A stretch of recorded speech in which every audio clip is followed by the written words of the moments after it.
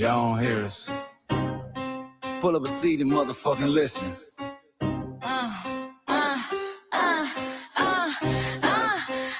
Pull up a seat and motherfucking listen.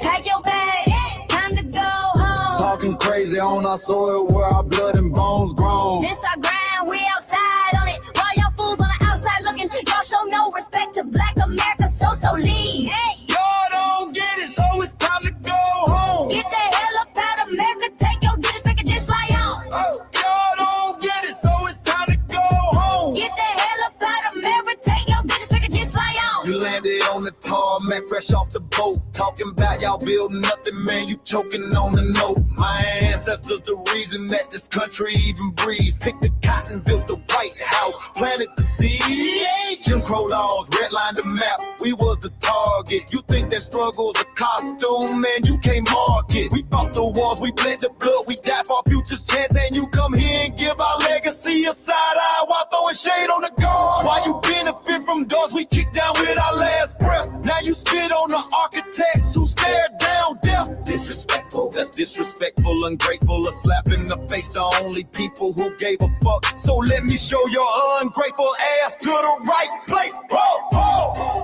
Pack your bags, time to go home. Talking crazy on our soil where our blood and bones grown. This our ground and we outside on it. While y'all fools on the outside looking, y'all show no respect to Black America, so leave. Y'all don't get it, so it's time to go home. Get the hell up out of America, take your disrespect, just fly on. Y'all don't get it, so it's time to go home. Get the hell up out of America, take your disrespect, just fly on. Passport, the visa, the privilege to be here. Cause my grandma did march for y'all, so disappear from our land.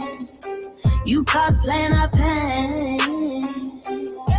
Think it's a trend you can borrow, but you ain't inherit the ghosts of our sorrow. We the foundation, the bedrock, the soil and the root. You not no branch on our tree, and unproductive people always cosplaying me. Talking about we ain't do nothing, you lost your mind.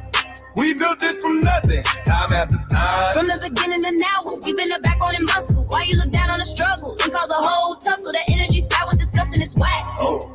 So let's make it clear, there's no turning back. This land is paid for in full. In blood, sweat, and tears, and dreams deferred. You don't get to come into a house we built from the dirt and telling Black America y'all ain't worth nothing. That's a violation. Facts. Pack your bags, time to go home. It's our soil on our soil where our blood and bones grown. Show respect, this our ground. Y'all just tenants on a leash. Or get the step. Show no respect to Black America, so leave. Don't get it, so it's time to go home. Get the hell up out of America, taking your disrespect and just fly on. Don't get it, so it's time to go home. Get the hell up out of America, taking your disrespect and just fly on. Yeah, fly little birdies. Fly on back to where you came from. This ain't for you. The soil is sacred. We said what we said, It's time. for y'all to go home. So fly a little birdies fly. So fly a little birdies fly. So fly a little birdies fly. Fly far, far away from here. So fly a little birdies fly. So fly a little birdies fly. So fly a little birdies fly. Fly far, far away from here. So fly a little birdies fly. So fly a little birdies fly. So fly a little birdies fly. Fly far, far away from here. So fly a little birdies fly. So fly a little birdies fly. So fly a little birdies fly. Fly far, far away from here. Bye bye, little birds.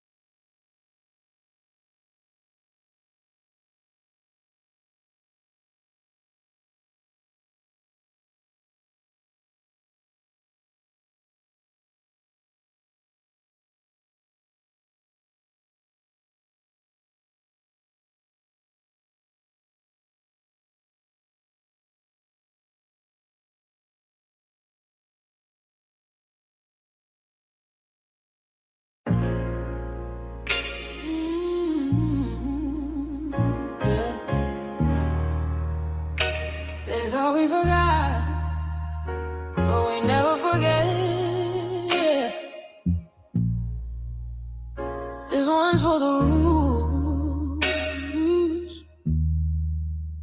We built this land from dust and tears, 400 years, and we still here.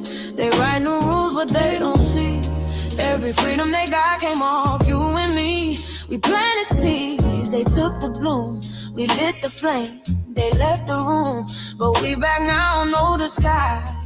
The spirit's woke, we realize all we want is what we earn. That sweat and blood, yeah, that table turn. You can't buy culture, can't fake that fight. This is our day, this is our right.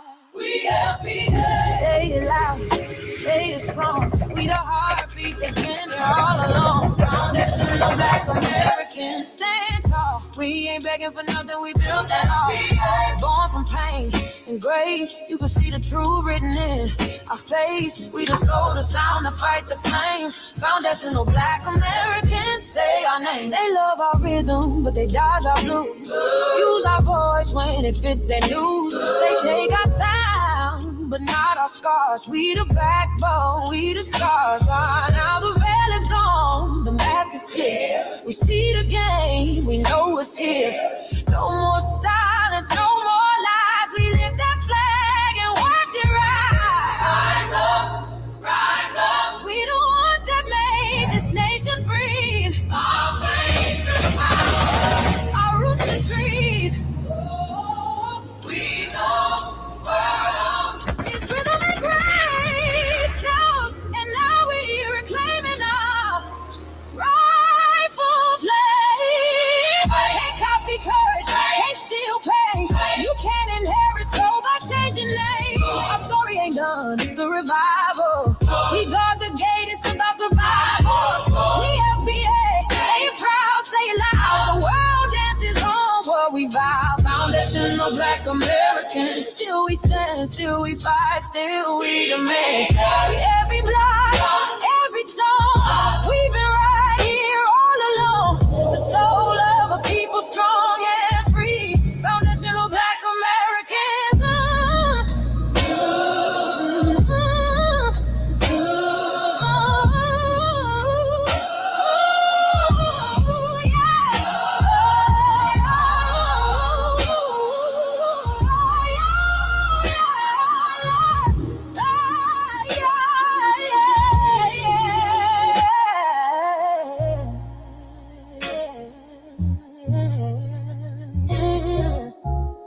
We the first, we the root, we the fire.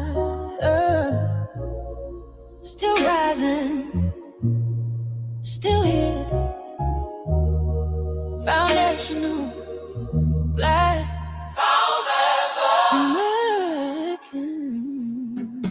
We set the tone and they copy the cadence. Dance to our drums and deny the foundation. Wear the style but don't honor the source. Smile in the crowd and you distance and force. Say you not us but you rap like we breathe. Take the rhythm, then fuse the receipts. I ain't mad, I'm just holding the glass. Showing the mirror, now answer it back. I ain't here to cancel nobody. Just keep it honest, keep it solid. If you eat from the table we built, don't act surprised when we guard it.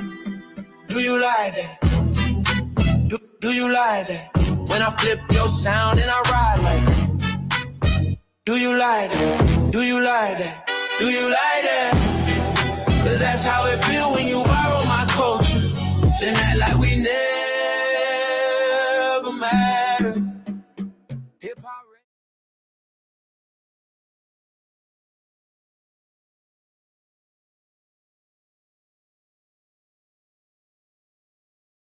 Mike Larry. Now this shit here is what see it is. We're not fighting your battles. We're not carrying your fear.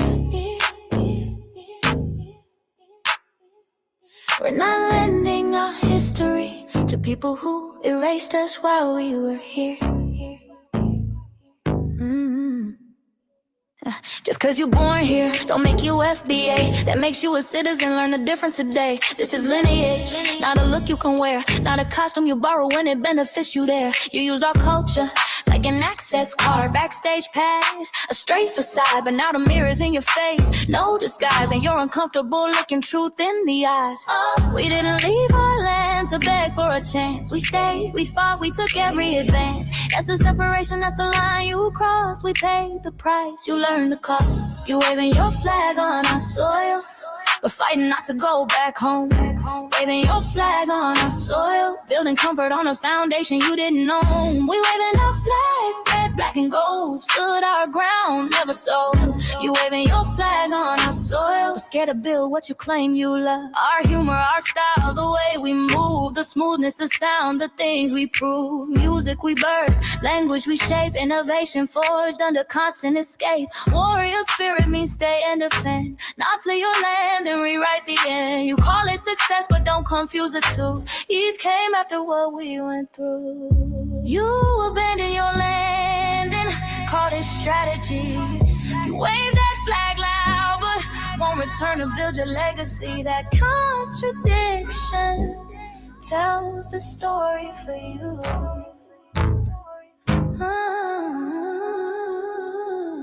You waving your flag on our soil, or fighting not to go back home.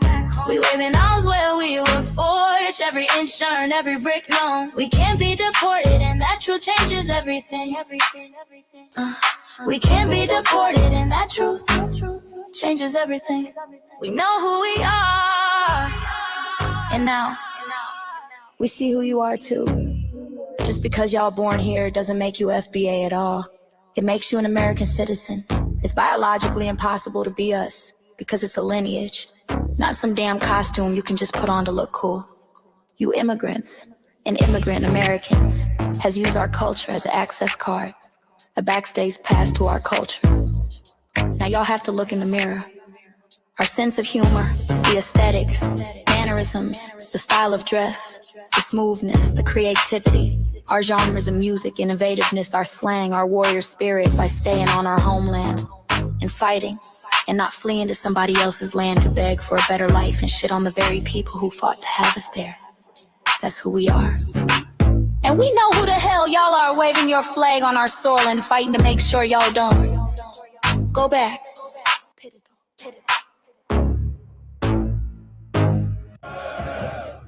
You can't leech off our culture anymore. Beat it!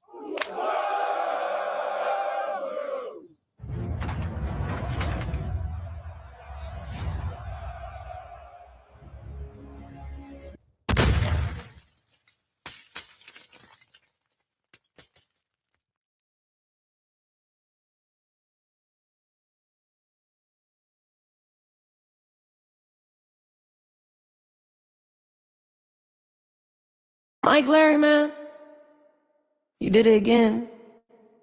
We really making history. Let's go. Do you like that? Do you like that? Flip your sound, how you like that? Do you like that?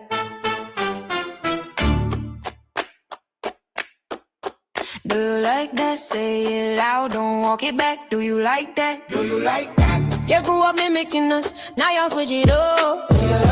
Turn the carbon copy, y'all ain't black, what the fuck? It's funny y'all connecting to our culture like it's Wi-Fi. Surfing on our waves of our culture, no more agua. Stealing my culture for all these years. Look how time flies, all these colonizers in the skies. Hate y'all still, hate us outside. Study doctor, vampires, it's the blood of our guilt. They copy the flavor, sip the juice. Love the results, hate the truth. Who? Do you like that? Do you like that? Do you like that? Flip your sound, how you like that? Do you like that? Democratic shields, talking points, the road they fill. Fish and chips, agent on the mic, judging FBAs, but ain't you half white? Talking like you one of us, we need a proof face. The agent type with a prune face, like 50 and Jim, it's a cold game. Throwing stones cause we build our own lane. I'm joking, kinda, but I mean, smile calm, pressure intact. Y'all y'all proud where y'all from. Where they flag, beat they drum. But when it's us, tone switch fast. Same pride, but it's too much. FBA pride, lineage solid. You can't put this on, can't try it on. Built here, stayed and fought. That's the difference. That's the card. Do you like that? Do you like that? Say it clear, don't twist the facts. Do you like that? Yeah. Do you like that? Do you like that? Point made. Point made. No edit. No edit. No care. No care.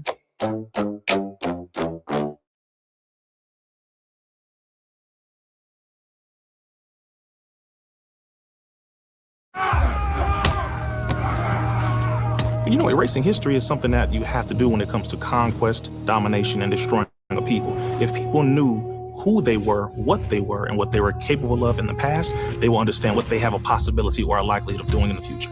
Foundation of Black Americans, we've always had a culture of resistance. We cultivated a culture of resistance on this land, and we've been resisting ever since we've encountered European domination. But nothing was really popping in Europe until the transatlantic slave trade, and that's where they amassed a lot of wealth. One thing that I think is unique about our culture as far as how we resist, how we fight back, is just the environment we were put in from day one.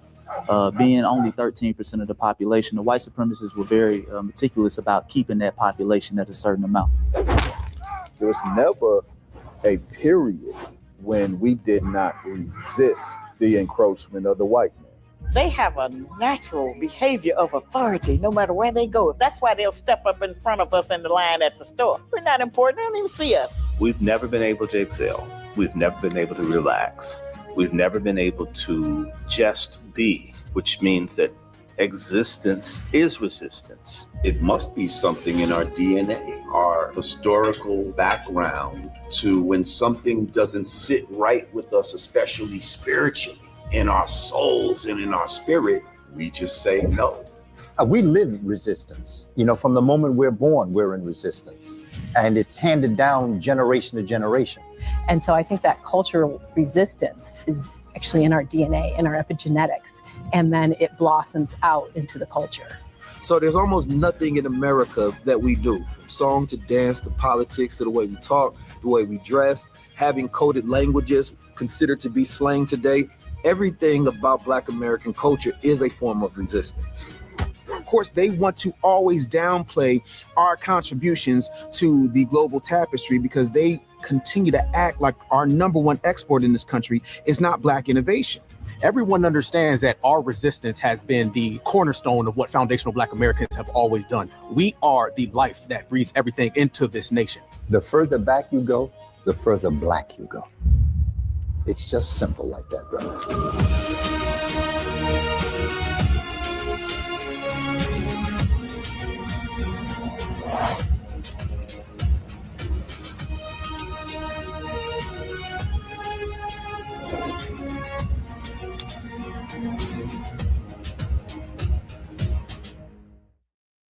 Greetings, Black family, greetings, and thank y'all for tuning in to another episode of the Front Line Blacc News.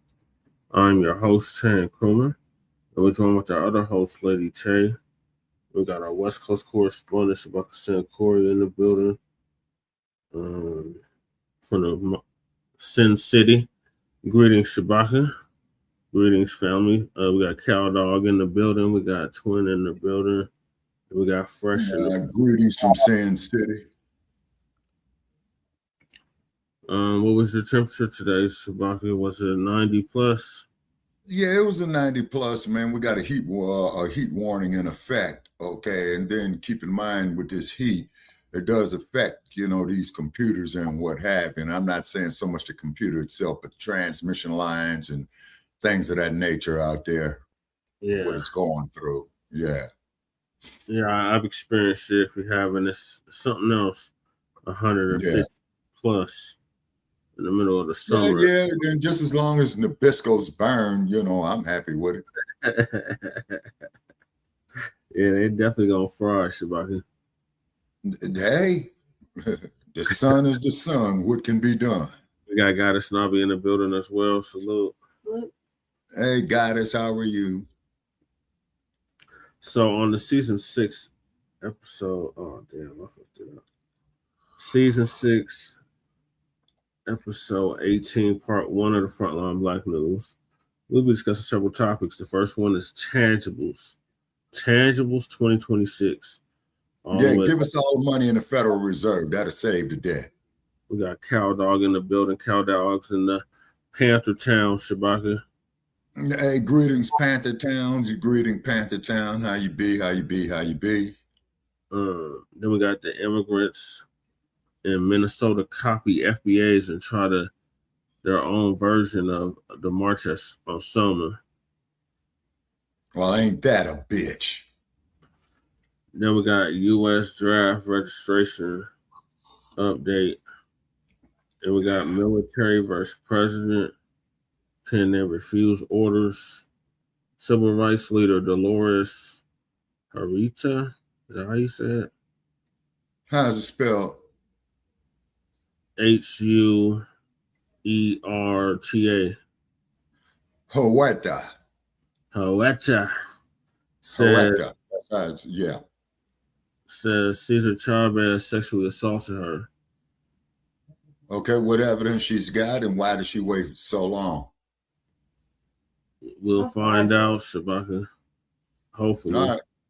And then why is Cesar Chavez's legacy collapsing right now? Rapper Mystikal from No Limit pleads guilty to rape charge and faces years in prison. That hurts me, especially because he was my favorite out of No Limit. And you said this is Mystikal, right? Yeah. Okay, now question is if he did do this shit, he should be punished. But if he is the victim of extortion, then the extortionist needs to do 3 times the amount in jail because that's a hell of a thing to falsely accuse a man of. If he's innocent. Let me emphasize, if he's innocent. He's already been convicted of it already. He's on was it a kangaroo court? Of course it was, Shabaka. It was in Louisiana. No shit. Then we got and then after that, he sends Cash App. Then we got New Yorkers rage over Mayor Mamdani's extreme real estate tax proposal, state tax proposal. Try to warn them about this ass, but they don't want to hear it. Then we got Black Americans can trace their lineage back to slavery using free records. Please join us, Black family, FBA family. Like and subscribe to the broadcast family. Please join us on StreamYard, YouTube, Frontline Black News. The links to all of our channels are in the description, including Frontline Black News, Frontline Black News 2, my personal page, Jesse Paris, aka Chan Kruma. That's where we stream all the city council meetings and community events.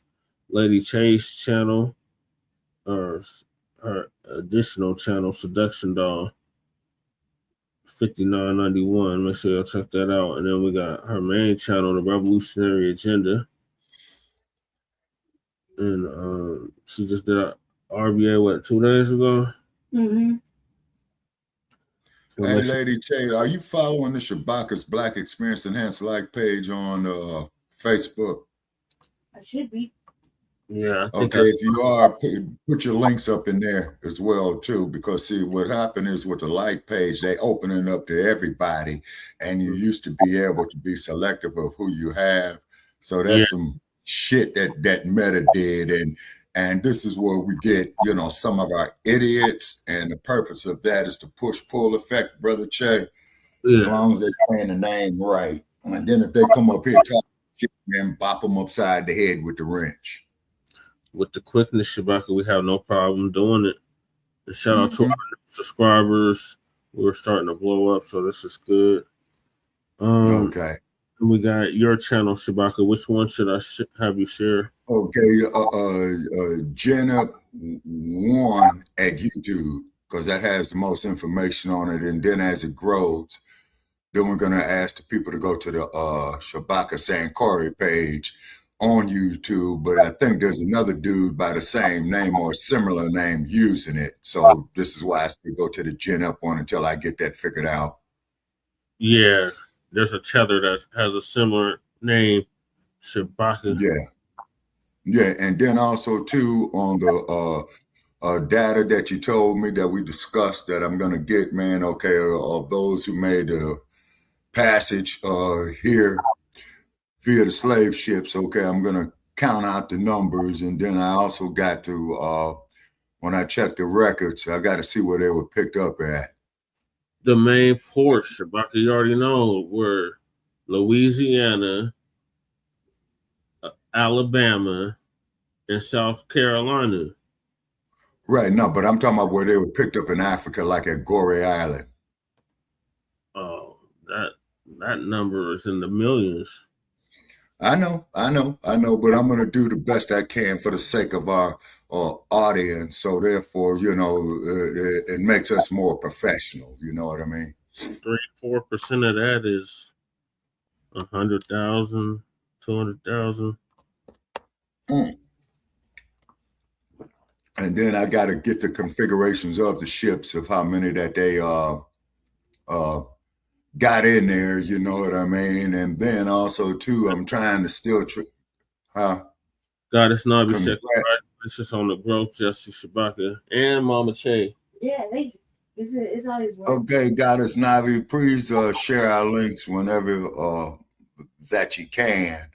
Okay, it's because Oakster off the Bay Area.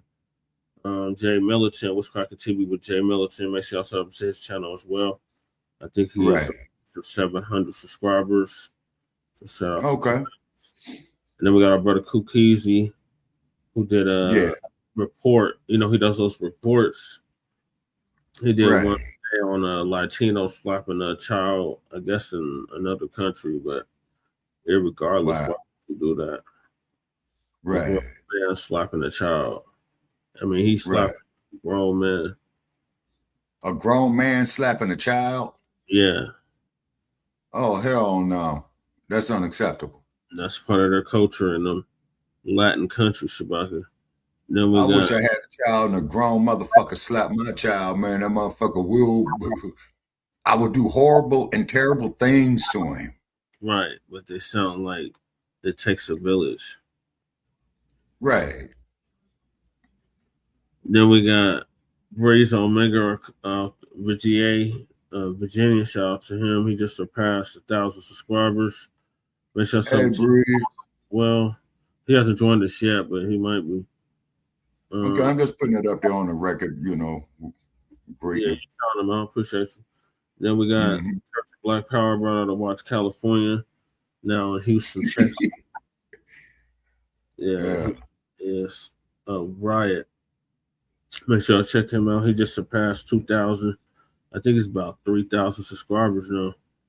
Then we got our brother was on hiatus, but just dropped a video. I'll probably cover it tomorrow. And that is Black. Okay, who is that now on hiatus? Black Truth United. Oh, okay. Him and Professor Black Truth have been on it. It ain't the same without Professor Black Truth. Professor Black Truth. Okay, well, they just making new material, Jesse, and they probably got a lot of high-tech stuff going on with graphics and research and things of this nature right here. And that's why we need donations to this platform. Because, you know, we're doing a lot of work right here. It is time-consuming, people. You know what I'm saying? And you make a donation, we'd be happy to mention whatever that you got going on. Dig deep, brothers and sisters. Dig deep. Yeah. There it is. Yeah. That's a Sabaka fund, too. Yeah. Yeah, we got to talk off air about how that thing went, Shabaka. And then we got the employment situation. Then we got Black Truth United. Like I say, been on hiatus, Shabaka. We came up with the B1 Rolodex, which is a modern day green book. Familiar with the Green Models book? It was the guide to where we could sleep and rest while we were on highways and byways. with them savages. Yep. Yeah, I think that was created in the 50s, I think, Brother Che, when the interstates, were getting big. And then a lot of our folk traveling from the Chi to LA. Yeah, Shabaka, that was all part of the Great Migration.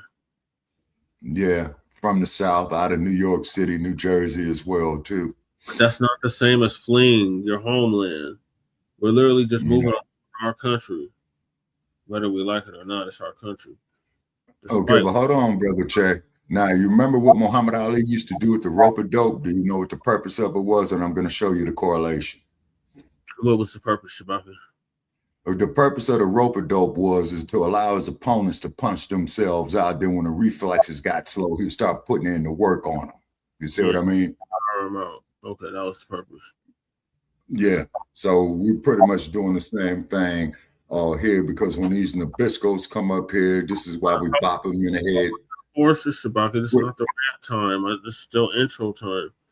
So we got submit B1 or FBA business to the Rolodex. I should start playing the commercial. There's a commercial for it.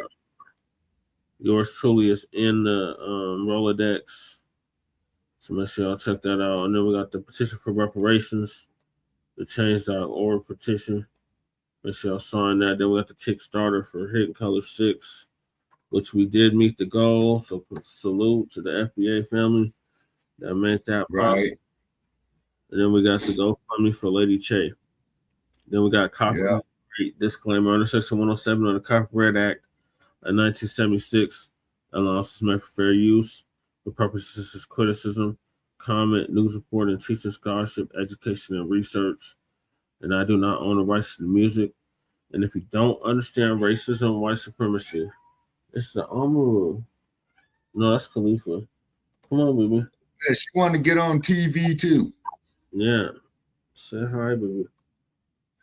See a beautiful black cat.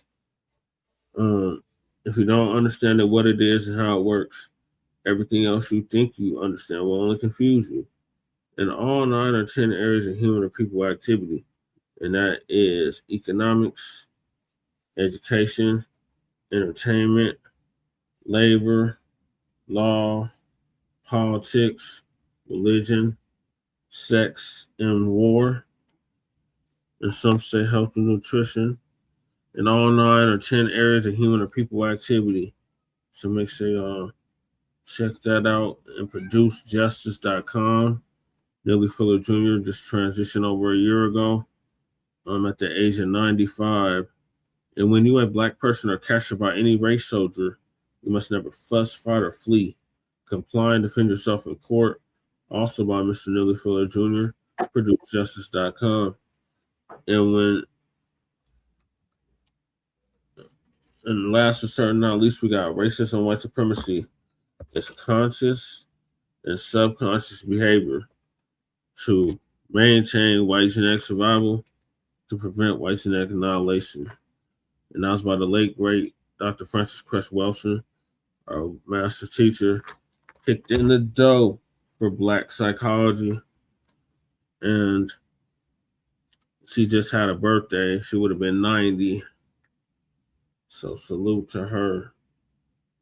And shout out to FBA brother Tariq Nasheed for paying for her funeral, along with several others. So those are the topics. Make sure you hit that like and subscribe button. So the first topic is tangibles. So we're not letting up on the tangibles, Black family. We've been beating that drum. I wish she had her drum right now because she used to beat it. But we've been beating on the drum for tangibles for 7 years. And now we are in full motion. We're going to continue to gain momentum. So it's tangibles. 2026 all the way to 2100. Then we got immigrants in Minnesota copy FBAs and try to their own already did the intro. All right, so that's the first one I'm gonna play, y'all. What did you put in the chat, Shabaka? Oh no. It's in the private chat in regard to Chuck Norris, who just transitioned. Yeah, he did exactly for us. That too. Keep your power tools. All right, Absolutely. What y'all to say about Chuck Norris kicking the bucket? Okay, well, he was a martial artist, you know what I'm saying? He was a world karate champion or what have you. That he came up on, and as we know, he played in the movie with Bruce Lee, one of the Dragon movies, I forgot. And Bruce Lee whooped his ass too, but continue, Shabaka.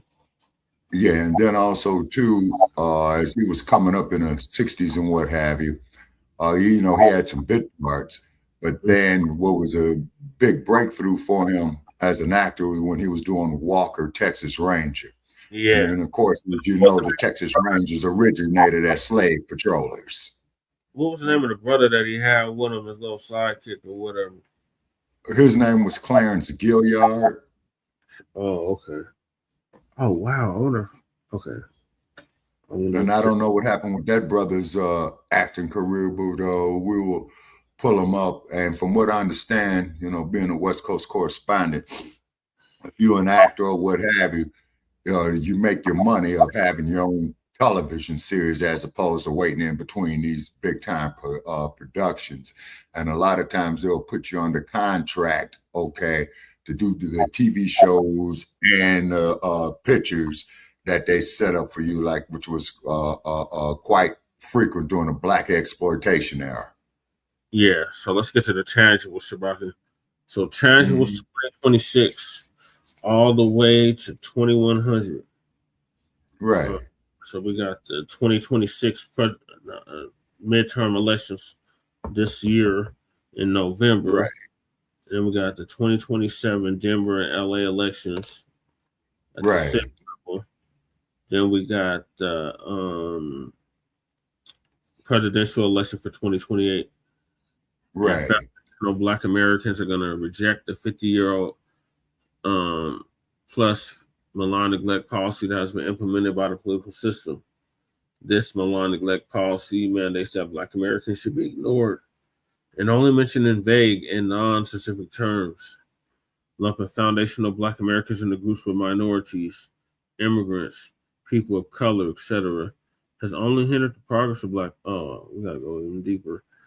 People of color, BIPOC, marginalized, disenfranchised, underserved, underprivileged, vulnerable. What else, Lady Cherry? What else these clowns say? Privileged, urban, urbanized. What else? This other shit. Broad and ambiguous terminologies they use.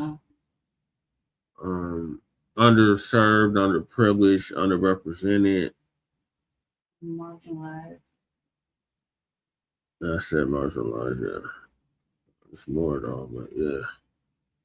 Whatever broad ambiguous language terminology they like to classify us as, while providing tangible benefits for other groups. So this has only hindered our progress as a group, Black family, FBA family, while providing tangible benefits for other groups.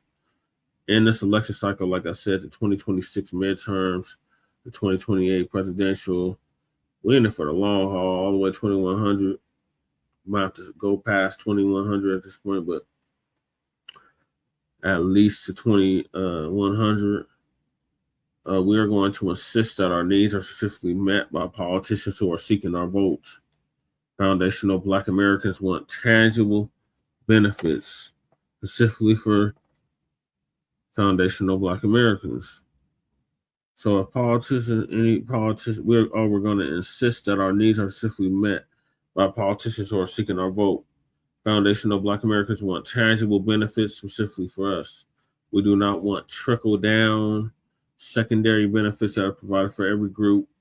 Every group is not systematically marginalized and disenfranchised in all areas of human and people activity. As foundational Black Americans.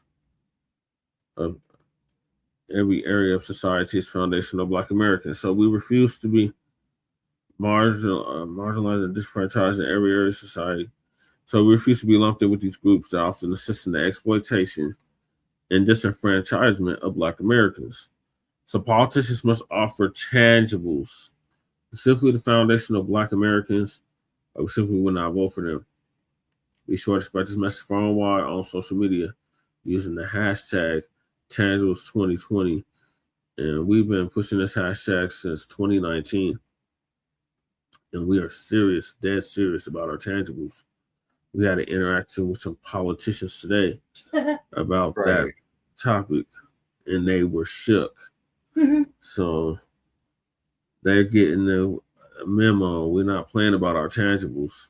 So we've been beating that drum for 7 years, 8 years now, damn near. And yeah, demand something tangible for your vote. When we're talking about something tangible, we're talking about something that's real, and something with substance, something with something you can count, measure, feel with your own hand, i.e. a check, i.e. reparations. This is the only conversation we need to have with these mugs. When are you getting a goddamn check to foundational Black Americans? That's it. That happened so long ago. What about the Irish? Don't ask us to fight and none of your bullshit. Cut the damn check. And what does that amount up to now, Shabak? You said the whole. So how much is the federal? The whole amount of the whole goddamn Federal Reserve, man. But if we quantitate it into an actual number, what would it be? $1 million trillion. $1 million trillion. So that sounds like a gazillion. Yeah. Mm-hmm. For past, present, and future atrocities that have been brought against our people and continue to be brought against our people in 2026. So any politician that's taking your vote, demand something tangible, something specific.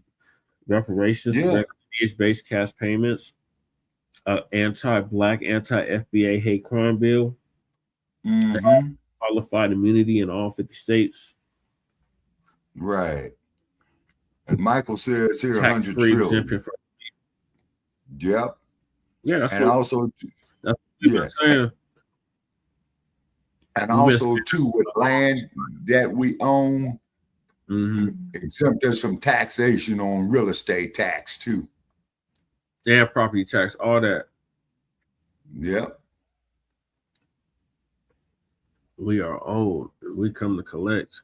That's the only conversation we need to have. But that happened so long ago. What about the indentured servants? They were paid and the Irish. And they were able. Jeez, can I run the show? Jesus. Okay. Is it my turn yet? Yes, Lady Che, it is your time. Shout out to the 10 viewers. Make sure to hit that like and subscribe button. And share the link. What are your thoughts on the tangibles, Lady Che? Oh man, tangibles is this. Don't vote unless you see them as specifically for you, your family. Make it, that's what it's gonna be. And start going to these motherfucking town halls and these little meetings and shit. Yeah. And start asking questions. They don't love that, but they love it. You know what I mean? Like they're gonna have to learn to love it. Yeah. I mean, I did that shit. Get used to it. I was so sick. I was sick, man. But I couldn't help it. I had to leave this event. Right? But I wasn't gonna leave until I did my due diligence. Right. And so last year, whatever that was with 2 years ago. 8, yeah. Man. Yeah, that's been 2 years ago. That white colonizer I ran lady, for office 3 times, y'all. that white colonizer lady, I told her what it really was today. I asked her all the questions. I asked her, I said, what are you going to do specifically for, Black people here in the city, right? I said, I was about to leave. She's like, well, I'm doing this. I said, well, before she said that, I said, yes, last time when you ran for office and my husband was running up against you, you noticed that you came into our spaces to pander, pander to us. I said, our spaces, meaning we're at a Black event, so a Black women's event anyway. So I'm pointing out, I'm like doing a whole circle with my hands, like our spaces to pander to us to get the vote. You know that you're going to say whatever to get the Black vote, but there's a difference. Now, I said, now we're not really want to know what you're really going to do for us, because we hadn't seen you in no sessions right? Because she's on I've the seen her house. like one time. Ain't seen her in no sessions. They don't know where she's really going now. So she mentioned a couple of things, right? Several things, like 4 things. And I said, well, that's great. I said, so basically nothing for us, right? But what do you mean? I said, look, she's like, I had her shook. I know said, exactly where that bitch lived. I said, look, I said, we're looking for specifics, like tangibles. Like, well, what does the black people need? I said, a crime bill for one. Right. I said, we'll still be hunted down, and killed inside jail, outside jail. I said, let's start with that. I was like, right.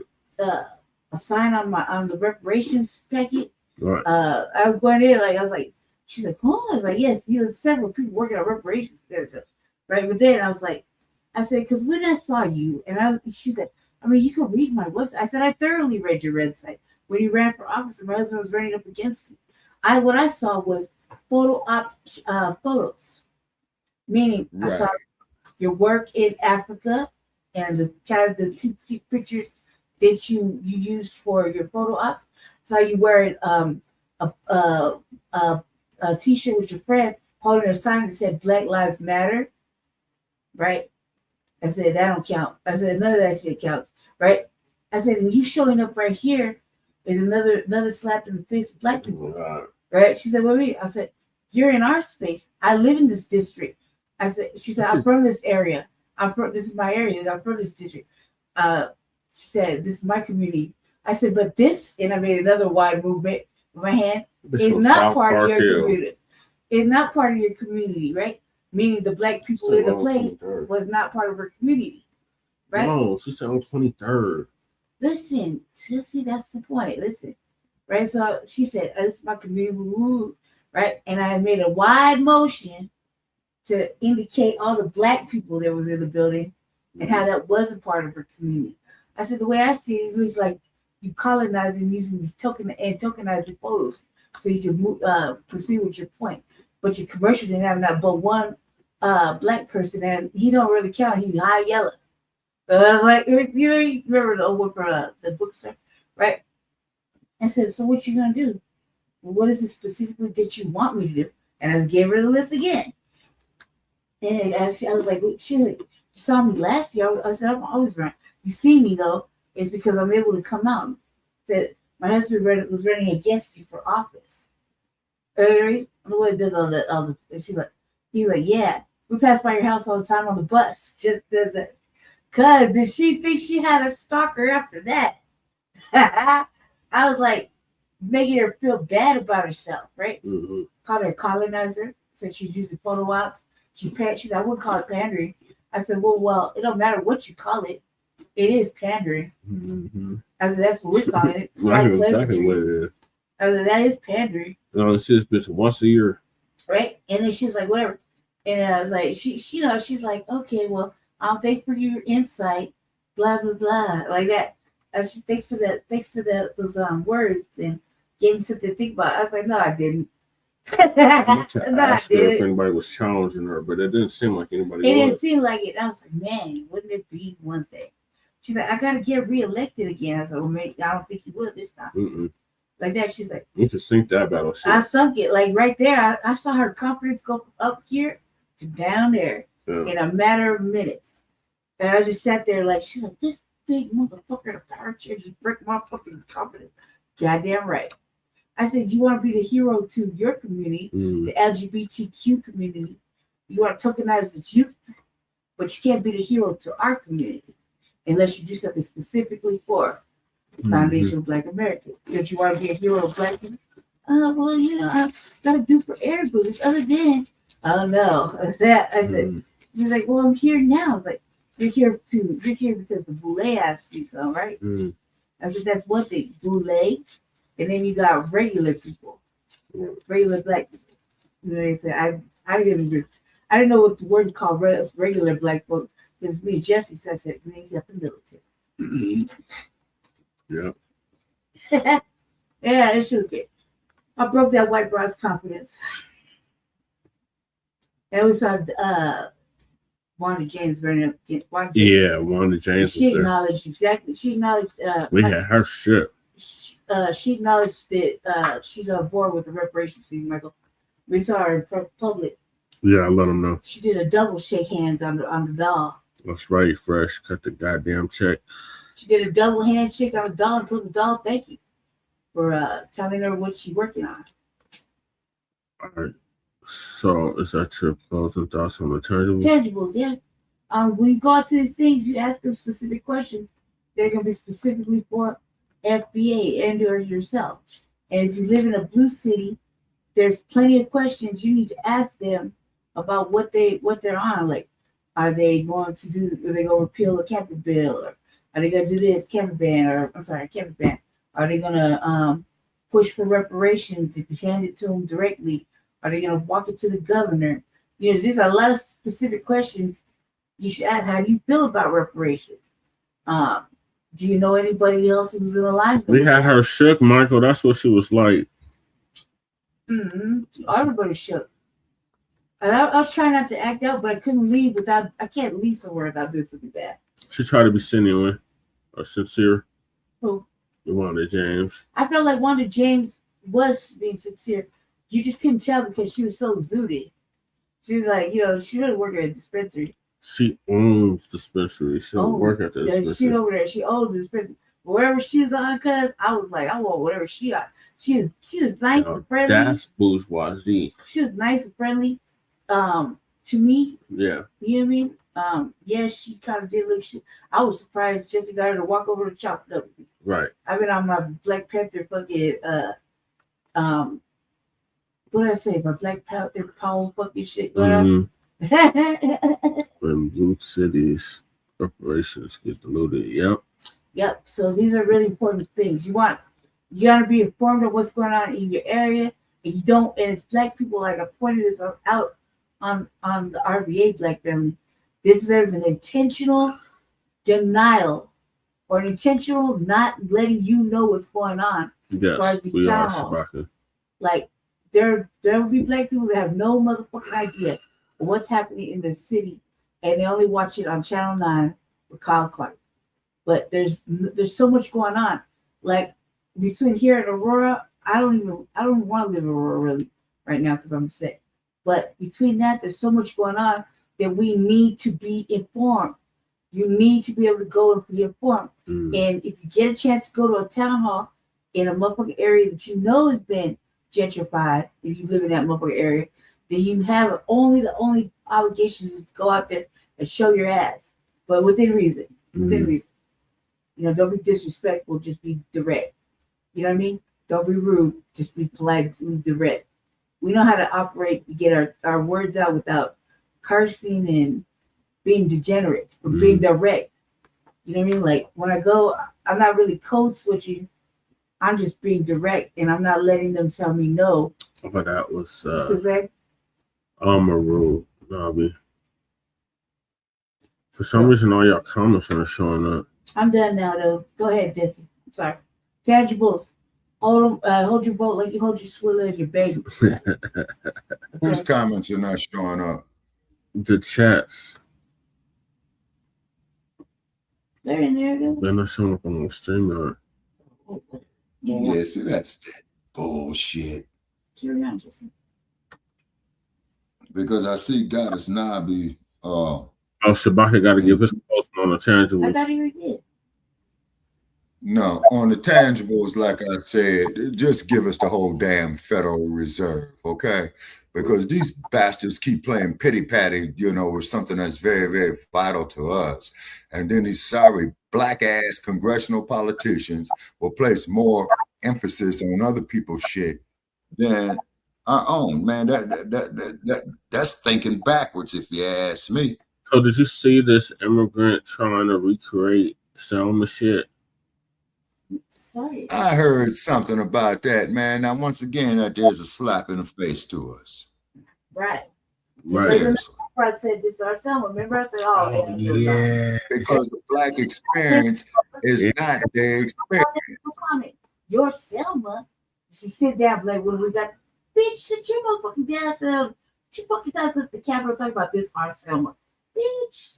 And then Khadijah's running. Bitch. Khadijah must be running for Sean. Bitch. And like Michael says right here, in blue cities, the reparations get diluted. You right? Yeah. Michael knows that. He did this all day, every day with his eyes closed. Right. Giving them people that work. Yeah, he do. It's like I bet he could do it with his eyes closed. He just fucking move his mouse, press the button to make the call. Ignoring Michael's emails. Yeah, Michael does this every day with his eyes closed. All kinds of cities. So everybody should be like, "Oh my God, it's like, man, there you go. Answer his goddamn emails. We're not available." Hey, Rubber. Yeah. They're like, if you answer the emails, he wouldn't have to stalk you. Right. I had to tell Albus, I emailed you and you never got back to me, bro.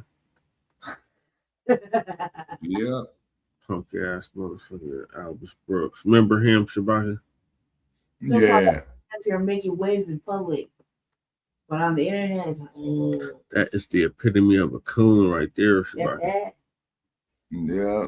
And then on these emails, man, you know what I'm saying? I'm only going to send one email to people that we're trying to get to. And then other than that, if they don't get back within 10 days, fuck them. And I hate to have to be like that because, see, our time is valuable, too. I might be able to actually get in touch with Lisa since I got a membership now. Somebody gifted me a membership today. Okay. And I'm just so sorry when she did make the time to come up there with us. Goddamn phone went on the glitch with a bunch of staticky shit, you know? Can you stop this? Can you stop this? Focusing on too many things. There's a lot of comments. Just press play, shit. It's because Jezza was smoking a joint earlier, and I already know it. His eyes low behind my. We're sitting at 1,133 members.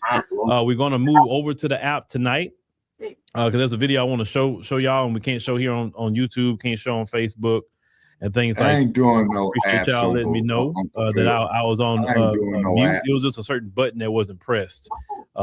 That's really what that was. Hey, we'll fix that in post, right? We'll edit that back out.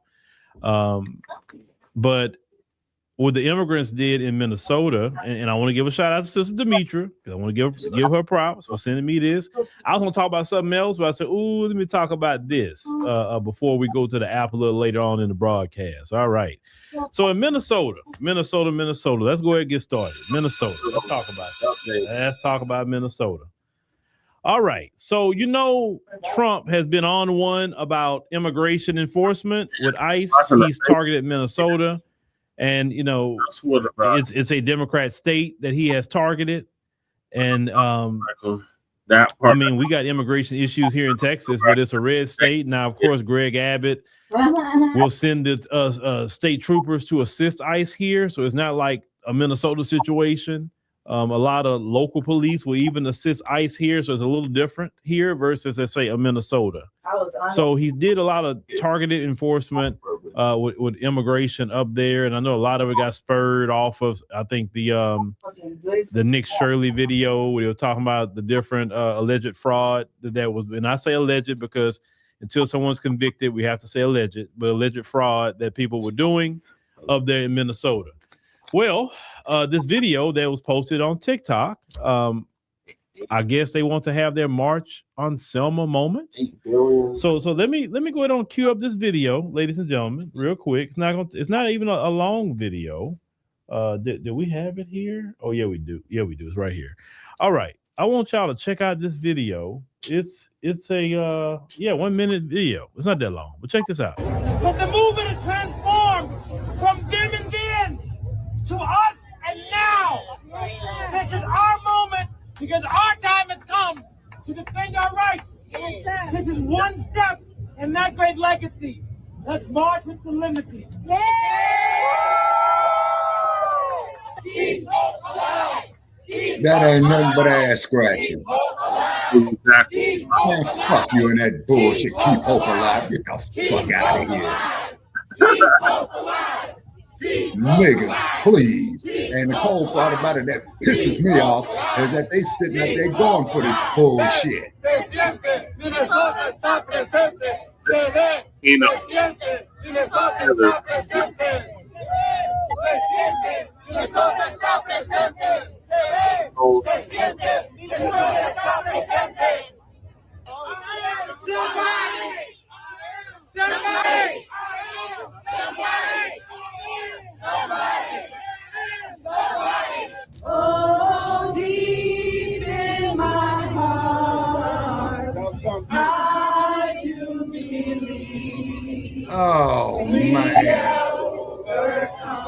I can't take it, man. I guess I'm just getting Oh old and boy. cranky because I see so much of Okay. this Now, shit before fail I all even the play time. anything in the front, that's let me get that lady's full name. That's in the front. Hold on. I know her name, but let me get her full name so I can give you the right number. Okay, here her name is Representative Nakemia. Okay, Representative Nakemia Williams, Democrat. That's who's in the front. Her. Right there that you see marching. Now they went all the way to Selma. Okay. Hold on. The movement is transformed from them and then. Let me move my thing so I can kind of see more who's there. I just want to just check out your Democrat representation. Now, this is our moment because our time has come.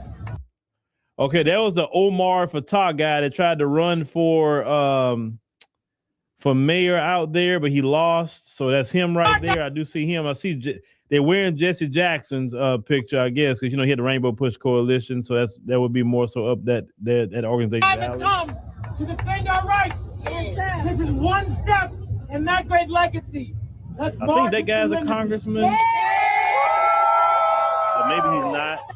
Oh, hold on. Was that Jay Morrison? Oh, no. He kind of looked like Jay Morrison. Let me see. That ain't Jay Morrison. Let me see something. The damn Somali. That's not him. I could tell by the voice. That's ain't him. That's a damn Somali, Shabahid. Remember, they ain't black. They don't identify as black, even though some of them are. Until they get stopped by the LAPD. Yeah. No, they cop police when they get stopped by them. We have video footage of this. But that's the so that's the one I'm smoking. That's crazy.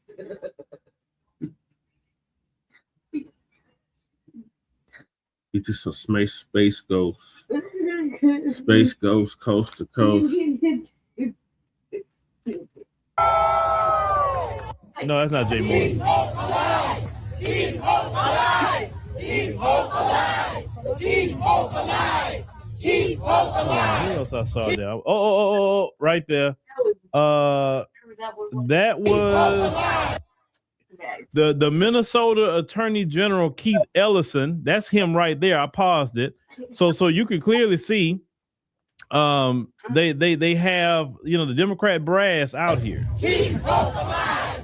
Keep hope alive! Keep hope alive! Keep hope alive!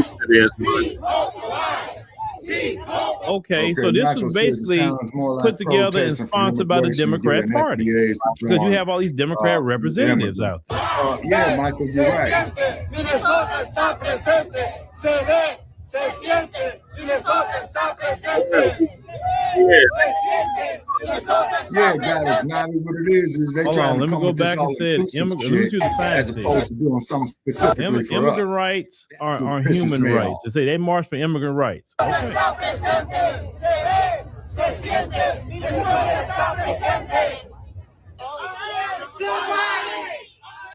While they're waving foreign flags, okay, they're waving foreign flags.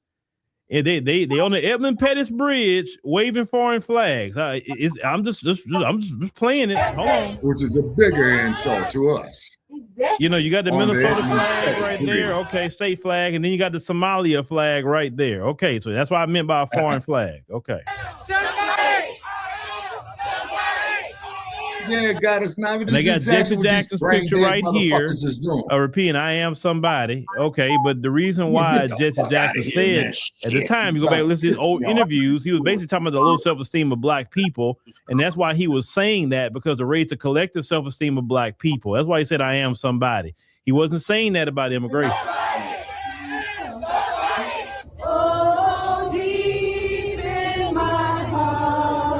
I am somebody.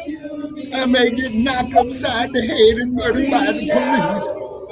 I am somebody.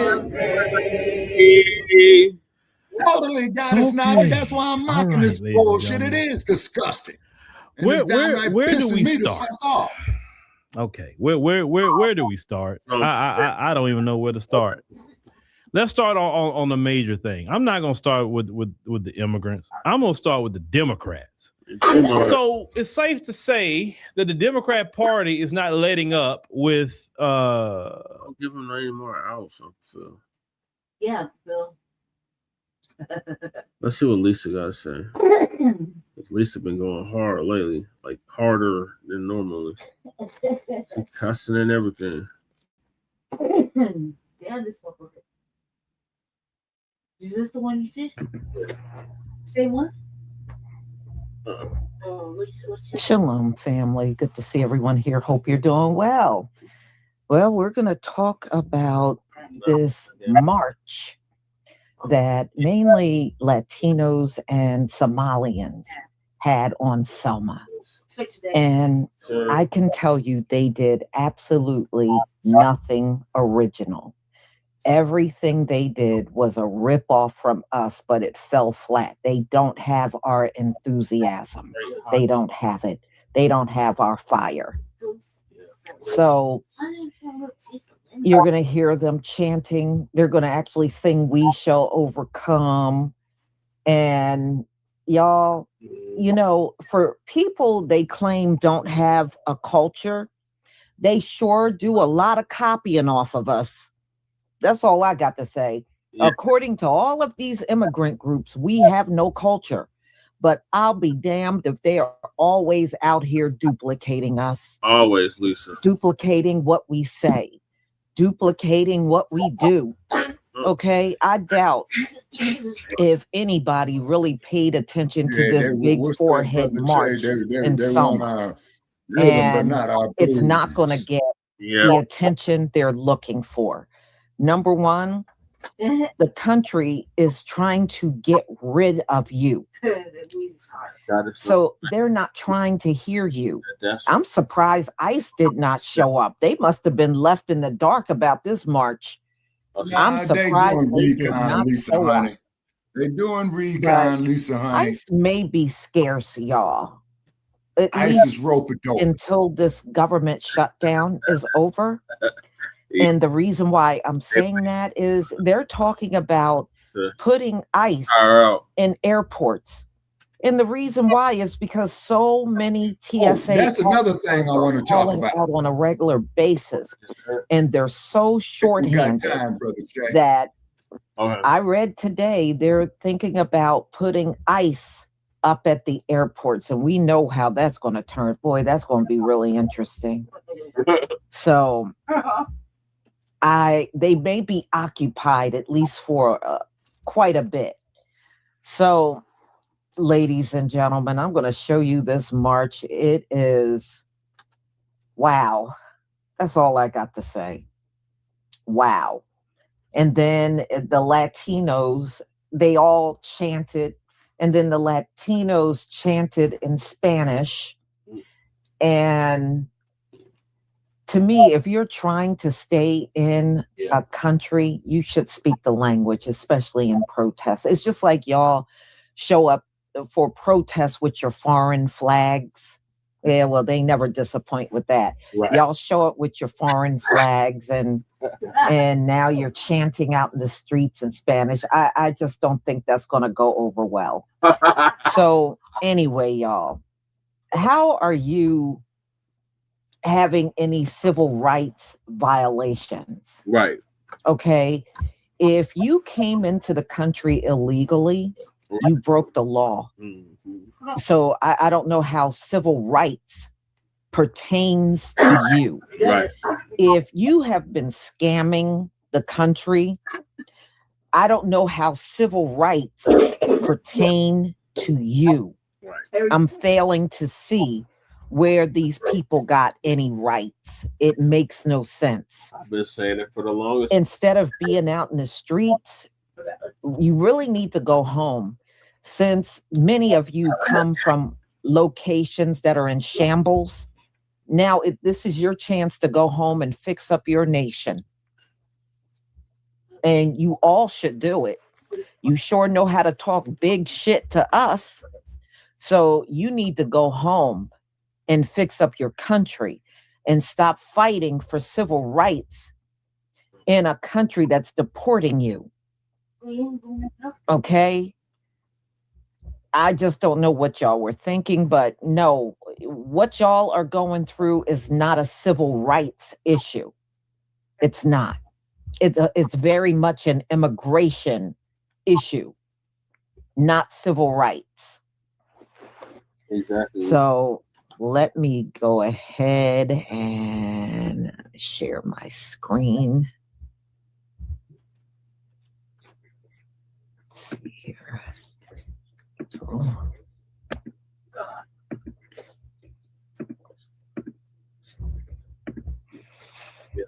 Okay, y'all, give me a 1 if you can see my screen.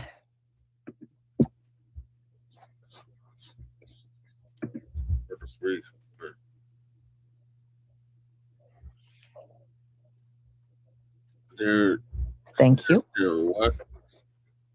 Yeah, exactly. A huge slap in the face got his number. Yep.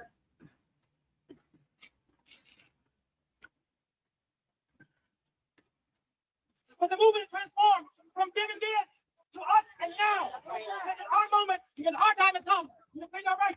This is one step in that great legacy. Let's march with the liberty. Keep hope alive. Keep hope alive. Keep hope alive. Keep hope alive. Keep hope alive. Keep hope alive. Keep hope alive. Keep hope alive. Keep hope alive. Keep hope alive. Keep hope alive. No, I agree with brother saying here in this comment. This has got to be the most status march that Selma ever seen. Yeah, that's my fault.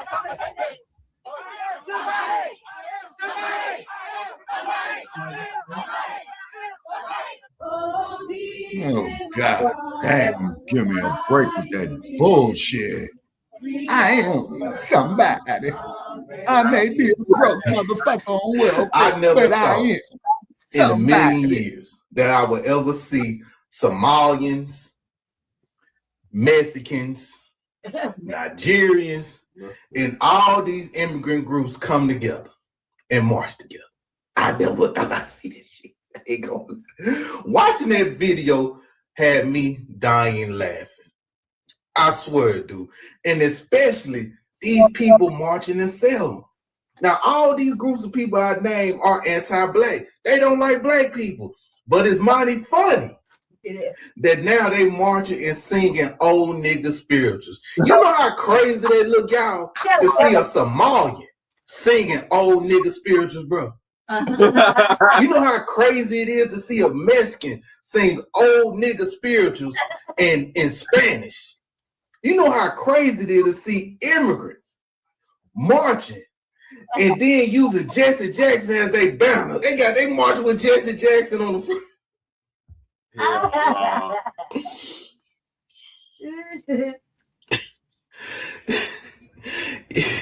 Y'all are pathetic. Right. Y'all have the most anti-black hatred next to the white man. Yeah. And all of a sudden, y'all want to link up with, y'all want to ride the wave of black American history during the civil rights movement. Y'all wouldn't be able to survive during the civil rights movement. Y'all wouldn't be able to survive Selma. Y'all wouldn't be able to survive Montgomery, Alabama. Y'all wouldn't be able to survive none of that. Getting dogs chased. Well, y'all, you know what? Some of you Africans might be used to getting attacked, but still, it'll hurt y'all feelings when the white boy do it to you. When the white boy do it to you, it's gonna hurt y'all feelings. It's gonna hurt y'all feelings. It's gonna hurt worse than anything. But boy, Africans, Nigerians, Mexicans, and all you immigrant groups that was marching, that was pathetic, sad, and I was happy to see there wasn't that many of y'all out there. There'll probably be about 75 of y'all out there. I'm just being nice. And to you black American Democrat supporters that was out there, shame on you. Shame on you. I hope your ancestors haunt you for the rest of your life. I hope your ancestors come from the toilet and scare the shit out you and make you have a heart attack. I ain't lying. Y'all them black Democrat supporters are pathetic. And I'm done. Y'all, they're trying to erase the legacy of Bloody Sunday. You know how Black Americans marched from Montgomery to Selma for voter rights peacefully, only to be met by a violent mob of state troopers with tear gas and clubs? You know that legacy that's already solidified? They said they're moving that forward in the name of immigrant rights. But the movement is transformed from them and then to us and now. This is our You moment. know what these because our motherfuckers time are, has y'all. come to These are defend our crisis rights. actors. This is one step in that great legacy. Let's march with solemnity. Somebody! Somebody! Yeah, these is crisis actors. I've seen this shit in Oakland so many times, it's pathetic. Y'all don't see it, but I'm puking in my soul because out of all groups, you telling me Somalis decide to tether on to Black American legacy? These people that call Black Americans Jarirs, all the years that Ilhan Omar been in office, she never addressed her Somali community as Black nor African because they're Somali, and there's nothing wrong with that. Just don't tether on to a legacy that's already been solidified. You cannot carry this legacy forward because this was for the voter rights of Black Americans. It wasn't for immigrant rights. Find another movement, right?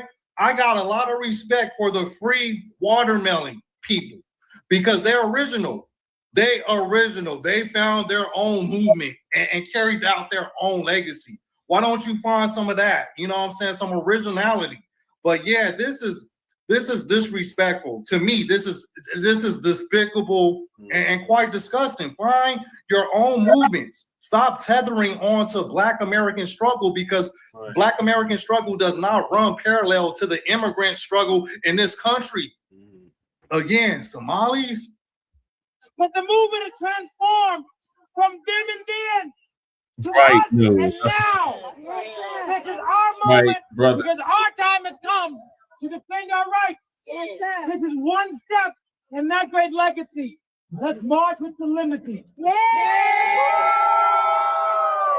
Keep hope alive! Keep hope alive! Keep hope alive! Keep hope alive! Keep hope alive! Keep hope alive! Oh my God. Keep hope alive! Corey. Keep hope alive! No. Keep hope alive! Keep hope alive! Keep hope alive! That's your- Minnesota está presente! Se ve, se siente! Minnesota está presente! This shit's ridiculous, man. Minnesota está This is a goddamn minstrel show. Se siente! Minnesota está presente! Y'all, these people seriously don't know how to protest. They don't know how to protest. You're in the middle of Alabama. How many people in Alabama, Selma, understand what they're saying? Okay, it kind of defeats the purpose if you're speaking in a foreign language and the average person around there probably don't even know what you're saying. Number two, they're standing there talking about their rights. The only right you got is the right to get on that plane and go to hell home. That's the only right you got. That's right, Lisa. Donald Trump took your TPS status away. He also got from the Supreme Court the right to take naturalization away from people that have their citizenship. Michael, what's that answer? And the rest of you are illegal. So yeah, you do have rights. You got the right to pack your ass up and get the hell up on out of here. You do have that right. But what you're asking for in the streets, you did not go through Jim Crow. You didn't go through a situation where you were working and giving your labor and constantly being cheated out of your salary. That's what they did to our people, especially in sharecropping. They got cheated year in and year out. You did not pay tax dollars into a system, and they did not want you to have rights, or they kept everything segregated, where they made sure everything we got was horrible and everything they got was great. They used our forefathers' taxpayer money to build up these white neighborhoods all around this country. Wherever white people lived, everything was all nice, manicured lawns, new street lights. You know, they had nice paved roads. They used our tax dollars so that they could have nice neighborhoods. And those same tax dollars, our people were living in projects and ghettos and poor neighborhoods and were paying all kinds of tax money. So we had a right to demand change in this country because this country kept working us, taking our money, and didn't want to do nothing for us. But what is your reason? Are you outside, Shabaka? You came from somewhere else. Am I outside? No, I'm inside. Go home. Lisa must be outside. Go home. You didn't go through nowhere near the struggle of those folks that were living and protesting through the civil rights movement. You didn't go through that. None of that. Wow, these people are a trip. They are a trip. Yeah, they are, Lisa. They really are. Somebody! Somebody!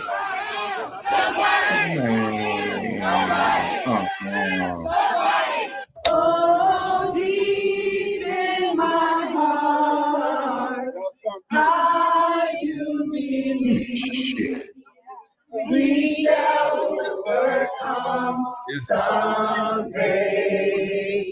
You've been singing that bullshit for the last 60 goddamn years. When is the motherfucking day coming? So far in 2026. Soon come. Did y'all, let me read to y'all what it said on the sign, the big black sign with the white letters. It says,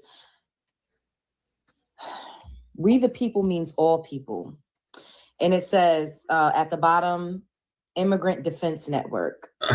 This is All Lives Mattering Us. And it's done at the hands of people of color and deeply melanated immigrants. The Somali community has assembled immigrants, Latinos. I've seen a few European immigrants up in there and immigrants from all over the world to hijack the civil rights movement. If this is not utterly disrespectful, disgraceful, and dangerous to you as a Black American, then you need to wake the up.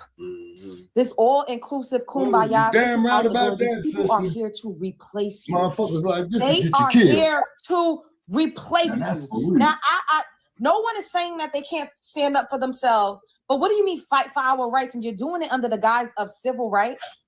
Being an illegal immigrant is not adjacent, nor is it synonymous with your civil rights or your civil liberties being infringed upon. You do not have any rights in the country if you are not a United States citizen. Right. It is a crime. Hence the term illegal. Right. Then at the bottom, it says Immigrant Defense Network. No one is doing anything to inherently harm immigrants. If you have your paperwork together, if you're not doing anything illegal, then chances are you're just living your life. And what really perturbed me the most, what really disturbed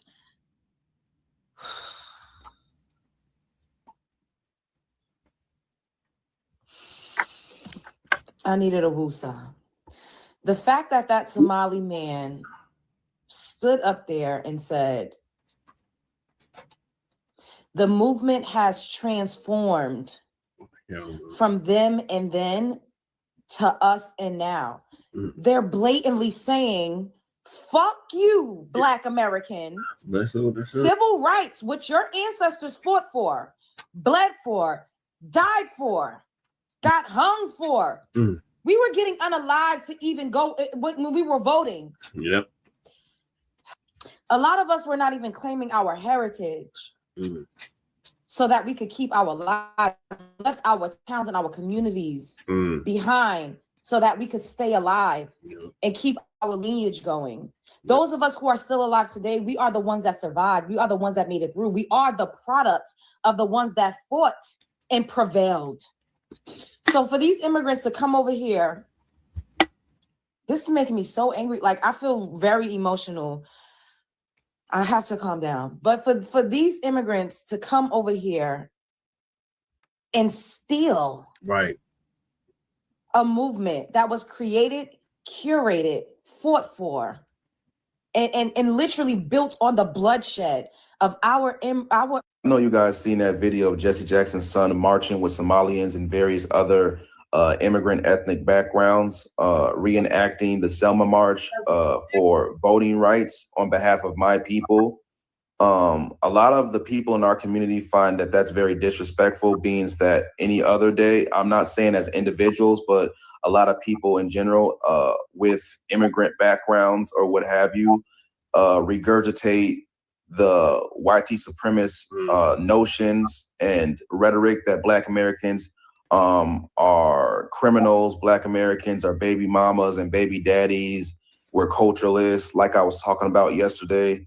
You don't have any mutual respect for us, but then you want to take a page out of our book and use our ethnic legacy, our ancestors' legacy, to garner attention and sympathy for the problems that you're going through in this country as an illegal immigrant. It's one thing if you would have respect for us and have mutual respect, but you people do not have mutual respect for the foundation that was laid by my people and by our ethnic group of people, but you want people to feel sorry for you and rally behind you when you have problems. That's not how that works. And that's why we feel like it's disrespectful when you guys try to reenact that march or what have you. Yes, he's right. But see, they use our culture because they know if they use something out of Somalian culture or Latino culture or Asian culture, nobody's going to pay attention to that shit. And they know it. I mean, if they went out there right now in the streets and did some kind of protest that they do in Somalia, nobody's going to pay attention to that. Right. But look at the civil rights movement. It captured the country, y'all. It was the big news of the day.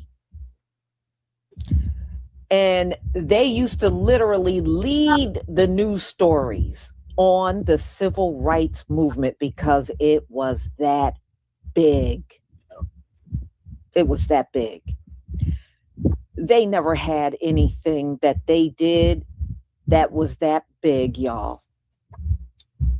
They don't have nothing. That's why they got to rip off us. Yep. They literally don't have anything.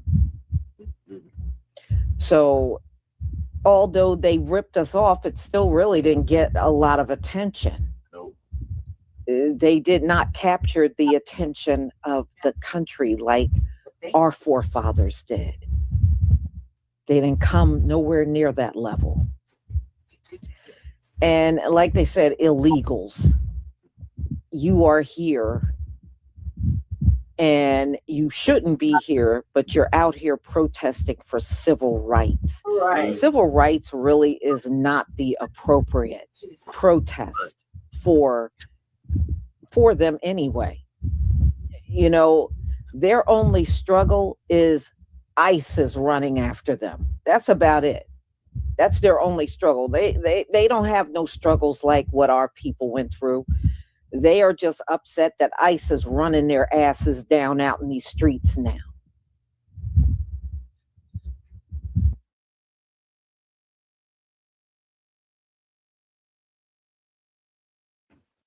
That's very, very disrespectful what y'all are doing. Because y'all never respect us any other day. We tell you to stop using the N-word. We tell you to stop regurgitating these white supremacist talking points that are detrimental to our community, and you still do it, acting like we don't stick together, acting like we're a degenerate class of people. But then you want to use our civil rights legacy to garner sympathy. That's bullshit.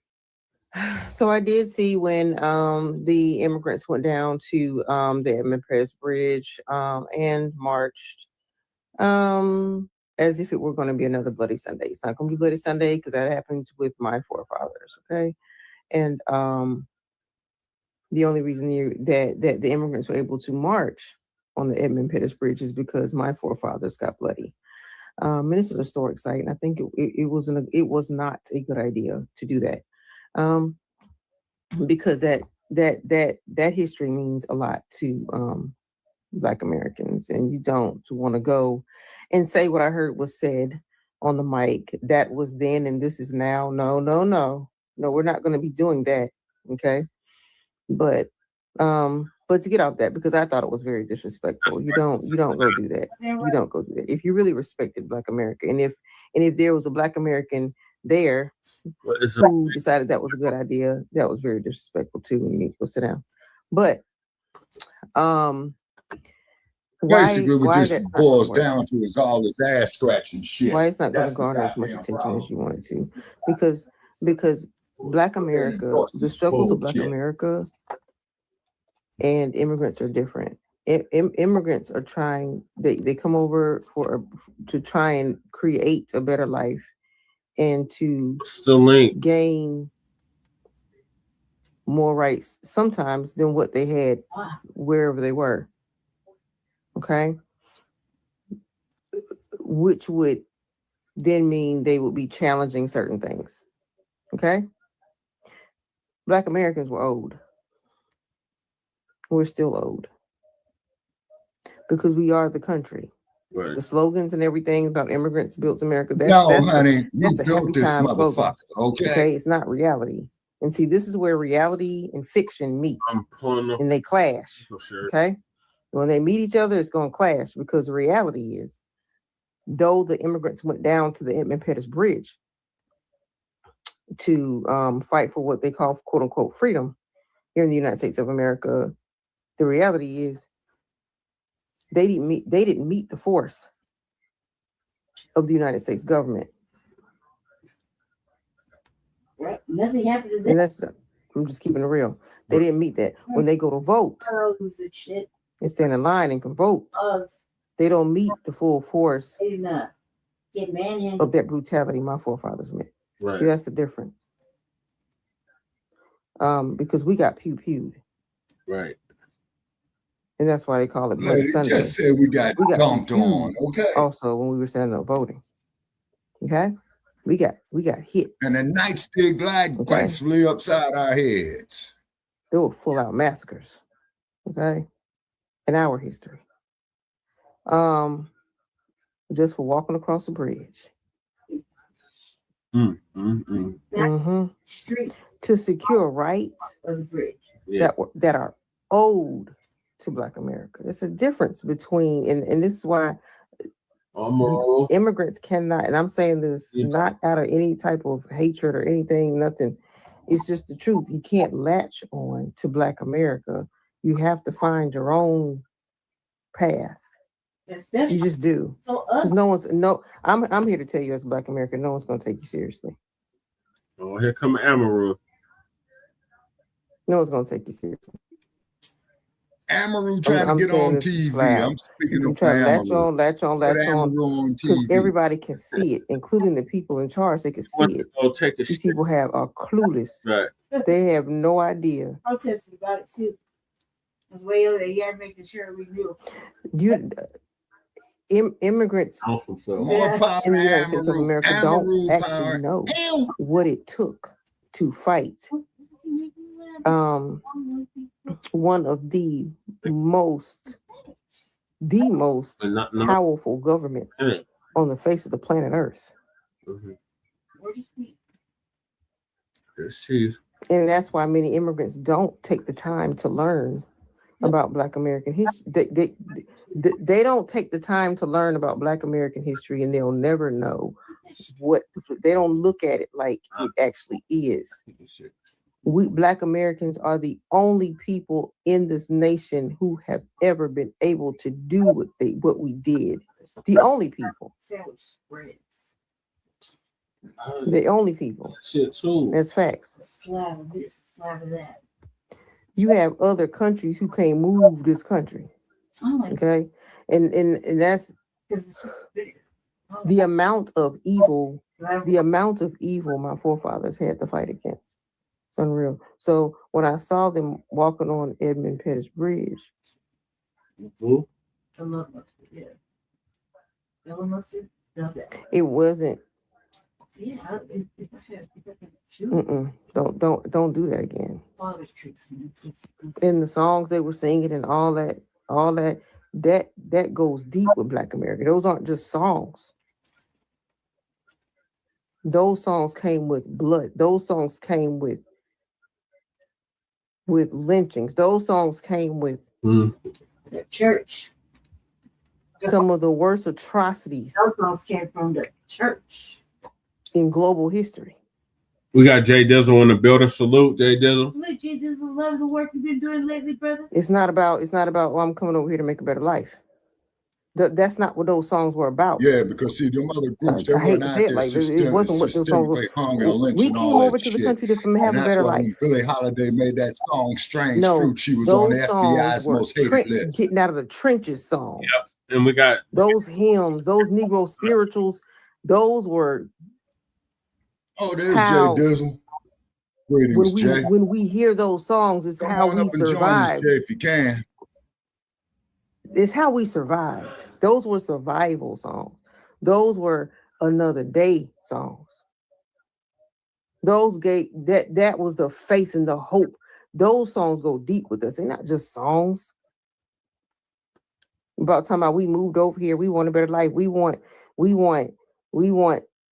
this. It wasn't. This Jay Dizzle. Don't latch on to Black America when you don't understand Black America. And if a Black American told you that was a good idea, it wasn't. Is Jay coming up? It wasn't. I dropped it. I can tell you as a Black American, create your own way, or you will never be respected. Never. Well, honey, I've been saying that there for the last 12 years. I can tell you that flat out. Make your own. Everything you're doing is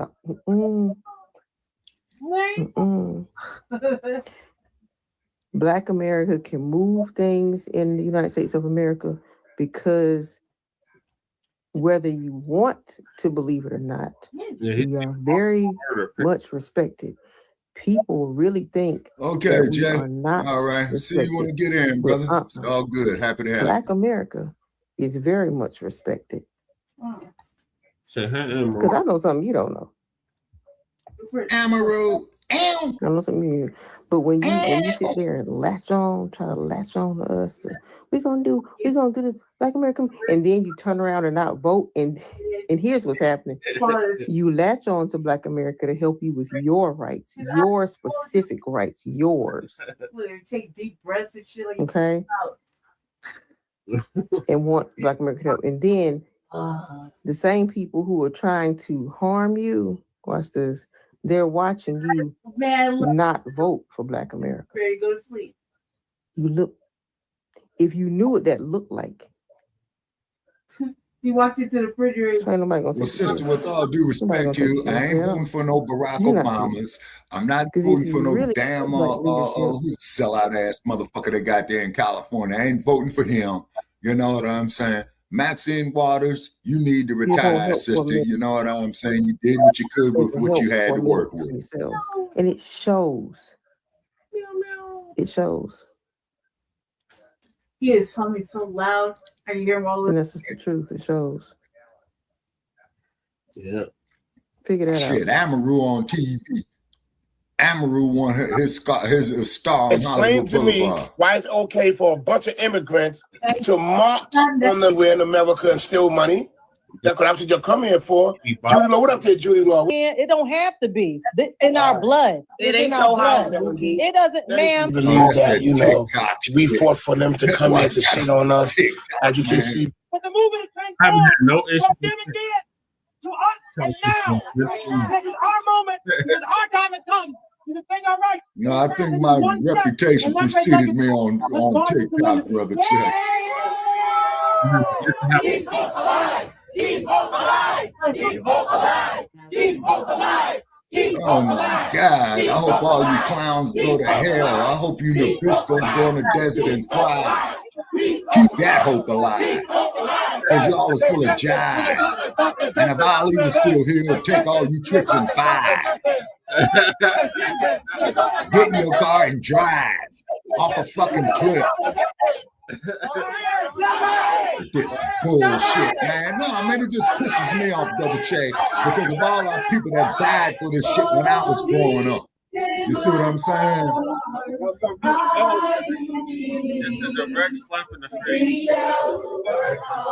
Hell yeah, it's a direct slap in the face. You know, I had a hard time just watching that clip. It just feels very disrespectful, and it feels intentionally disrespectful, especially with the climate of everything that's going on between people saying that Black Americans should be in solidarity with immigrants, and then them going down to Selma where our ancestors marched due to persecution, them trying to marching on that same bridge to me feels intentionally disrespectful. Regardless of how we try to flip it and make it seem like, oh, well, we're standing in solidarity and John Lewis, in honor of the civil rights movement, as if their struggles were our, just like with the Black Panthers ancestors, our grandmothers and great grandmothers' struggles. Their struggles are not to do it like what Muhammad Ali did. It's not even close. Took to a lot the of same guts thing. to do what Dr. I King can't did. give y'all my Took a lot of guts to do what Malcolm did. On this subject, so I'm gonna do another video and I'm gonna upload it. Yeah, gotta snobby. Yeah, it was sad. You talk about Lady Sings the Blues, gotta snobby. Because I can't say it without getting some type of flag or strike.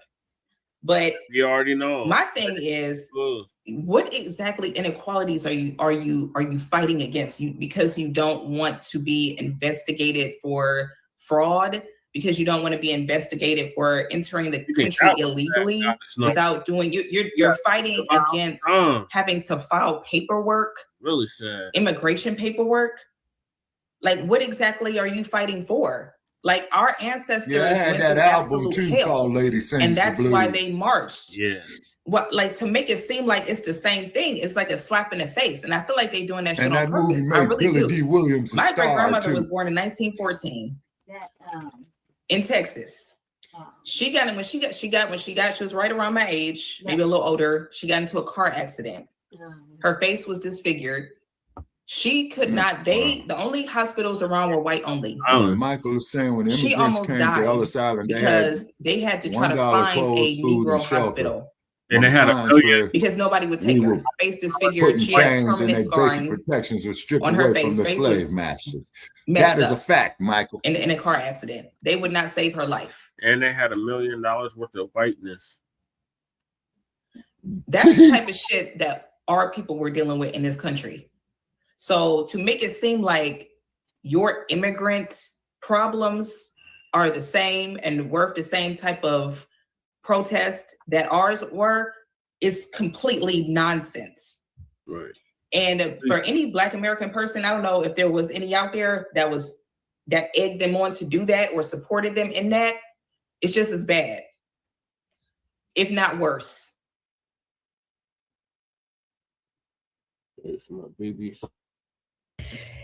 It's worse because all of these immigrants have some kind of slur for us. Makata, Jareer, you know, every single group, Barango. Look, y'all, every one of them got a slur for us, but it's amazing. They don't have one for the white man, though. But they got one for us. Alicia, we got a counter to those slurs. It's called a left hook, a right cross, jab, why don't and you go uppercut. home and protest those governments that keep your countries looking like garbage? Oh, you said That's what you should do. That's where you should be protesting. But protesting here, you are a foreigner from another land making demands on a government in a country that's not yours. Again, go home. Go home. All of you, you Nigerians, you Latinos, Somalians, go home and protest those governments over there. Shout out to the And tell them that you want I'll hit that like a better country. You want the country to look better. You want jobs. You want better pay. You want the country to be more modern, and get out of those dark ages that you live in.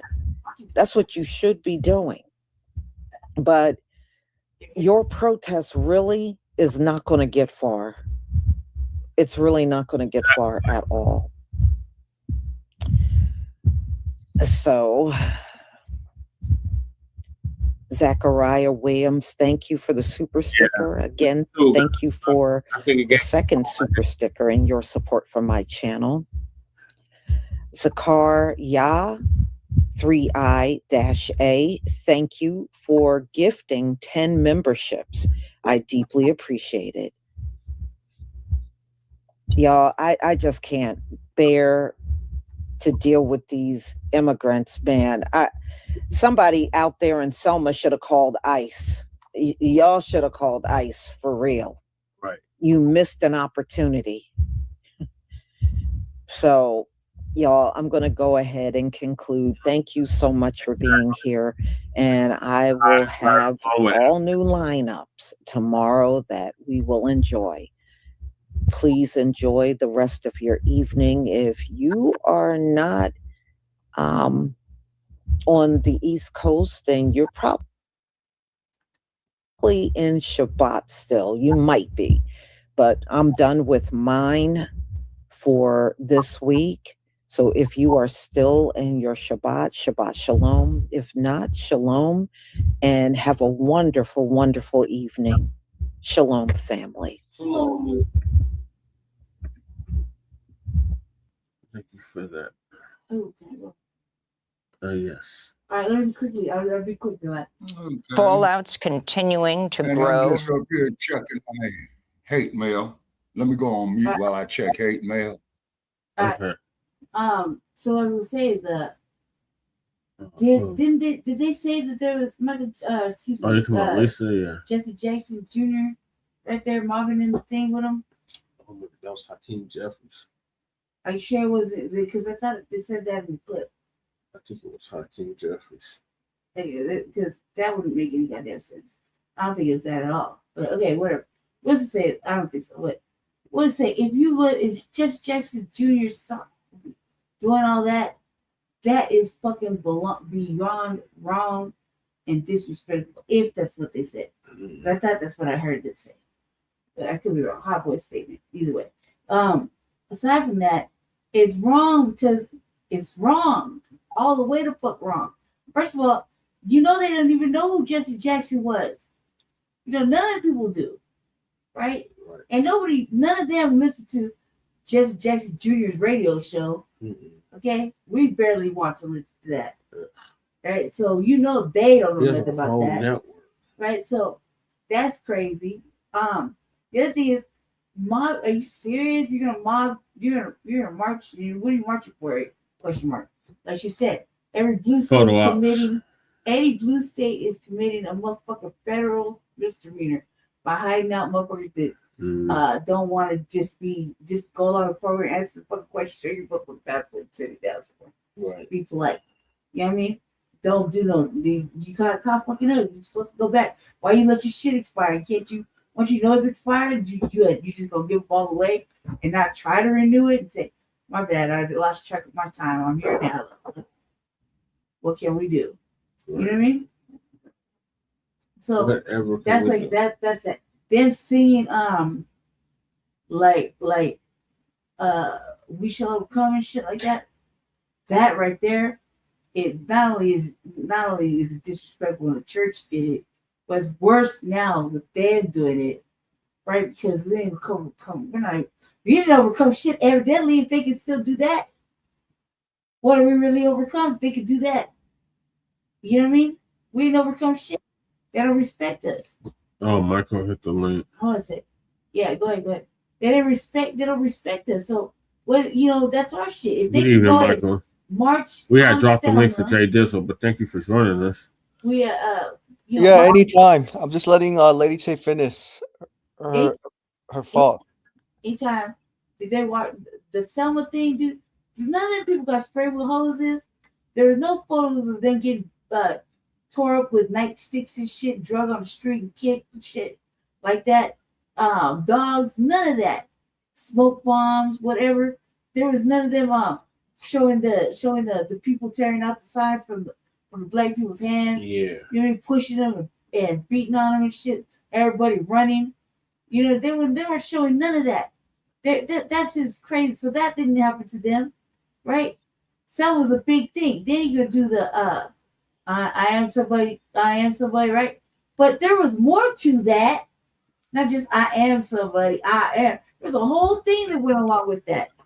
A whole couple of fucking, statements that we giggle about, right? There's a whole bunch before that little section and after that little section that they seem to fail to fucking remember, right? And you're doing it like you use a motherfucking person like Jesse Jackson. You tokenized him only 2 weeks after his death, right? 2 weeks. It's been about 2 weeks. Yeah. Since he's died, man, and everything else. Like, are you 2 serious? weeks, yeah. You use it. You tokenized him. You used all his shit. He's dead. He can't even get no peace. Mm-mm. You know what I mean? And you're putting on as part of your fucking movement of elected struggle. What we're talking about was not elected. It was a mandatory. It was forced.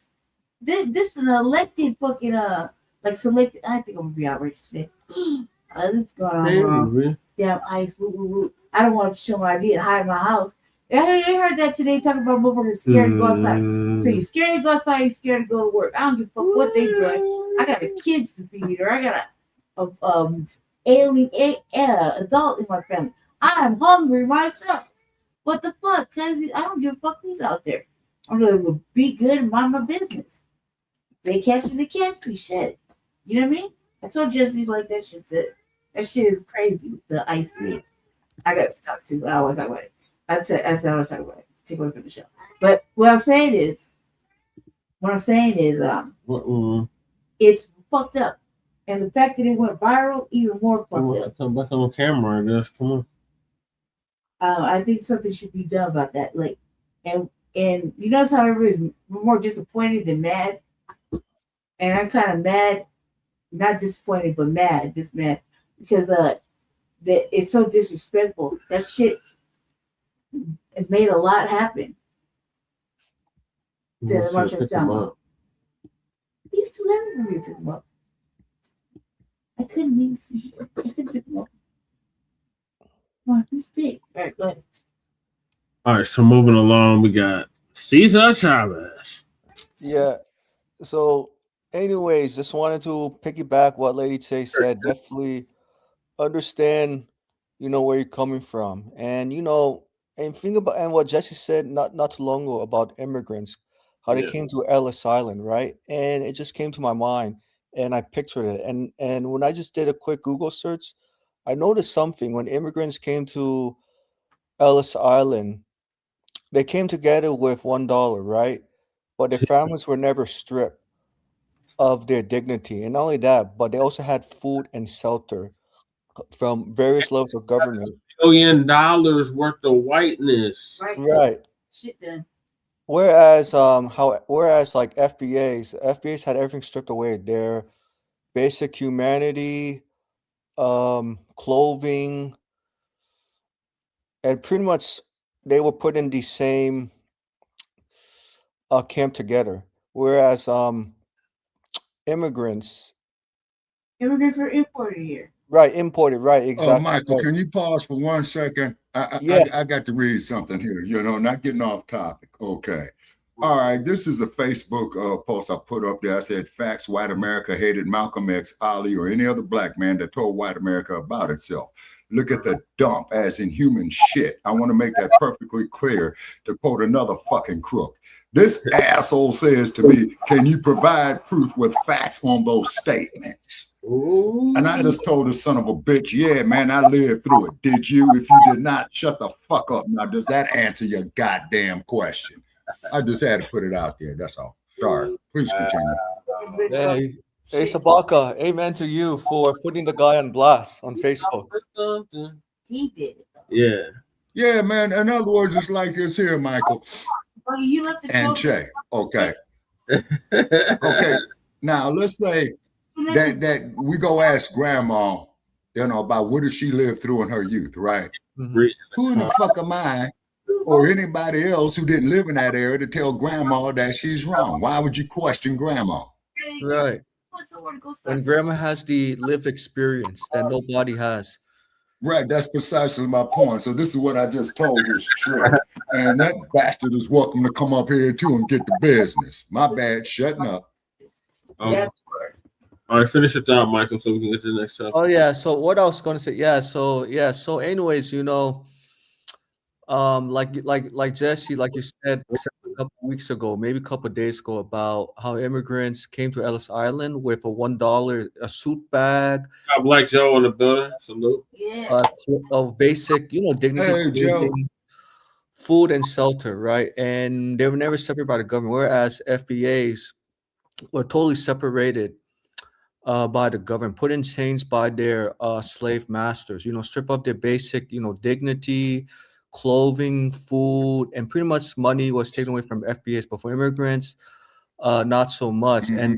And thinking about it and showing the pictures of the two totally different experiences between FBAs and immigrants, if I saw that, the brutal picture to immigrants, I'm pretty sure they're going to be upset with me, disgusted. I say, yeah, I mean, immigrants, it's the reality. I mean, what do you welcome expect? to the club, Michael. That means you're telling the truth.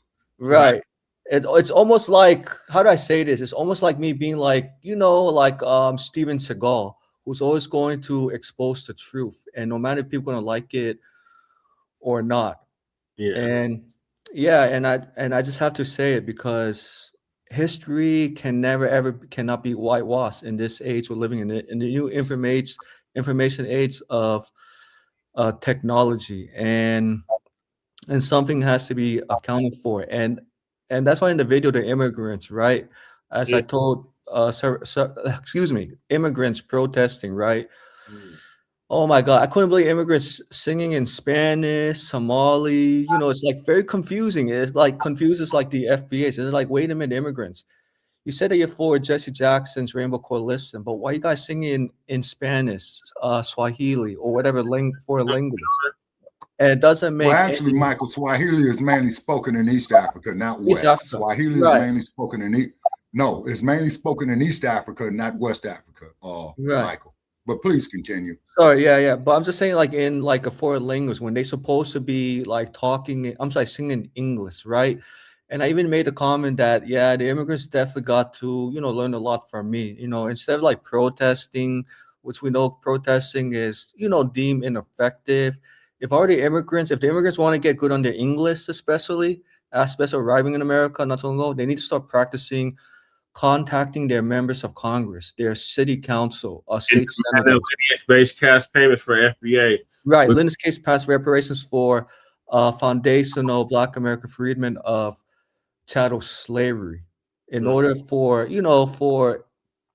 reciprocity to happen in reality, in practice. But and anyway, so Jesse, I did send you the in the private chat of the email that I sent out to your congresswoman, to the staffer, and it's for Lady J to read when she wants. And I listed the specific, demands, and I made it very bold, specific, almost like you said, I was like angry that day. Yes. The day that we called in and we get to speak. Oh man. Yeah, and Lady J, so I'm gonna say I'll try to make it fast for you, Lady J. So in the email I said, Diane DeGette and Blaze Clockanen, I'm writing to put on record that my question at Congresswoman Diane DeGette's town hall meeting on blah blah blah about lineage-based cosmetic reparations were not answered in substance. I asked a direct question and then etc. It's a very long. You can read that yourself, Lady J, in the private chat. But anyways, I made a quick point. The point I'm trying to make is that I listed, specific demands and asked follow-up questions, and got a call from the staffer, which I was very surprised because I never expected a phone call. And just wanted to let you, Jesse, Lady J, and Sabaka and several FBAs know. Oh no, he put in the main chat. We got Black Joe in the building too. Black Joe. Hey, how you doing? Hey, Joe, what's up with you? And we got Jay Dizzle. Greetings to Jay Dizzle from the Mile High. Hey, Jay. What up? What's up, everybody? How y'all doing? Man, I'm just up here losing my money in these damn casinos, man. That's all. Uh-oh. Are you on the phone or the computer? No, I'm just joking on that one, Jay. The whole time I've been here, I've only been in the casino about 3 times, and that's going on 3 years now. Yeah, I be playing poker. I ain't gonna lie. How you doing? I ain't mad at you. For sure. Blackjack. Did you understand? Yeah. I'm asking you to hear what. Oh, Lady Che was shouting you out, JJ. I said you could do some. Appreciate it. I'm watching your stream. Appreciate you. What are your thoughts on that bullshit that we just watched? What part you talking about? The march in Selma that the illegals. Man, come on, man. Yeah. Listen, exactly. Here's the thing, though. Here's what we have to. Well, we know, we understand this, and it's just proving itself out. We are the blueprint when it comes to getting any kind of motion when it comes to, any kind of civil rights or human rights. Right. So they're wise to try to use our blueprint, but it just don't hit the same when we ain't actually out there grassroots level for real. So they could try to usurp it. It ain't never going to really work out like that. It's disrespectful that they try to invoke certain things instead of just doing their own thing. You know what I'm saying? They're trying to evoke our chants. They want to evoke MLK and all this other shit that had nothing to do. They had nothing to do with no immigration shit on that level. Facts. It is what it is, but it just shows you just how empty and soulless and really doesn't have the moral cachet that we have to get some things popping. So that lets us know what our power is. That's and us delineating, making sure that we only use this. Is that me with the feedback? Yes. That's me? Yes. Hold on, let me see. Well, I wonder if you're on the phone or the computer. No, I'm on the computer. But hold on, let me make sure. Okay, you got a headset, Jake. If you got a wireless headset, man, put it on so when you I got it from the computer. No, I got it plugged up in my ear. Oh, so that's that. Okay. Auxiliary shit. But anyway, so like I said, I mean, it just goes to show that really ain't nothing moving without us. So the fact that we're now delineating and we're purposefully concentrating and only using that exclusively for our movements right now, it's only going to make that much. It's going to make it that much more clear. That's what delineation means. It means to define, to make boundaries, and it's just going to make it that much more clear who really is those ones. And until people come at us correctly, we don't got no business going out there caping for nobody. Oh no! Like if these cats been rocking with us since day one, we would be out there right now. Right? That's what they exactly. Oh, we marched with you during the civil rights movement. They didn't know. They didn't. No, not even like single one of them. You're right, and you're 100% correct. And that's so. Listen, and there's always been a couple here and there. I'm saying as like organizationally, no, right? It was never like that. It was never like, oh, this whole organization had our back. LULAC was talking shit about black people, and a lot of other ones too. You know what I'm saying? So when we really start seeing some solidarity organizationally and systematically, then holler back and we can make some things pop off. Because idealistically, kind of like Pan-Africanism, right? Idealistically, it would be a beautiful thing if Hispanic people if we was really rocking like that, we could take over overnight. Yeah, you get the Asians, with us, the red natives, the black immigrants. Man, it would be a wrap. Unfortunately, a lot of those other groups, they try to identify with Caucasians and white supremacy because they see that as the lick. And they don't understand that the same systematic program that destroyed people in America destroyed their homelands. It's all white supremacy at the end of the day. You know what I'm saying? And when they understand that, then we holler back. Until then, we've always been in the same lane. This is what we've always done, is fight against injustice, to the point to where a lot of us want to get involved in some of these things that ain't our business, just because it's in our nature to want to, when we see an injustice, to want to be part of the solution. You know what I'm saying? But at this point, we just got to fall back until the right time. Right. Yeah, exactly. And then focus on building up our economics, building up our own educational institutions. You see what I'm saying? And then too, Brother Che, you remember my group Resurrection of the Mental Dead. And that's what I mean by resurrection of the mental dead, because this is resurrection of the mental dead. You see what I mean? Yeah. And then you get these other goofballs out here trying to identify they cause with our cause. You see what I mean? And as you know, Jay, you and I discussed this in person. How the Black Panthers had supported Cesar Chavez, you see what I'm saying, with the United Farm Workers situation. Now they're saying that this man was a rapist. See, that's a hell of a thing to accuse a man of with no facts. You see what I mean? Segue to the next topic. Right. So we're going to get on that next topic, and that is exactly that, what SHABAKA just alluded to.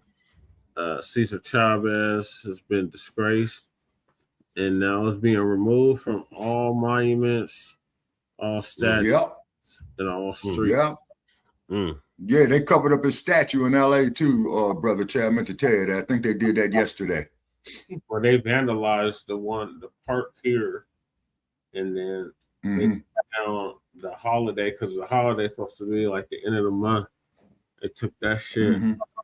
Everybody's getting regulated. You know what I'm saying? Everybody's getting touched right now. Yeah. Exactly. We all gonna suffer. Yeah. We all gonna suffer collectively. Right. We all gonna be what is it? We all gonna be comfortable. We're all gonna be comfortable together, or we're gonna be uncomfortable together. Yeah. Right. And they didn't, this isn't no new news. They didn't read a fucking perv, a chomo and shit. This is like new for everybody else, but I remember being a little girl, you know what I mean? And they don't do news. The timing on it though, so really. Yeah, the timing is sus because it's a distraction. And then look, you're taking down statues, taking off names and shit. Like, come on, dog, y'all didn't do this shit when it happened. So this is his accuser.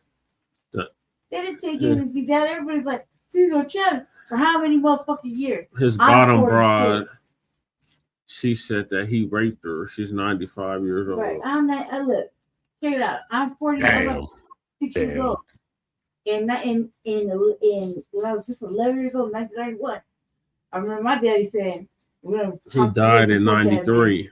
We support that man. That man's a pervert. What's a pervert, Dad?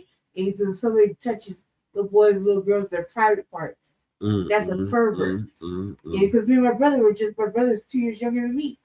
I'm 11, you know what I mean? I'm approaching 10. So I'm like, come on, he's saying that, and I was like, what's that? It could be a man or a woman touching little boys and little girls, making them do things. You know what I mean? He said that man's a pervert. That's it. So this is nothing new. I'm just like, why are you doing all this shit now? Yeah, especially we got this Epstein situation going on, and you notice they keep trying to associate Black and brown people, anybody but them, with these type of crimes, as they ignore the fact that they got files. Like, think about those Epstein files for a minute. Right. If they were redacted, that means the FBI, that means Pam Bondi, that means everybody that's really in the government, maybe not all the Congress, but all the people that are in the law enforcement section of the government, they've seen the files. They've seen the actual names of those people. They've seen the pictures and videos. Right? That's how they redacted them. So they know that they're all surrounded by a bunch of pedophiles who did a bunch of wicked shit that they're protecting, but then they'll point the finger at Cesar Chavez. And I don't know if he did it or not, but I'm just saying it's just suspicious that Diddy catches a fade. All these cats are catching fades, but nobody has been arrested that got children trafficked to them from Epstein. Yeah, exactly. Right. Right. And it's like it's interesting you mention it, because most white supremacists don't want to take responsibilities or be held accountable for what they did, but they definitely put the blame on others. It's almost like covering up the evidence. Eventually, the evidence is going to be revealed in the court. Right, exactly. And Michael, and you should see the shit that comes on my like page, man. You know what I'm saying? And then Jay, please like and subscribe to my like page, Shabaka's Black Experience Enhanced, because I had to rebuild the page because the original one they tore it down. Right. This piece of shit, this Chavez shit. I feel like this is kind of like a retaliated. Joe says, "What Epstein files?" Action. Like what Godfather? And yeah, I don't know any Godfather. It's all lies. They say do this, they say do that, but it's all a bunch of lies. It's sort of damn intentional on purpose. Deliberate. Deliberate, like saying, okay, well, you know, black migrants, you know, they create all this chaos with all these cities and shit. So now we're start Mexico, we're taking one of their people, strip them all kind of shit. And I'm like, man, you should have did that. Should have been no motherfucking signs or motherfucking days in books where teachers actively talk about Chavez Day and what that meant. They just started it this month too. City Council. You know what I mean? So they're moving so quick right now. Why couldn't they do that? Why did they have to even put up a statue? This shit ain't even not new news. That shit was Cesar going Chavez on. is an icon in the Chicano community. Correct. I'm from California, so you know I know, and then I now know that he was a motherfucking. Look, I believe my pops when he said it. You know, he didn't have to tell us nothing. We was talking about him, about how it's a big day at school, and probably like, he's a pervert. That's what they give proclamations to. Perverts. It's like the pay, like a lot of things. And they want to bring that. They want to talk about it like he was old Chavez was like pulling an R. Kelly, where the parents let him go off with them. You know what I mean? Parents let their daughters hang out with some grown ass motherfucking man. You know what I mean? Yeah, the same shit with Michael Jackson too, with the Neverland park, Lady J. No, that's different. That's different. He didn't do it. He didn't do it. Michael's innocent. Right. And Macaulay Culkin been good. Like whole motherfucking life off that little bit of money. Yep. You didn't? But he didn't do it. Yeah, matter of fact, the couple of the kids came back and said that their parents put them up to it. Exactly. Because they wanted to that part. But he didn't do it. You know how you know he didn't do it? Because we saw him grow up. Right. We saw him grow up right in front of our eyes. He was at Jackson 5 and everything. We saw him then. He wasn't like had little looks or intuitions and nothing. This is when he was black before his skin changed and everything, you know, before he got sick, right? So these people kind of act like that. Not even with the Diana Ross. Keep in mind, Diana Ross is older than him. Dirty Diana. Okay. And that's not my kid. He's talking about something. You know what I mean? He's talking about what he's talking about, but he ain't talking about it wasn't no R. Kelly shit. Right. You know what I mean? And they're like, Kells, keep the light on. There was nobody saying that like that about Michael Jackson. They were accusing him because, you know, he had Neverland and all that shit. You know. So what? Elvis had Graceland. Fuck Elvis. Man, I'm so sick and tired of seeing these goddamn Elvis imitators out here, man. It's ridiculous. Making a point, he had Graceland. That right there is a white man pedophile dream right there. Do it. Just go on and do whichever. You know what I mean? Hey, what did the file say about MJ, Joe Black? Yeah.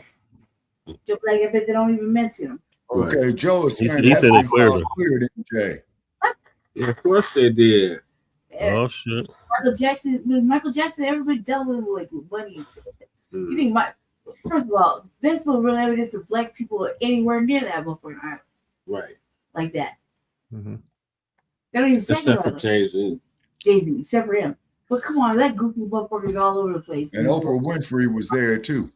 And Oprah definitely and the Clintons. Oprah, Whoopi? Oprah. Excuse me, Oprah. I thought Oprah.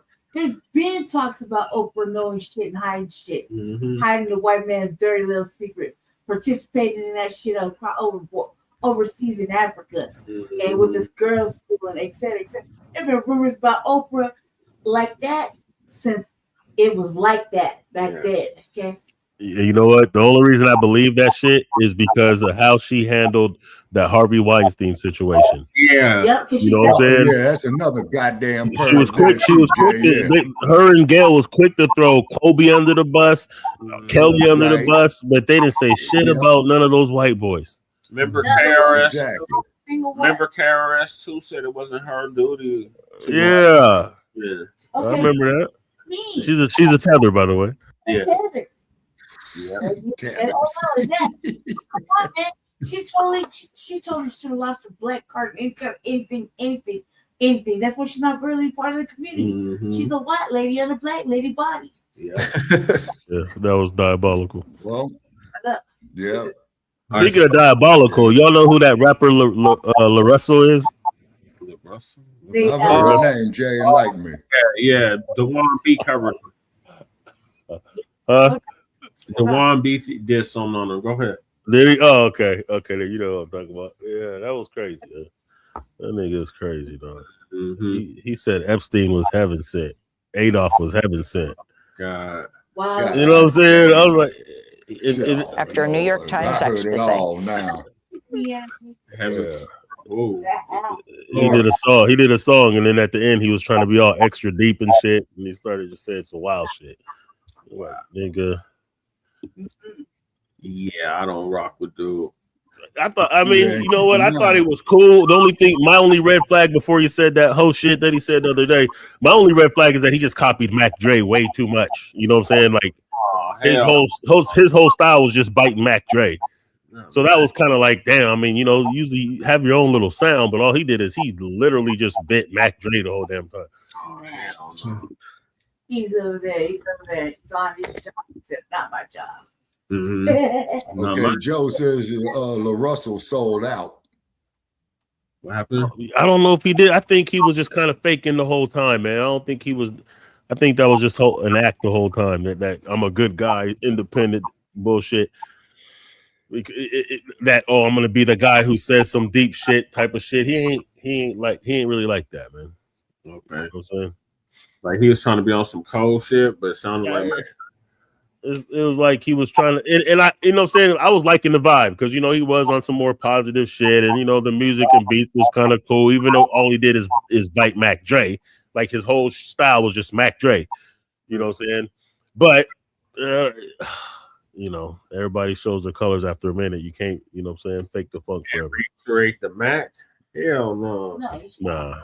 Okay, and Joe is saying in the chat room in early 2026, unsubstantiated social media chatter suggested that Jackson was trying to protect children from Epstein, or that a 2013 email sent 4 years after referred to him after Jackson's death. Now that's interesting. That's well. Yeah, so get to this Chomo now. Cesar Chavez is his main victim, alleged victim. It's gonna give us an update on Democracy Now. I said that lady go to hell for lying. I'm like, I know what. And if Chavez is innocent of all this shit, his estate needs to sue the shit out these motherfucking false accusers if the accusations are false. I want to make that perfectly clear. Dolores Huerta 95 reveals she too was raped by Cesar Chavez. Reveal the late civil rights icon and farm worker organizer, Cesar Chavez, abused and raped multiple women and girls over the course of decades. Yeah. Chavez has long been one of the most celebrated Chicano figures in American history, co-founded the United Farm Workers and led historic strikes, including the Delano grape strike and boycott. President Clinton awarded Chavez the Presidential Medal of Freedom in 1994, 1 year after his death. Countless schools and streets have been named after him. Cesar Chavez Day is celebrated annually on March 31st, his birthday. But his legacy is now being reconsidered following the damning New York Times expose. The Times piece focuses in part on Ana Murguia and Deborah Rojas. Murguia said Chavez first assaulted her when she was 13 and he was 45. Rojas said Chavez raped her when she was 15. He'd first groped her when she was just 12. Both Murguía and Rojas were the daughters of longtime organizers in the movement. Dolores Huerta, who co-founded the United Farm Workers with Chavez, also revealed to the New York Times that she too had been raped by Chavez. She told the Times he coerced her into sex on one occasion in 1960 and raped her in 1966. Both encounters resulted in pregnancies, which Huerta concealed by wearing baggy clothes before arranging for other families to raise the girls. After the New York Times published its expose, Dolores Huerta, who is now 95 years old, spoke to Maria Hinojosa, the Pulitzer Prize-winning host of Latino USA. In a moment, Maria will join us. But first, let's turn to a short excerpt of their conversation.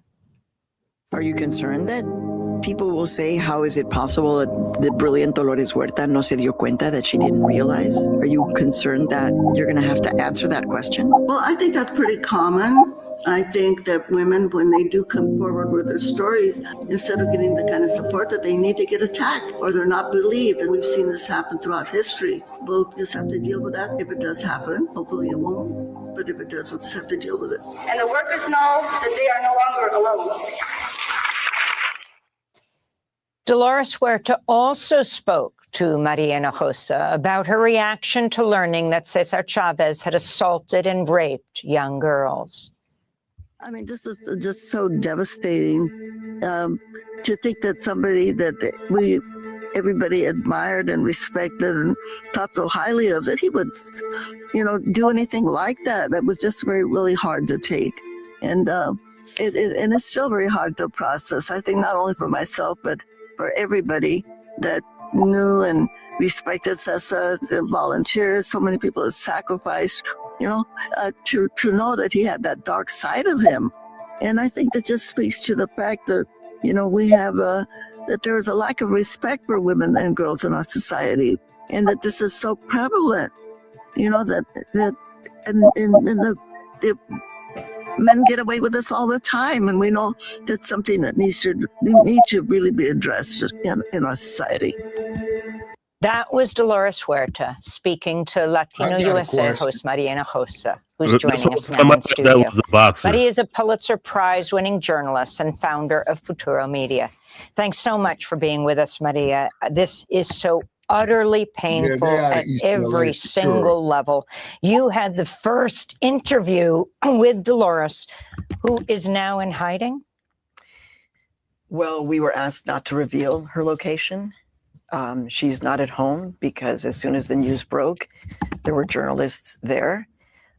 So I don't even know where she is. No. So the New York Times worked on this story for 5 years, and they didn't approach Dolores with the knowledge of what happened to Dolores. Is that right? But to respond to what happened to the other girls and women. Right. Apparently, that's the way they approached her, was to talk about other situations. And then that's when she revealed that at least twice she had been assaulted by Cesar Chavez. Both resulting in children. Yes. 2 girls. Dolores was very quick when I asked her. I said something like, you gave them away. She was like, I did not give them away. They are my daughters. So she was very quick to make it clear. I mean, Dolores has 11 children. She loves her kids. This is her, always she's talking about her kids. So she wanted to make it clear, like, these are my kids. 4 of them with Cesar Chavez's brother, her longtime domestic partner. And actually, Amy, this is hard. I've interviewed Dolores on multiple occasions, right? And Dolores is a person who has, I mean, you know her. She's got energy. She's always out until 4 a.m. She loves to go dancing. She loves jazz. And so to hear her in this kind of state of being broken was very, very difficult. She's not that kind of person. She's not weak. And she was like, I don't want to go on camera. Her people basically said she's been crying all day. This is when the New York Times dropped the piece. She was reading it for the first time, like the rest of us. Let's go back to your exclusive interview with the civil rights icon Dolores Huerta, who talks about her rape by Cesar Chavez. Right. Well, in both cases, I felt like I was kind of trapped, you might say. And I was not expecting those incidents to happen. I felt I was alone. I didn't really have anybody close by that I could have called for help or reached out to. And the way he set that up, it was to make sure that we were isolated pretty much, you know? So, I mean, that's pretty much what happened. It never would have happened in the first place if I had not had this great admiration for him. And he was my employer. He was my boss, you know? Did you ever confront Cesar Chavez about his attacks on you? You know what? I never did. And I guess that's the one thing that I'm sorry about, because God knows, had I done that, maybe in some way it would have prevented other women and girls. That's Dolores Huerta. You're talking to her. Talk about this. And I am so moved as you talk to Dolores Huerta. You reveal that you yourself was raped, Maria, when you were 16. Yeah, no, I've talked about my own rape because I'm a public persona. I've done the therapy. I have an amazing husband. And so I'm like, I need to talk about this. But in that moment, Amy, because I've known Dolores for a long time. So when I had to say to her, look, Dolores, you and I are now in the same boat. We are both survivors of rape. I mean, Dolores, I can only imagine, is having such a difficult time. It took me a long time to understand that I had been raped when I was 16. So not only is Dolores realizing all of this, but, you know, she's seen how quickly people are moving as opposed to the Epstein files. She's seen how people are moving to paint over the murals, cover the statues, change the names of streets, etc. And Dolores believes in the movement. So not only is she coming to terms with her own assaults, she's coming to terms with the fact that the movement and the person who she admired as part of the movement is essentially being covered up, disappeared. This is another clip of your exclusive interview with Dolores Huerta. We're going to turn to it. When you asked her why she continued to stand by Cesar Chavez after he had raped her. 16. Well, I think the only way that I can explain it. Yeah, it is a cold shot. Is only have to look at to see of all of the things that we accomplish for farm workers. You know, the fact that they have the basic human needs when they're working.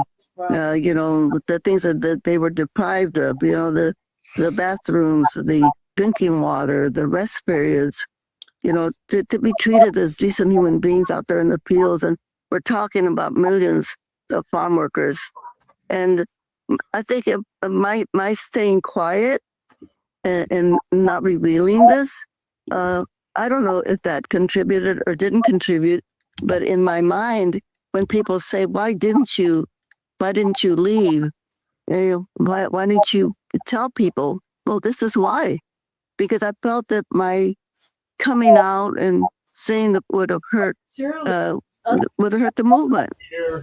Maria Hinojosa, continue with that train of thought. Who would she turn to? The police who victimized them, the union which was fighting for so many people, even though he was the head of it and he was preying upon these girls and women, the daughters of the other union leaders who would groom them from 8 or 9 years old and then rape them when they were 13, 14, 15. So what we do know, right, is that Cesar Chavez was a very strategic thinker. That's why he was able to build a movement along with Dolores Huerta. He was very strategic. The horror, Amy, is to realize that this man was also very strategic in how he was setting out to abuse girls, teens, and women. As Dolores says, he put her in the situation, right, where she admires him, she idolizes him, and therefore she finds herself alone with him because she trusted him. And that, I think, is really, really painful to realize, is that he was being very strategic on how he went about this. Now, Dolores saying, you know, I didn't see this, I can't believe that this was happening. when you are a survivor of rape, you know, you believe you're the only one. Like in terms of the man who raped me, right? I'm like, well, I'm I must have been the only one. That's how your mind works, right? You're like, oh, this person can't be out there doing this to everybody else. In fact, that's what's being revealed now. And whether or not other women will come forward, I think that's what we're waiting to see. Well, Dolores Huerta had a message I've for got a other question survivors. after she finishes. I just want to say that I think the fact that the women survivors who had this happen to them as they were girls, that they have had the courage to come out, and God knows I really applaud them so much, because I think their courage has given me the courage also to be able to come out, because in many instances they will want to blame the girls. Some people will try to blame me. Yeah. You know, I think the Dolores Huerta Foundation and, interestingly, the Cesar Chavez Foundation, which says they support the survivors and they believe them, have set up back channels for women to come forward. I mean, he died decades ago. We don't know how many people were victimized. Look, Dolores said one of the reasons why she didn't come forward, why women don't come forward, is because they know that they'll be questioned, they'll be attacked. You know, what did you do to make this happen?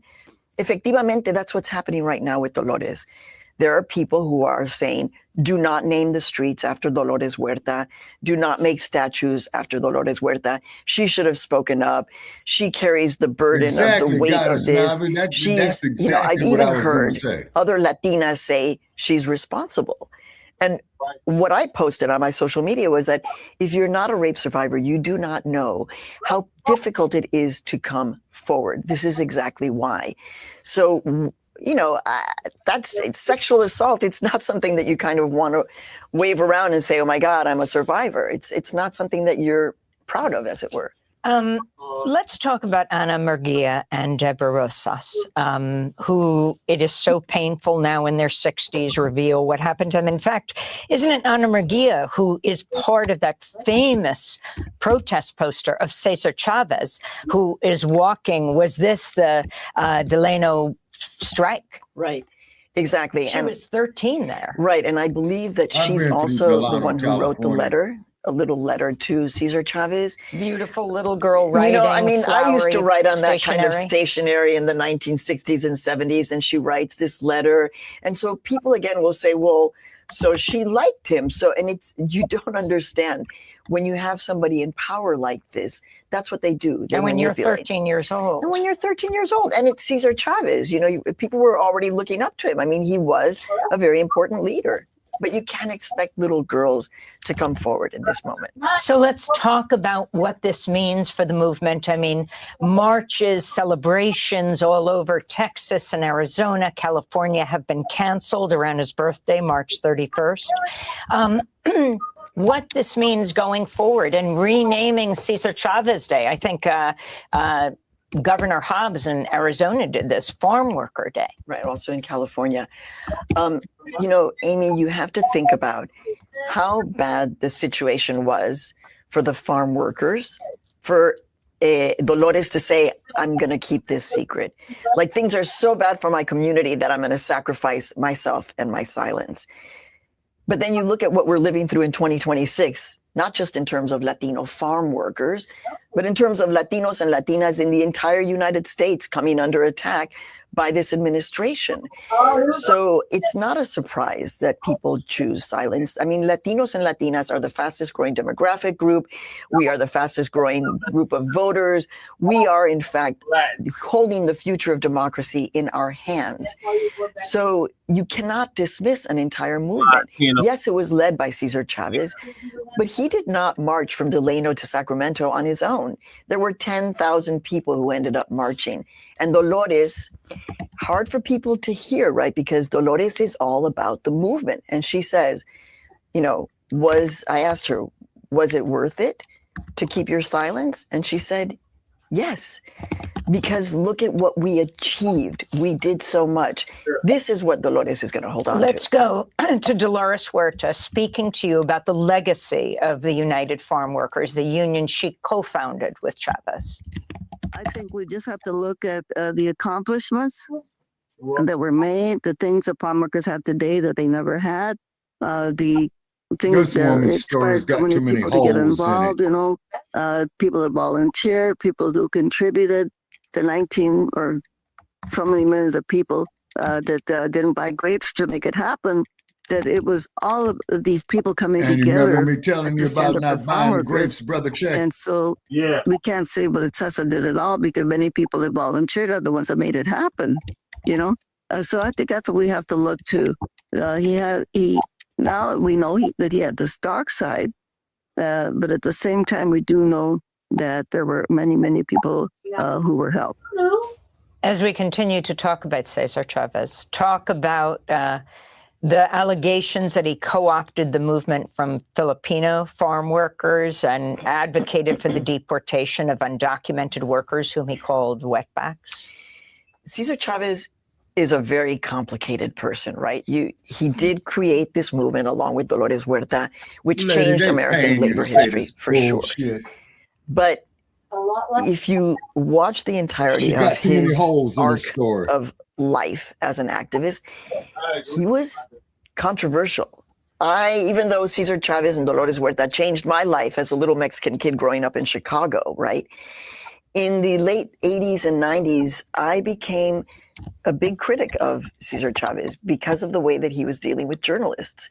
In fact, Marcos Breton from I think it's the Sacramento Bee, is also writing about the fact that Cesar Chavez in the 80s and 90s became really belligerent with journalists. He was not cooperative. He was part of this strange, almost cult called Synajon, I think, that was doing drug treatment. So there are many of us who distanced ourselves. I mean, I wasn't close to him at all, but just this notion of like, he is a very imperfect human being. He loves power. And anytime that you see a human being who is self-obsessed with their own power, you have to question that. Unfortunately, in our country, we're kind of living with that right now. And it's coming out now at the time of the massive immigrant crackdown, deportations. Yeah, but the thing is that Latinos and Latinas, I hope, because of this, kind of model what you do when something like this happens, right? You become active. You don't stay silent. So I think it's very interesting that people are saying, wow, look how quickly Latinos and Latinas are taking this on. And I mean, it's hard to say the word erase, right? But they are. They're erasing Cesar Chavez. They're painting over murals. So many people are saying, wow, they're doing this. What about what's happening with the Epstein files? What about the fact that no one's been arrested? What about the fact that we have a felon who is the 47th president and is charged on sexual abuses? So we could see, and Dolores always says, and you know this, she always says, every crisis is an opportunity to organize. So I asked her, what's the opportunity? She said, this is a sickness and we have to take it down. Yeah. Will this, in fact, take down men who are pedophiles and sexual abusers and rapists? I don't know, but it is definitely an opening. But I insist, Amy, Latinos and Latinas are the voters of this country. They helped elect Donald Trump. So because of this, how is it going to change? I mean, I'm fascinated. I don't think that we can put this in a box and close it. I think that this is a movement that is going to change. And Dolores, I'm worried about her. I mean, she's 95 years old. This is such an incredible emotional toll on her. So I am worried about her. But I think once she gets her bearings, she'll probably become a very important leader on the question of sexual assault and rape. Thanks for watching Democracy Now! On YouTube. Subscribe to the channel and... Now what the fuck is this supposed to do? Why? Subscribe to Front Line Blacc News. Is Jay still with us? Yeah, I think so. Yeah, I'm here. Okay. You know what? For some reason, I thought Cesar Chavez was a boxer, dog. I don't know why I didn't know he was a. No, that's Julio Cesar Chavez, Jay. Okay. That's Julio Cesar Chavez. Yeah. All right. Yeah. Okay. And but the thing is this: why didn't this woman come out here and say this shit when it was going down? You see? Right. That's what kills me. About they say, why did she say this when it was going down? She was scared, Shabaka. They say covered it. Yeah, and this And this was in the Yeah. This was in the 1970s when the women 60s. were marching with Oh, Chavez. yeah, you're right. So that's over 50 years. Right. And at that time, the 1970s, I'm pretty sure you probably knew this as well, Sabaka. Women in the 1970s, did not have a lot of rights as men then compared to now, right? And so these women who were employed by Chavez were paid, pennies to $1. So they couldn't risk, losing their jobs if they have to retaliate against Chavez. These are like Okay. Now here's an interesting comment that Joe makes here in the private chat. Let the Negro fight his own battles, declared Felix Terrena, a Mexican-American civil rights activist in Texas and the national president of the Leagues of United Latin American Citizens in 1957. Yep, LULAC. Yep. Yeah. And unfortunately, the people from LULAC, and it's interesting you brought that up. Those people who operate LULAC right now, who are on the progressives, still have not changed their mindsets. Their mindsets are pretty much the same from when LULAC was first started, I don't know, in the 1960s. And it's interesting how LULAC likes to claim itself as civil rights. They should be called rights for Mexican Americans as opposed to civil rights. You know what I mean? Because otherwise, they're stealing credit from, FBAs at that time. Well, they stood on the sideline until Minority came up. Right. And then when fuck out of here. This is Yeah. the problem. They can deal with their own goddamn problem. Like Felix Torino said, the Negro problem. That's their own problems, right? Right. Basically. So we'll deal with our own problems. We'll deal with our problems only then. Right. And what's Exactly. And you know what's even interesting these days? You're seeing more like Hispanics becoming more like the Beckys, Karens, Brads, Kens, Thomas. Yeah. And oh my gosh. And when I see that, on TikTok or YouTube, I was like, Hispanics, you're not really Karens, you're not really Beckys, you're not really Kens, you're not really Thomas. And Hispanics, don't code switch, please don't. This mug Black Alpha Network showed this video of this Latino talking about they helped us during the civil rights movement. The fuck you did? I didn't see no Hispanics out there getting hit with those goddamn fire hoses. Never. But now, I didn't see no white folks out there getting hit with those fire hoses. Right, but now all of a sudden,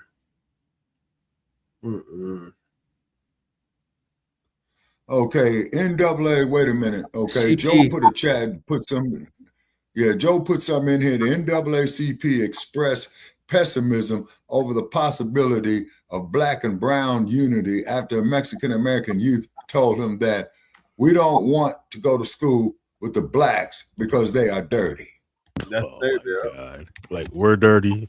we're the cleanest, we're the closest thing to God. We the cleanest motherfuckers out there is going. It was Black women that developed the concept of feminine hygiene. Right. And up there, then when them stinking ass Europeans came down here to North Africa, we had to show them how to wash they nasty, funky, stinking asses. And then what did you say there, Brother Che, about the bouquet? At that time, the bouquet there was to cover up the funk of the damn bride. Man, can you imagine how nasty that broad was, man? They still smell like that, Shabaka. Damn. Yeah. And also, referring to Joe Blackson's comment about NAACP, I think this is going to be a wake-up call for the NAACP to realize that the Black and Brown coalition, or even like Black and other coalitions, never worked in the past and won't work today. And I think it's time for the NAACP to dismantle its chapter and change it and have a different name. It should be called the National Association of American Freedmen of Chattel Slavery. Something like that. That's specifically for American freedmen. We don't even want the NAACP at this point. Right. They're cooked. Just throw them away. Well, see, Jay, that's why I've been emphasizing fan of us building up our own businesses and what have you in our own industries. You see what I mean? In the trash, the annals of history. Throw them in the trash.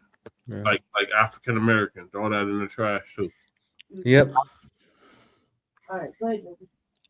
All right, so Tariq has something to say on this. So play Tariq Nick. All right.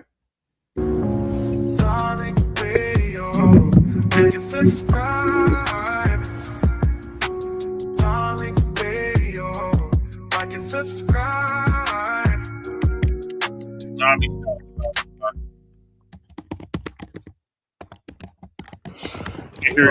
right. Let's do it. Let me share the space. Hopefully everything is going to be cool in the game. Oh, I forgot he was having issues with the stream. Right? Share the space. Give me a retweet. Oh, that's him typing. Retweet it. Do all that good stuff. Let me start reposting the broadcast on my Facebook page. But we have 20 hours to 21. Oh, we're at 70% right now, ladies and gentlemen. The Kickstarter, the crowdfund for Hidden Colors 6. We met the Joel family. This is us. All right. Look at that, man. We're doing good. That's good. 176K. The goal is 250 with 21 hours to go. This is all or nothing. All right. Meet the goal. So, family, we need you while I'm talking. We need you to go to hiddencolors6.com and contribute. The Kickstarter link is at Hidden Colors 6. We need you to go to Hidden Colors 6 now. Oh, we're making it happen. We need everybody to keep going. Let's keep going. Keep going. All right, let's keep going. 21 hours, family. We got to make. Yeah, that's my guy. So yeah, he does beautiful murals. So I've hired him to do a lot of stuff at the museum. But I think we'll meet that goal. Yep, we met it. A video of this Latina woman, and she was low-key talking greasy about Black people. The conversation came up about white tea women when they deal with white tea males, how the white tea males don't like the women in their community after they've been with Black men. And the question was why. They're trying to figure out why. Well, we know why. We know. Me too, Keezy. So you have this Latina woman trying to rationalize it, and she's trying to sound basically like a low-key wannabe white tea supremacist her damn self. Check. Let me play a little clip of this. Check my last let me share this with the family real quick. In a private chat of this this Black and Brown coalition, and hear what she has to say, ladies and gentlemen. Hold on, let me pull my screen down. All right, let me know if y'all can hear it. Okay, this is her. All right, let me know. Yep, exactly. If you guys can hear it pretty good. Hold on. Hey guys, so I have this new follower here that is requesting a video from me. And basically what she's asking is that why is it that some men avoid dating women that date Black guys? Okay, can y'all hear that good? Y'all can hear that good? Mm-hmm. It's good? Okay. Now listen to this. And I'm gonna give you the main reason why this is, okay? So when a man asks a girl that, hey, do you date Black guys? Are you into Black guys? And the girl says yes. The first thing that comes to their mind is hood R. Like, oh, fuck, she must be a fucking hood R. And you might think, like, why? Why do they think this? First off, unfortunately, Black people do not have a good reputation. Oh, really? I have a good reputation. Okay, just put that in your back pocket for Bitch, me. you can go suck a Latina dog's woman. dick. I think she's Excuse Mexican. me, guys. That just or pissed me Colombian off. or something. I think she's Colombian or Mexican or both.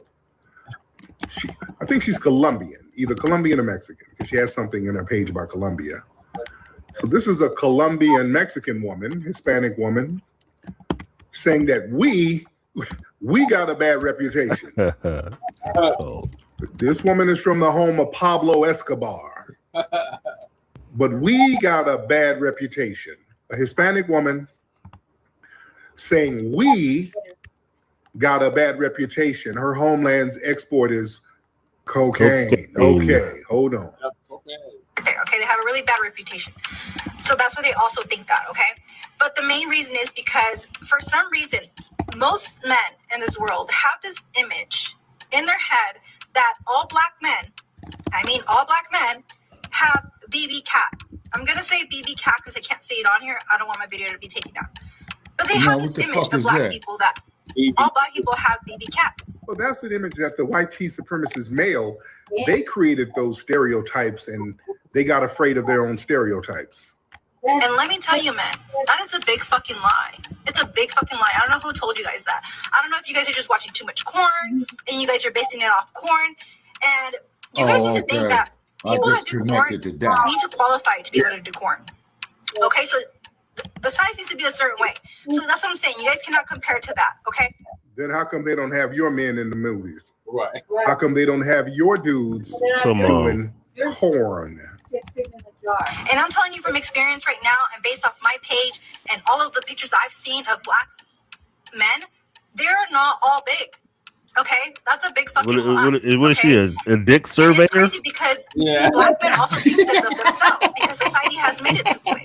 Okay? So they think highly of themselves when it comes to their package down there. Oh, yeah, we do. Yeah. And that's sad because it's not Now, why do true. you think so many black men were castrated? I also think that is because they're very lengthy, that they're the shit. Women do not give a fuck about the length. Okay, now, okay, let me look. That's enough. That's enough. Yeah, now she's doing too much. She's doing too much. She's snitching at this point. Okay. She's snitching on herself at this point. Because now she's talking about penis sizes. Basically, she's trying to pander to some white males. She's saying stuff. She's trying to find her a white trick. So, oh yeah, she's trying to pander to the white males within her community. So this is her auditioning. Okay. She's trying to get her gringo. But I want to unpack this because that whole thing about we got a bad reputation. Oh, I really want to unpack that. That's that black-brown coalition y'all keep talking about? Now, you know some brother done piped her down and kicked her to the curb, and now she's groveling back over there to Brad. You know, she knows all about genital sizes. She knows all about that. That's what I'm saying. How you know all this? You didn't just see some damn pictures.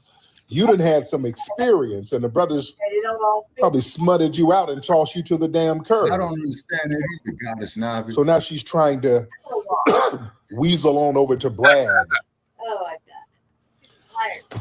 So this whole thing about black people got a bad reputation, the nerve of that, the audacity. Right, the generosity.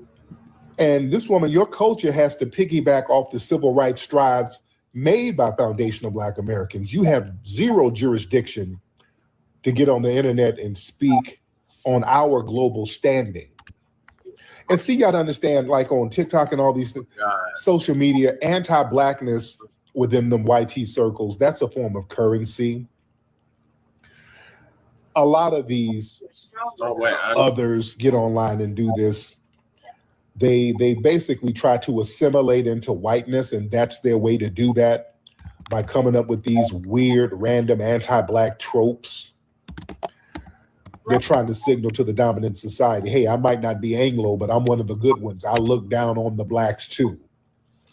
So that's a little pathetic ass attempt to try to get validation from white supremacist males by throwing foundational Black American men under the bus. You see? And my thing is, you're going to throw stones in a glass house. Excuse me. Excuse me, guys. Still congested. Y'all bear with my sinuses. Y'all bear with me. I'm still a little congested. But like I said,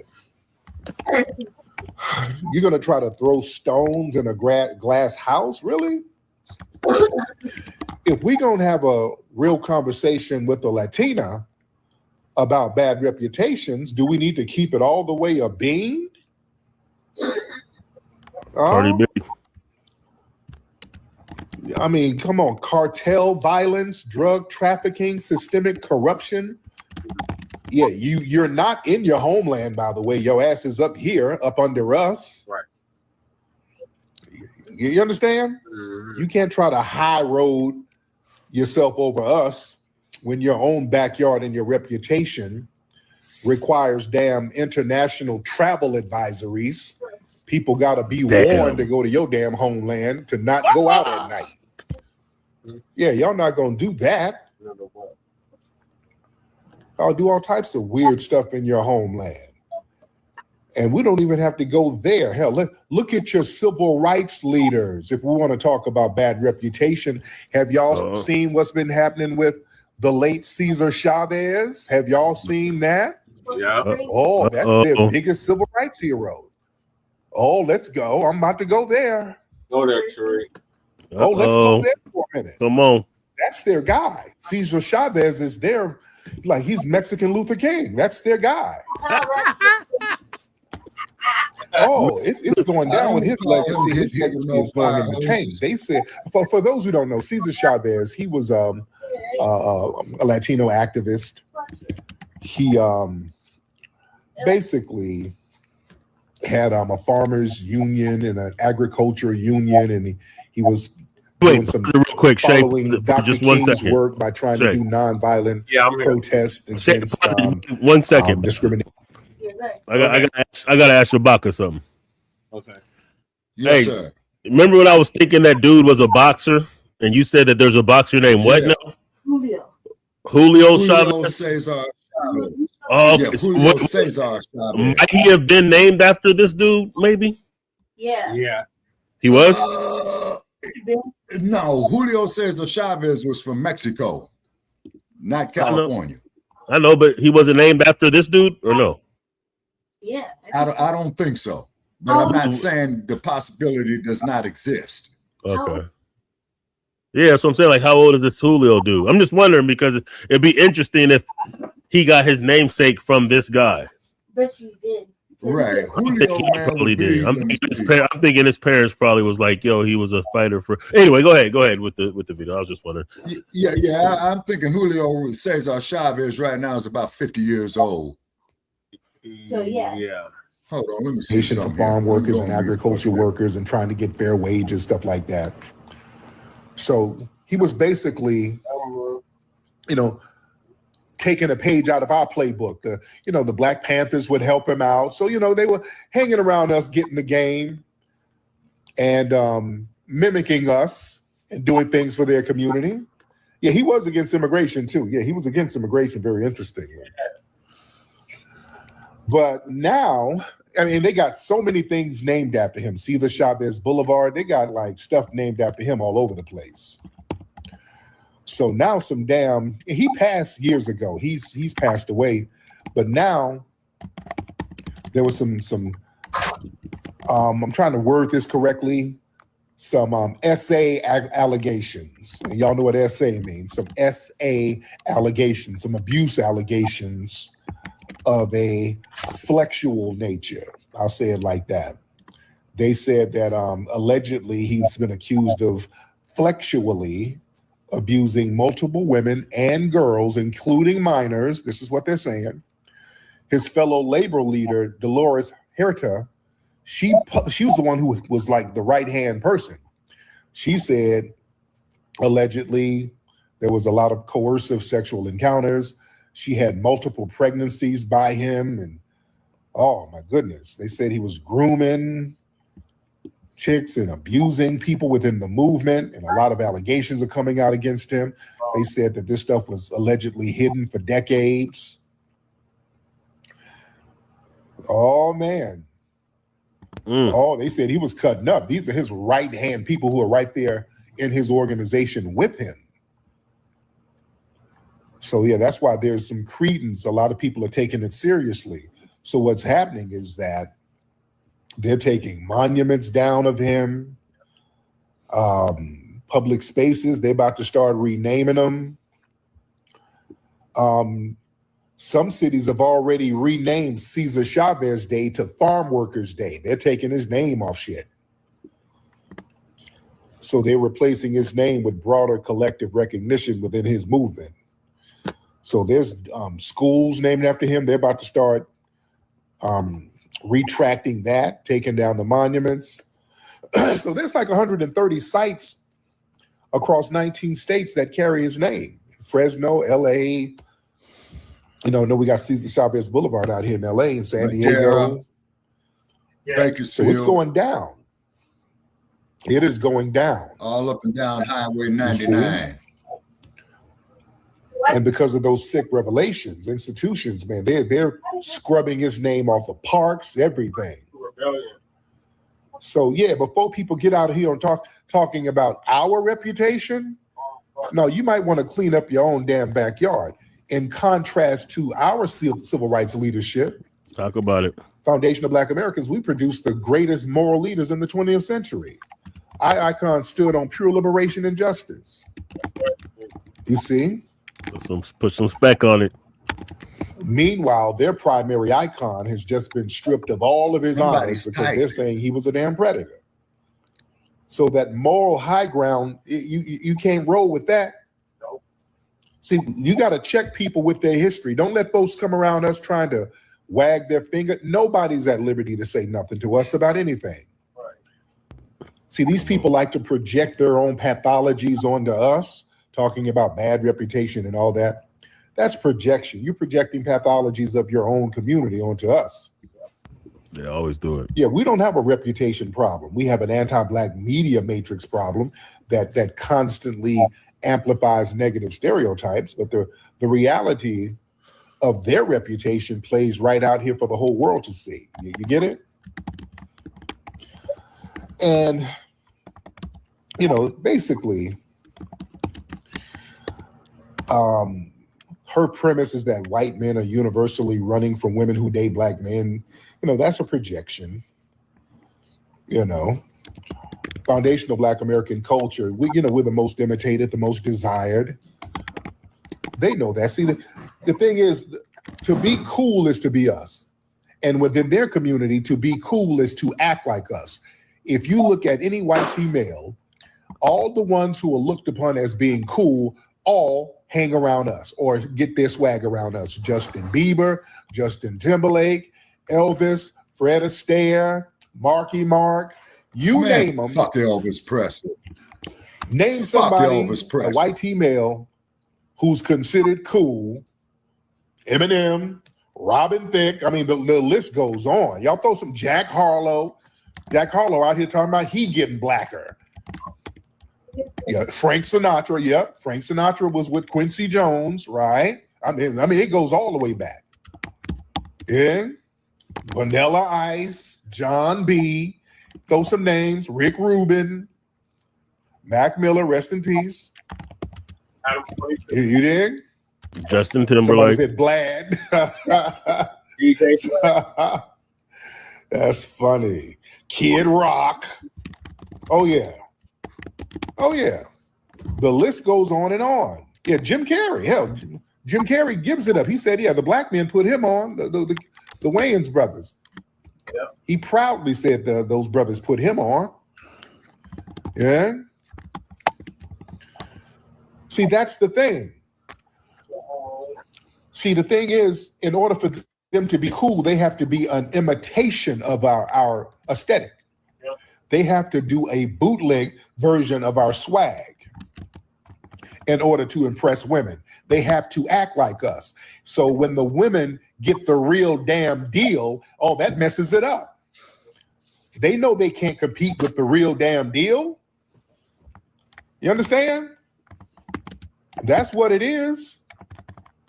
Yeah, you can't, when you didn't have the real, the imitation ain't gonna work no more. That's where the problem is. And let's be real, the real reason why a lot of these white supremacist males got a problem with their women getting smashed down on by the brothers, well, basically, it's the illusion of ownership and purity. See, in the dominant society, there's this historic baked-in ideology that they view their women as property. See, the white supremacist males look at the women as property. So for centuries, their system was built around protecting that so-called purity from Black men. So when a woman from their community voluntarily chooses a brother, it shatters that illusion of control. You see? See, that's a direct blow to that historic sense of ownership. And they low-key resent the women for breaking rank. You see? And like I said earlier, they're intimidated by the caricature that they created. For hundreds of years, the white supremacist male, they pushed that whole hypersexualized, exaggerated caricature of Black men so they could justify systemic brutality. But the irony is, family, they psychologically traumatized themselves with their own propaganda. So now there's an unspoken intimidation that they have. They think they got performance anxiety. They just can't match up. They can't compete with the very myth that they created. And just like our good sister, Dr. Frances Cress Welsing told us, they have a deep-seated fear of genetic dominance. You see, there's a deep underlying anxiety in the dominant society about genetic annihilation. Y'all really need to study our sister, Dr. Welsing's book, The ISIS Paper. When I say that book changed my whole life, she broke racism down to a damn psychological science. She just broke it all the way down. And she broke down how they understand in the dominant society, Black people's genetics are dominant, and when women from these groups cross that line, date Black men, procreate, the offspring will be a person of color. The dominant genes will take over. They look at that as genetic annihilation. They look at our sexuality as a weapon to a certain degree. So there's that fear of genetic replacement. You see, it's heavy. Oh, it's heavy. Somebody said Skip Bayless. Yeah. Oh, yeah. Oh, man. Let me get some of the family in here. Let me talk to y'all. Let me talk to the family. Yes, it's the final. How many hours we got?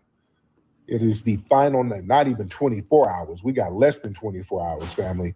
We have 21 hours. Let me double check. Yes, we got the final 21 hours to get this crowdfunding where it needs to be, ladies and gentlemen, and we can do it. We need you, everybody in this room. We need you to get involved. Let me call y'all names. Mr. Master. I see Sister Halo in here. Who is this brother here? Hold on. Ben, dear. I've been all right. I've been on live, eating these tethers up. Yes. Along with those so-called natives, I can't stand them. I seen you had the little funny shaped Latina woman sitting in her car with like 5 filters on her face. Got the nerve to act like she's so superior.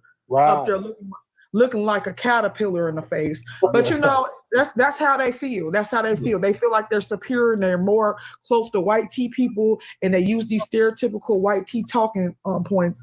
And me personally, I don't care how they feel. Just know that the cartels is running your government wild before you sit up here and talk about us. Your whole government is ghetto.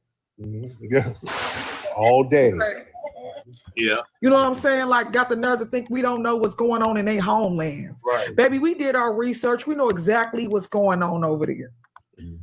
Yes, but but yeah, I just came to say, hey, I ain't been on here in a minute. I ain't, been checking in. So I'm checking in. There you go. Thank you so much, beloved. Y'all follow Miss Halo. Y'all follow her. Yeah, y'all follow that sister. Who we got? Let's get some of the family in here. We got let me see, Chico Blanco.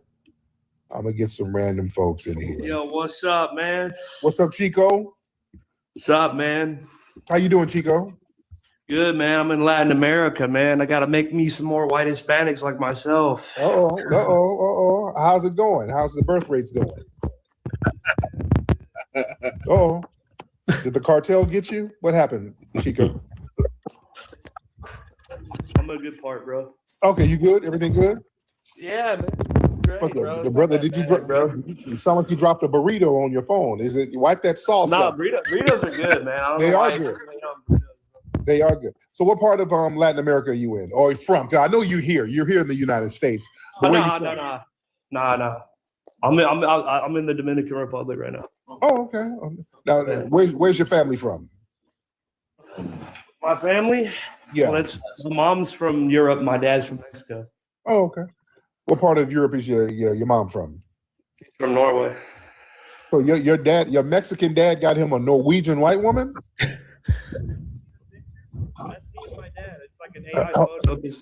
But yeah, it's like me and my dad.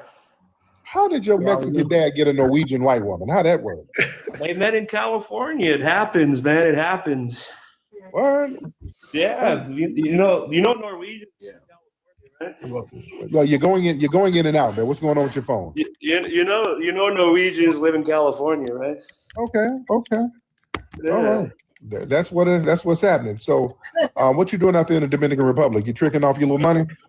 No, we having fun, man. We went jet skiing today. I like the Caribbean. I like the heat. I like it's different, man. I like the food. They got amazing food out here. They got Presidente beer. I drank about 6 of them. We living, man. Who'd you go out there with? Just myself, man. Okay. You said we. That's why I said okay. You said we. Oh yeah. I'm just kind of drunk right now. Oh, okay. All right. How the women treating you out there? They're nice, man. They're nice. Yeah. You paying that trick tab. I know you out there paying that trick tab. It's all good. I got me a girlfriend, man. I'm good, man. We good over here. Your girl, she Mexican? Your girlfriend Mexican? Brother, what is going on with your phone, man? I don't know, man. It's the Wi-Fi. I don't know what to tell you. Yeah, it's muffled. It ain't got nothing to do with Wi-Fi. It's all muffled. It keeps. Yeah, but you're a funny dude, man, and you should run for like office or something. You'd probably get a lot of votes. Oh yeah, I would, and yeah, they'd probably assassinate me the next day. But Why do you think they would assassinate you? Oh, because I would. If I get elected, I'm gonna make sure black folks get a bunch of shit. So they're gonna be oh, that's gonna be my main priority, and they know it. They'd off the hell out of me. Yeah. But you got that museum in LA, right? Oh yeah. The museum is popping. Yeah. Now do you live in LA? Yeah, I saw it outside. I'm uptown Didn't I Sacramento. see some pictures of it? Got it. Shout out to Sacktown. I love Sacramento. Really? What's your favorite thing to do when you get into Sacramento? There's fixing soul food. It's good as hell up there. Fixing soul food. Also, that little western town looking area. What is that called? It's by downtown. It's like a little western looking area. Old Sacramento is what it's called, nigga. Yeah, somebody comments told me to buy some root work. I actually already bought it. I bought the vanilla flavor. I just tried it out. It's pretty good. Oh yeah. Oh yeah, that root work ain't no joke. That root work ain't no joke. All right, but thank you so much, bro. Let me get some more calls. Yeah, my Sacramento people. What's that? It's called Old Sac. Yeah, that little I love that. I like that vibe up in Sacramento. It's called Old Sac. Okay. All right. Yes, indeed. Yeah, we loved it up there because we drove over there from Lake Tahoe. And also take you into the Capitol Mall, California. Kicked it up there for a day. It was a vibe. All right. Let me what's your name? Ania? Hello. Hello, ma'am. Hi, can you hear me? I can hear you, beloved. How are you? Oh, doing pretty well. I was surprised. I didn't think I would get on. Yes, this is indeed. awesome. How are you? I'm good. Now, what city you in? I'm calling from Detroit. Okay, shout out to the D. Are you at work right now? I am. Okay, I hear all types of shit going on in the back, but it's all good. So what's on your mind? I know, right? Are you a nurse? You're a nurse? No, I'm not. Okay. I'm not. Okay, well, go ahead, dear. I just wanted to call and just ask you, why do you think now that Michael B. Jordan has won that Oscar, all of these other different groups are trying to lay claim to him? Yeah, I talked about that yesterday. Them beeps are tearing me up, them beeps. But yeah, there's this thing of them trying to internationalize us, foundational Black Americans. Anytime we do something positive, everybody has to kind of make us more exotic than, we have to have something foreign in us. We have to have had some kind of immigrant background. No, they like to latch on to our successes so they can put an immigrant stamp on it. Yep. So yeah, that's an erasure tactic.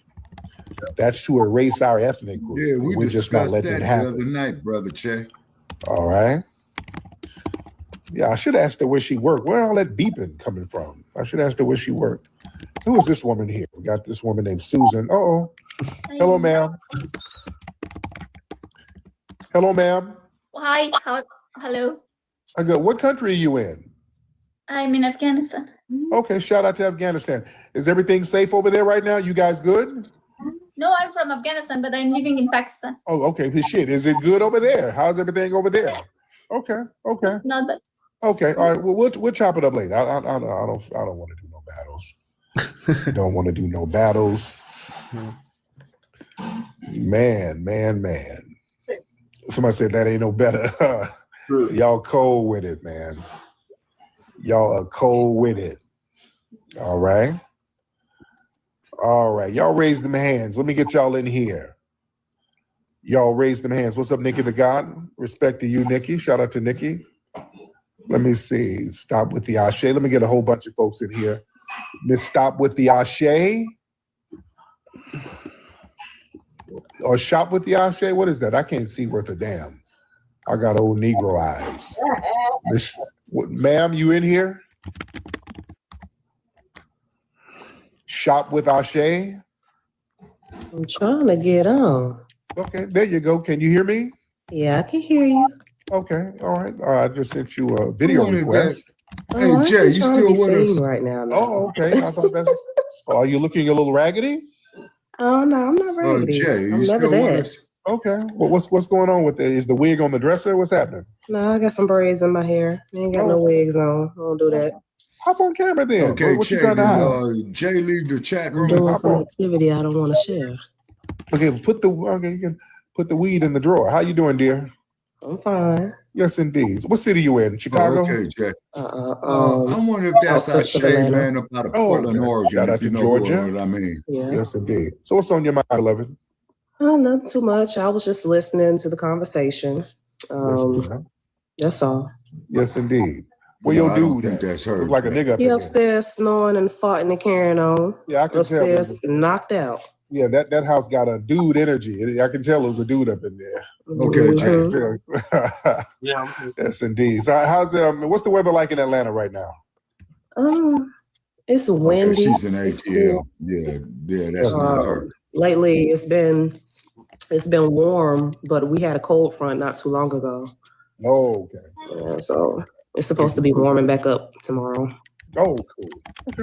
All right, then, beloved. Thank you so much, dear. Yeah, we're having like a low heat wave out here. It's hot as hell in LA. Having a hot weather too. It was like, yeah, you can tell it was a dude up in there. You can tell a dude up in there. You can feel the aura and the energy. All right. You can kind of feel the energy. Yeah, the robe, because she's tightly covered up. That's one thing. She's extremely covered up. Yeah, very racist history to have So in you know, Virginia. a dude is in the house because you can't be talking to no other men not covered up.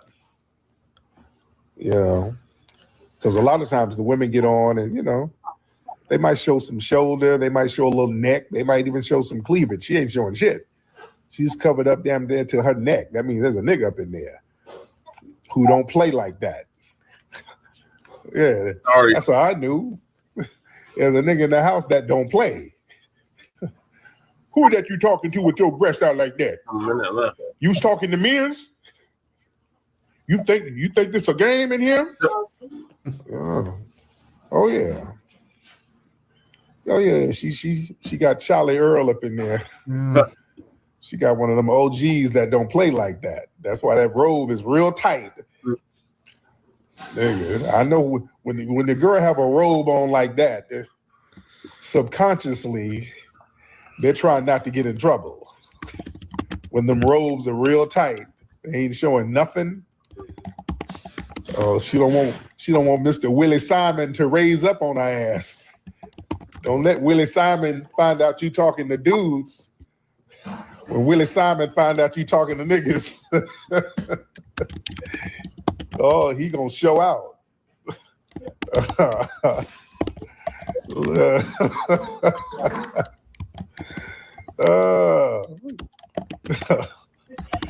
She got one of them.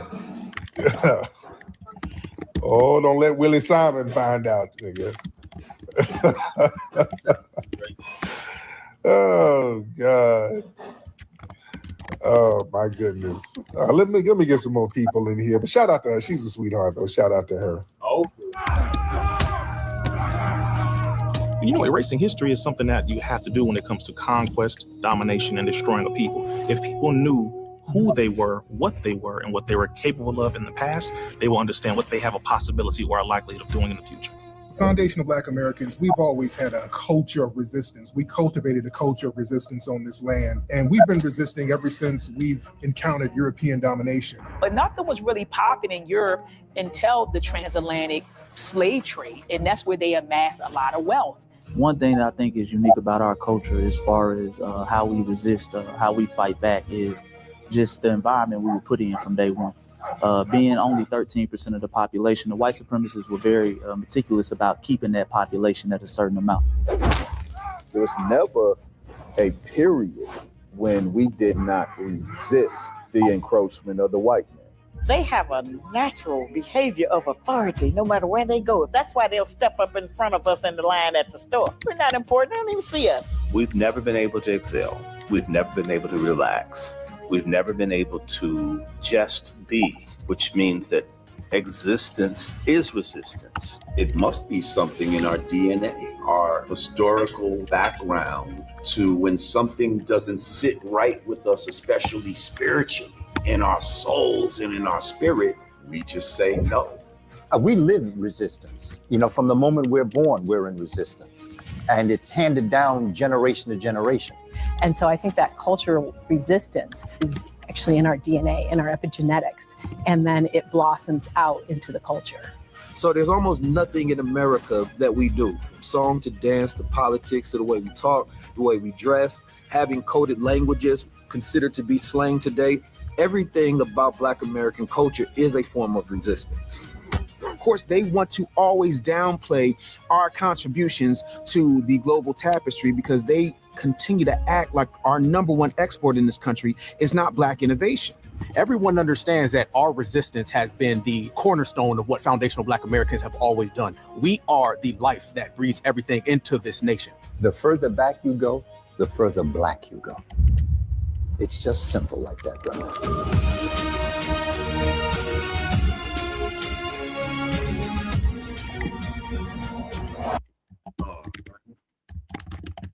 All that typing. Man, who's doing all that typing? Sound like they're writing a book.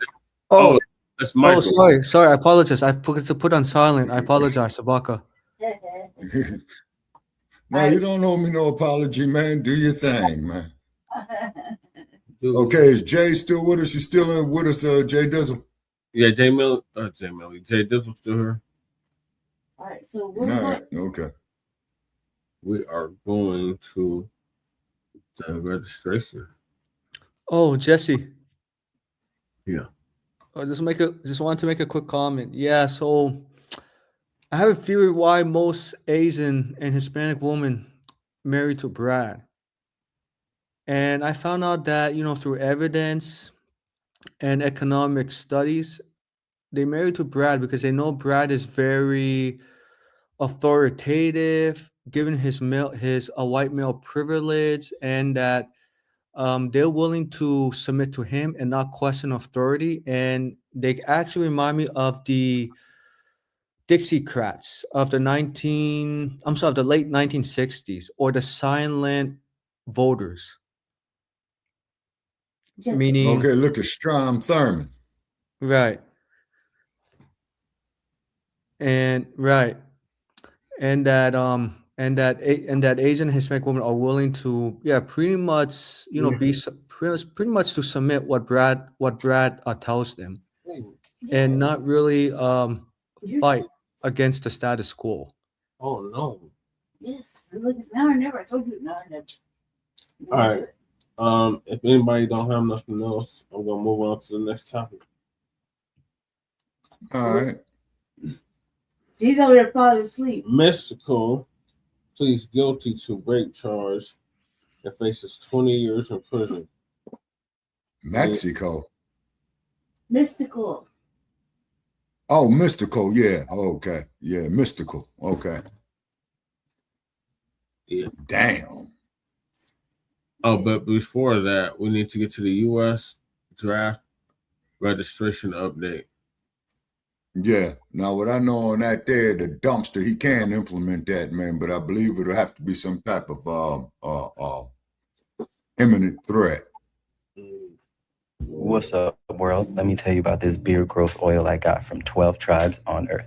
I think you're going to see something that never occurred in this country without a lot of people knowing about it. So they know, I think the reason why they put this in place, y'all, they know a lot of folks are going to rebel when it comes down to sending their children off to war. I think you're going to see something that never occurred in this country ever. You're going to have a lot of people putting their foot down and saying no. And, the bottom line is, if it's a lot of people, you can't put everybody in jail.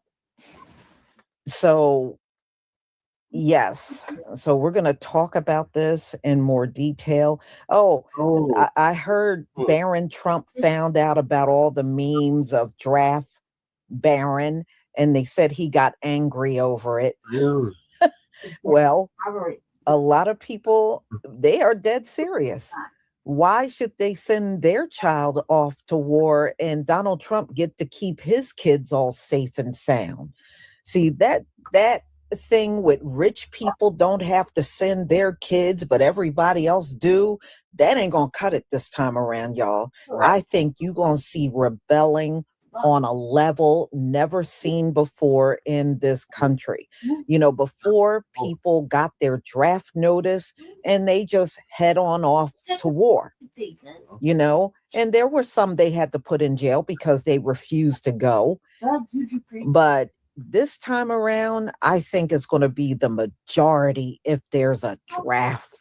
And that's why they put this in place. So now, if you are a male and you are even a child, you automatically get registered into the selective service now. It's automatic. So let's get into this, y'all. Let's get into it. The cars are his bags.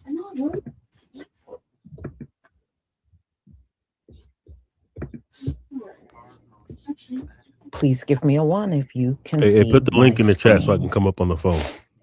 And the draft also includes women. And I heard some old MAGA chick out here talking about she think it should be mandatory. Women are exempt from the draft. Everybody Sorry, Lisa, honey, that's not true. in the military. Read the case of Muhammad for Ali about versus a year the or U.S. two. I was like, you go. 1967. You take your ass in there. His conviction was overturned in And you're going to see a 1971. lot more videos of people saying, why should I have to fight in a white man's war? They're all white man's war. We don't start none of these wars up here, but I'm starting to see that too. This is the white man's war. Why do I have to go and fight in it? So attitudes have changed dramatically in this country about war. Yeah. I think it just happened so much that folks are just automatically saying no, and nothing improves in America after a war. It doesn't, and, some people are, prices go down. Well, I don't see shit going down up around here, so I don't know where it's going down.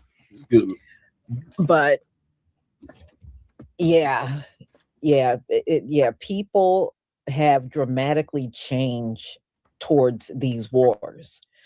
And the people that are cheering Donald Trump on, you're the ones that need to be on that front line, not everybody else. Thank you, everybody, for the ones. Exactly. She is right.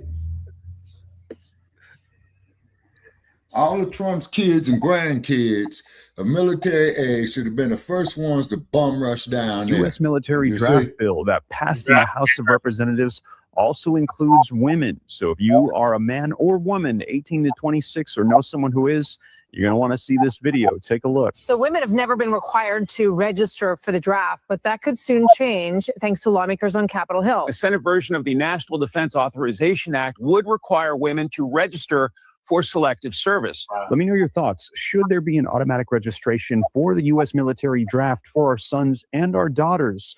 Well, not everybody is on board with this, especially for our young ladies. Take a look. I'm not voting for any defense bill that forces my daughter to register for the draft. Not now, not ever. Texas Republican Congressman Chip Roy also reacting on X, quote, "You can go straight to hell over my dead body." But why do we even need a draft? Why is this happening right now? Well, it's because the Individual Ready Reserve, which stood at 700,000 back in 1973, 50 years ago, back when we had the last draft, now currently stands at just 76,000, which literally means that if we went into a war today, we literally have 1/10 of the ready reserves that we had back when we had a draft. But why is this? Why are our young people not signing up to support our nation in the U.S. military? Well, what I'm going to be sharing with you, the video footage might be shocking to you, as they're saying 77% of this generation, Gen Z, 18 to 20. A U.S. draft could be considered by the White House, with officials announcing how this first draft in more than 50 years will work. A White House press secretary, Caroline Leavitt, confirmed during an interview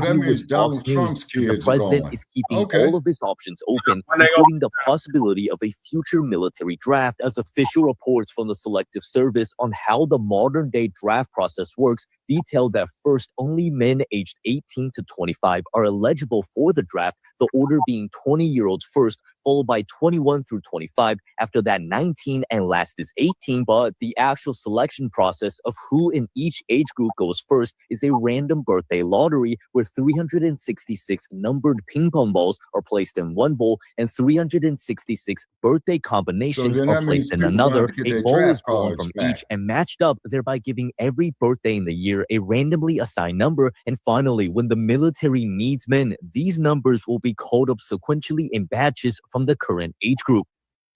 Is a draft possible? Well, apparently, because the Trump White House has said they're leaving all options open right now.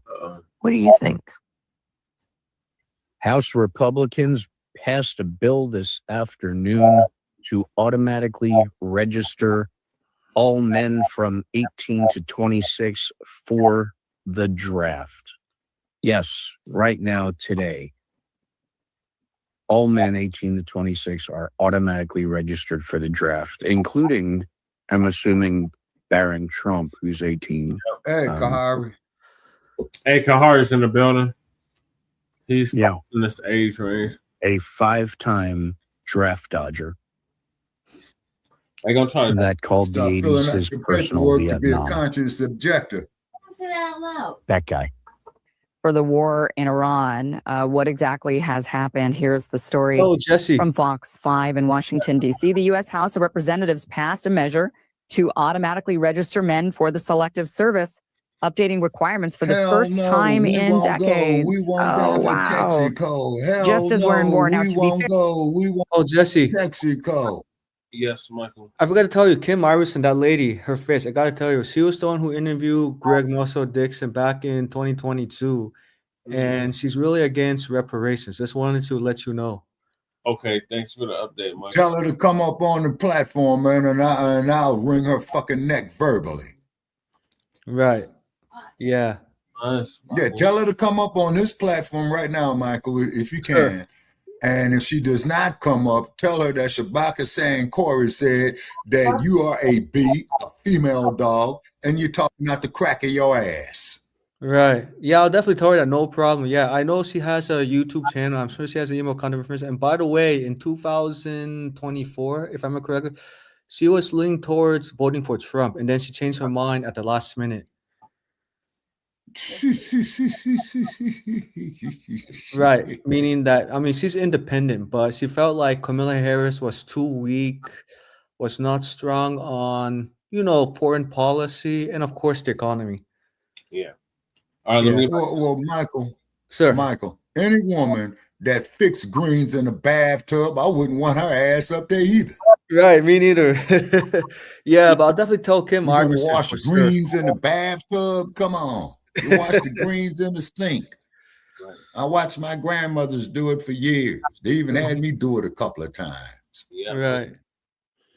Yeah, sorry, Jesse, for the interrupts. Just wanted to give you the update. Sorry. Okay. They did pass this in December. So this was in the December NDAA. And the rule change goes into effect this coming December 2026. So starting in December of 2026, all males aged 18 to 25 years old, or really 26, will be automatically registered for selective service. Now, proponents of this say this will just make things easier. Don't you understand? This just makes things easier, because before, young men had to remember to register, and if they didn't, it was a felony. And although they never got prosecuted, but this will just speed things up and make things easier. It's just easier for them. That's what this is. And others say, yeah, right. You guys are just wanting to make sure that we've got a military force of pawns that you could throw at an enemy and sacrifice their lives so that you guys could continue siphoning off resources, making a gob of money, and you just need young poor men to go on the front lines.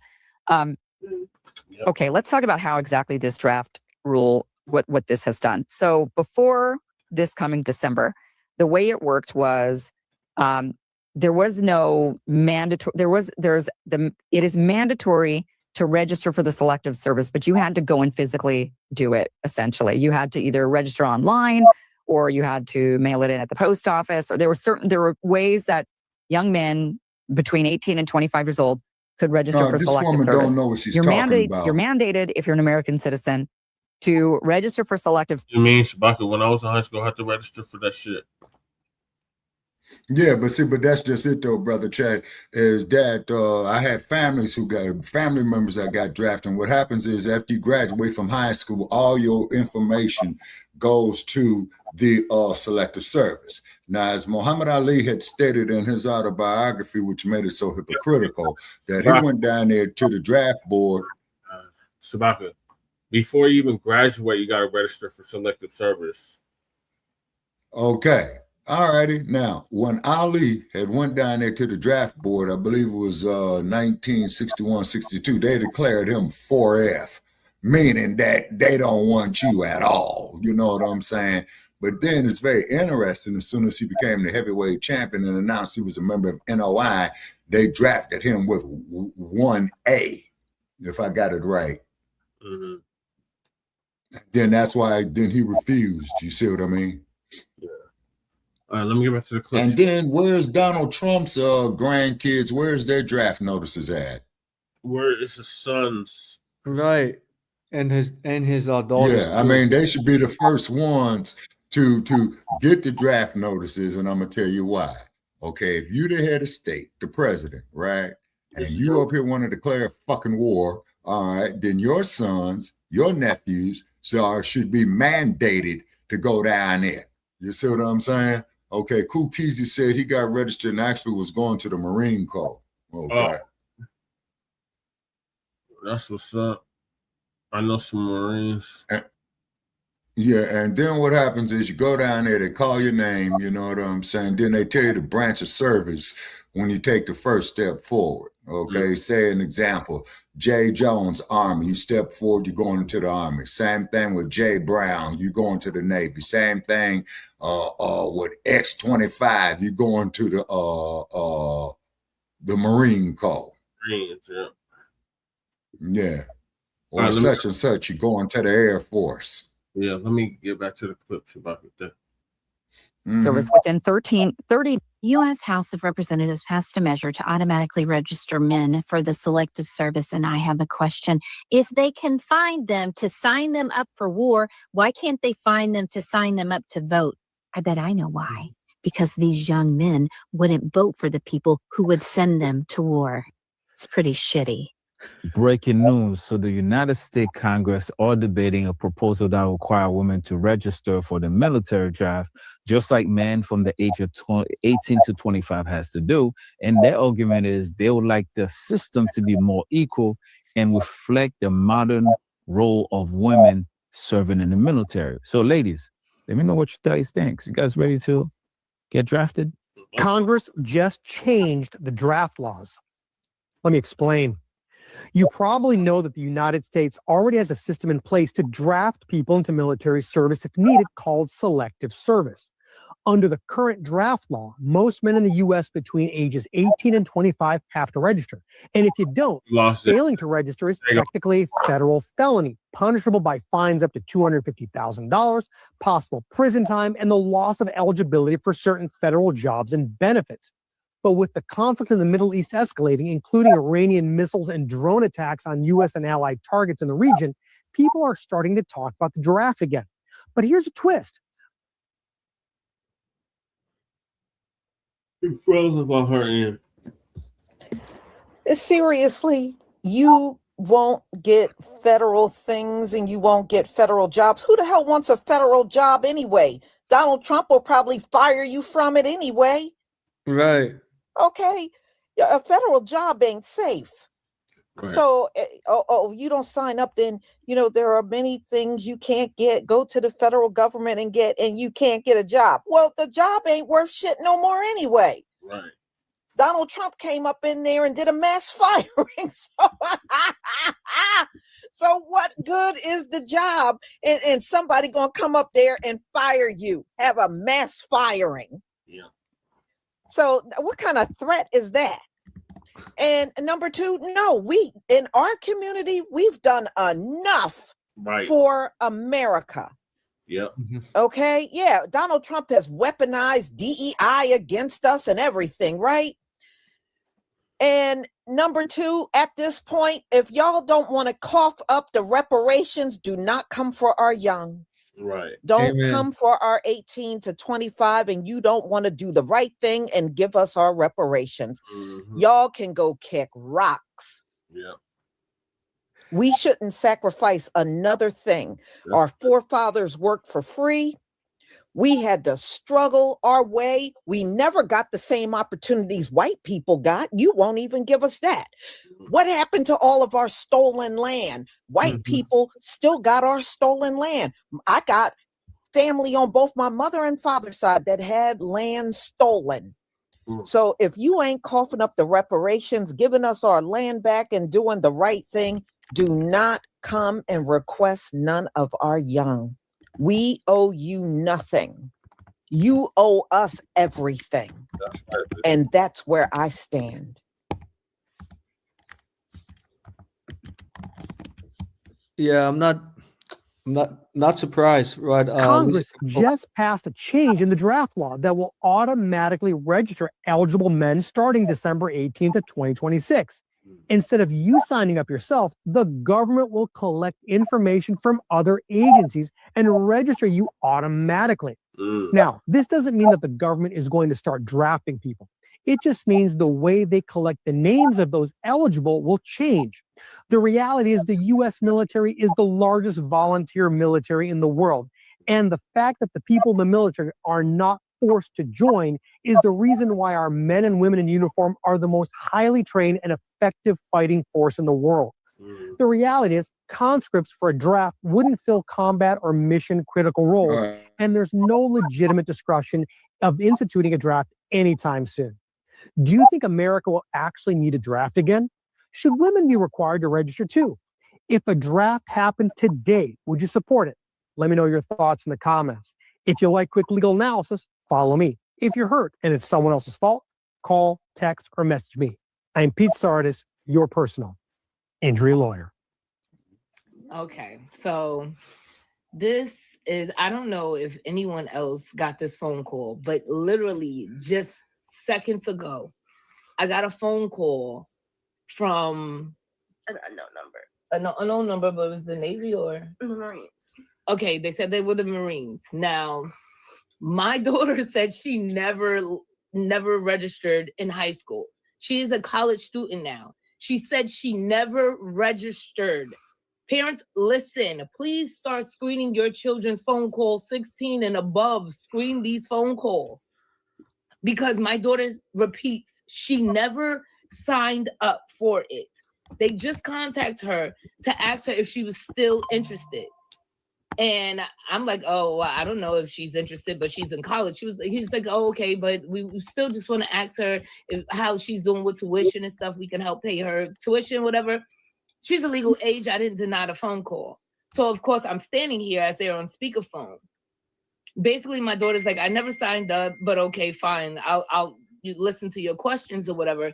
He's asking her numerous questions. My daughter is smart enough to mention, to magnify the things that she know that she will disqualify for. Thank God that she was smart enough to magnify the things that, like her asthma. She's had multiple surgeries on her feet. She was born with missing bones in her feet. So she's had to get implants and reconstructive, and she still has 1 foot to go. So these things will disqualify her from being in this war, what's going on right now.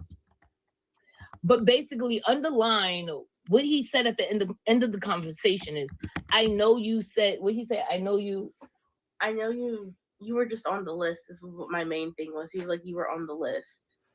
I don't know what. Oh yeah, he said you were on the list, and I know you say you're not interested, but I have to ask you these questions. Yeah. I have to ask you these questions so your name can be taken off the list.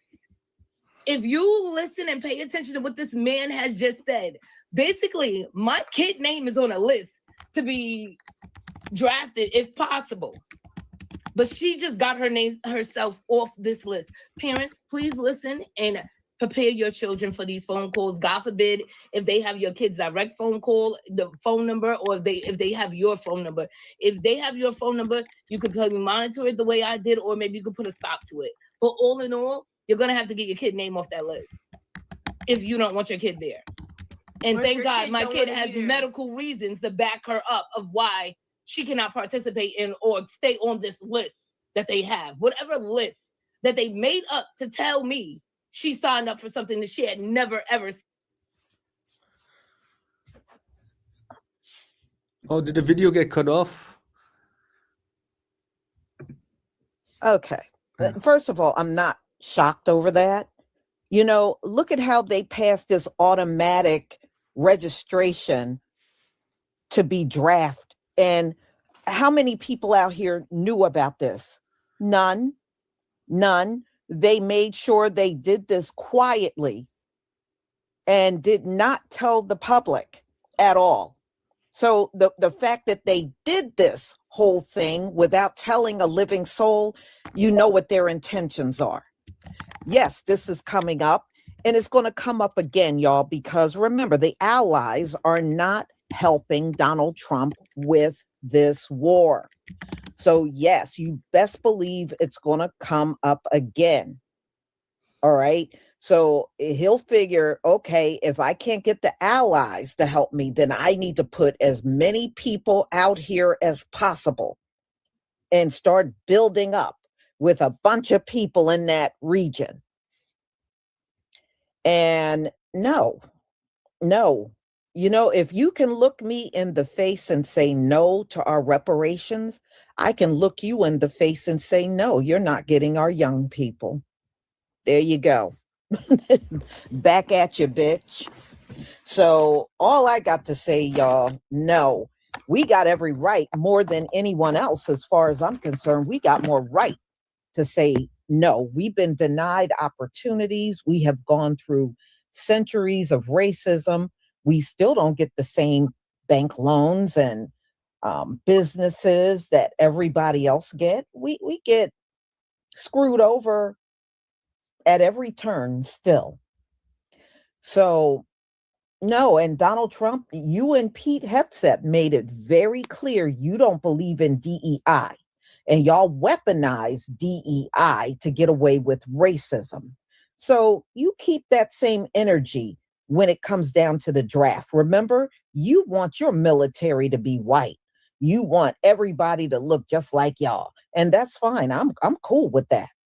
So that being said, keep that same energy when our children's number comes up for the draft. Look at it and say, that's DEI, and pass them over. Okay, pass them over. That's DEI. And y'all, let's not forget about how he spoke about DEI. So, oh, that's going to hurt the white children. Oh, it's not fair. They shouldn't have to do this and shouldn't have to do that. Well, that's what we're going to say to you when our kids are up for the draft. They shouldn't have to do none of that. That's DEI, according to Pete Hegseth and Donald Trump, and they shouldn't have to go. You don't want a woke army, right? Y'all hate woke. So you don't want no woke army and you don't like DEI. So leave our children the hell alone. Leave us alone. And again, if you can't give us reparations, you can't have access to our children. Plain and simple. Okay, these days of all of these disparities are over. We don't have to give in to your crap anymore. So, no, don't give up your sons and don't give up your daughters either. Don't give up nobody. Don't give up nobody. All right, here's a twist that after she finished talking, I'm going to tell you how they're going to black get men us. out over razor bumps. But you know what the worst part about the whole thing, y'all? When this thing gets more serious and more dragged out, I bet every dime in my wallet, you're going to see those same guys come back showing you a letter from the military telling them to come back. You watch. I know that's coming. I know it's coming.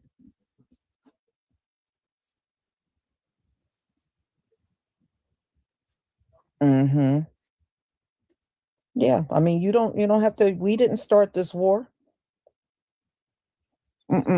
We did not start this war. And our people have fought in every single war in this country. Somebody in my family did. Number two, and every time they fought in your wars, they had to face discrimination within the military.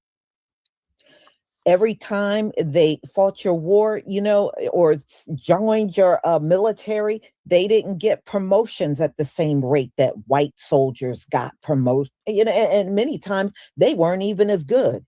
I remember when we were living overseas at one point, and people used to tell me the best soldiers in the military were the black soldiers, the black men. They shot better. They ran faster.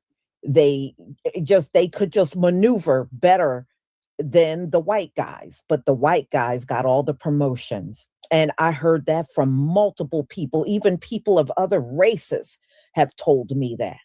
Nobody outperforms the black soldiers, especially the men. The men are the best you're ever going to see in the military, but they get denied opportunities that they really should be getting. If the military was fair, the top ranking soldiers should all be black. And that is the truth. But since you're not fair and you're not going to do the right thing, then, we shouldn't give the branch of military our energy anymore. We shouldn't give it our energy anymore. Mm-hmm. Yeah, I mean, I've even heard that from other white people especially when I was overseas. They used to tell me whenever they used to have to run, they said the black guys always came in first. Black guys always came in first when they had to run. Always. And they said when they used to have to break down their weapons and put their weapons back together, the black guys always did it the quickest. I heard that too. The hell, y'all were many of you were in the military, y'all know. And I know you probably outperform a lot of those white soldiers that were out there. I know you did. That's why they weaponize racism, because they know they can't perform at the same level. See, when they got to use all of that on jobs and in the military, that's because they can't outperform you. So they got to use some old lame ass racism, to try to get you out of the way.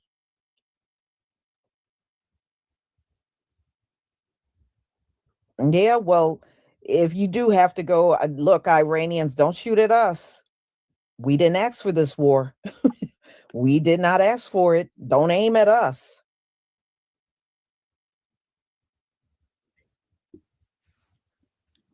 Mm-hmm. No, but you know what? This is Donald Trump and Pete Hegseth's fault.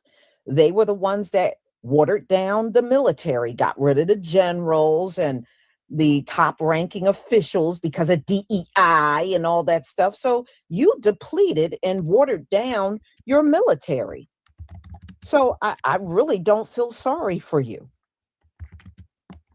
You know, and every day I'm reading Donald Trump is out here still begging other countries to join us out there, and none of them are budging. Why should they give up anybody? They didn't start this war. And your reasoning keeps changing because you know why? You didn't have a legitimate reason. Donald Trump done gave 10 different reasons on why they bombed Iran. I had a feeling. That ain't no damn I had a feeling. The hell?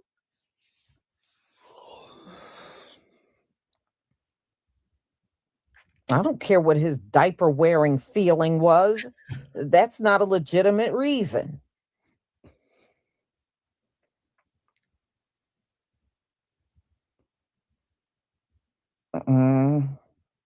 No, y'all don't move away. You know, that's one thing. We don't run.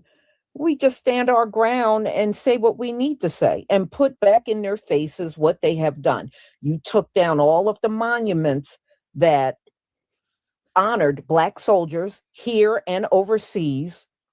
We're not going to forget about the razor bumps. You use DEI to take all of it. You know, that's why there are so many Black women that are unemployed today because of all that DEI crap he was pulling, and they lost a lot of their positions, you know, in the federal government. Mm-hmm. Many lost their jobs at colleges and universities because they weaponized DEI. No, you never let them forget. You don't just willingly go and fight. You never let them forget. You used all that stuff to get rid of us. Now we're going to use those same reasons not to fight for you. That's what you do. We're going to use all them same reasons not to fight. We can't go. We're too woke. Oh no, if we go, then that would be DEI. And you made it very clear you don't like DEI. So you better believe I'd weaponize that shit right back on their asses. You better believe I would. So y'all, I'm going to go ahead and conclude. Thank you so much for being here. I do have one more live at 3:45 that you don't want to miss. It's going to be on E.J. Johnson, you know, Magic Johnson's son. And he did an interview recently and said, you know, he was cuter than any woman. And he only likes to date straight men. And I'm like, if you are dating them, how can they be straight men? But we'll get into all of that at 3:45, y'all. We'll get into all of that. You'll definitely get a kick out of that one. Savion Draco 09443. Thank you so much for the super chat. Got out the Army in 2018. Glad I did. I'm glad you did too. You sure don't need all the hell that's going on right now. That was a wise move. And Isha 777. I believe this is why they're allowing young Black YNs to get away with so many crimes. Oh, I know what you're saying. Part. So yeah, they're getting away with a lot of crimes exactly that normally they wouldn't. To give them the option of going to prison or war, it's a trap. Oh, absolutely. Anything they lay out for us, you can best believe it's a trap. Right.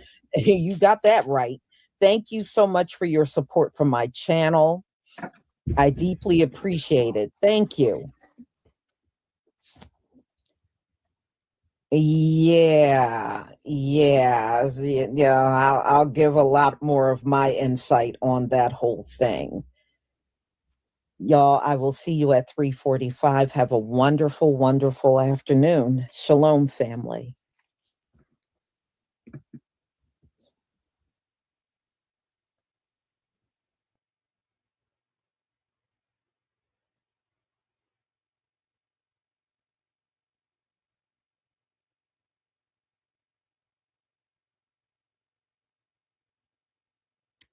Hey, Jesse.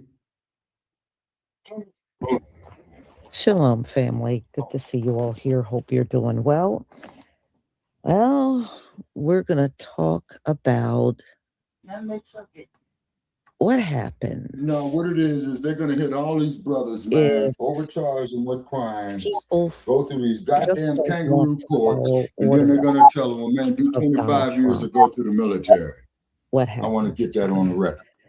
Because, more of, and I'm going to show you that as well over the coming days, more of military members are coming forward and they're speaking out against Donald Trump in this war.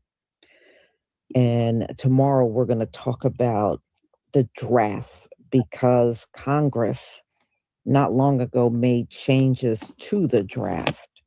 And so we'll talk about those changes and what they're doing now with the people between 18 and 25.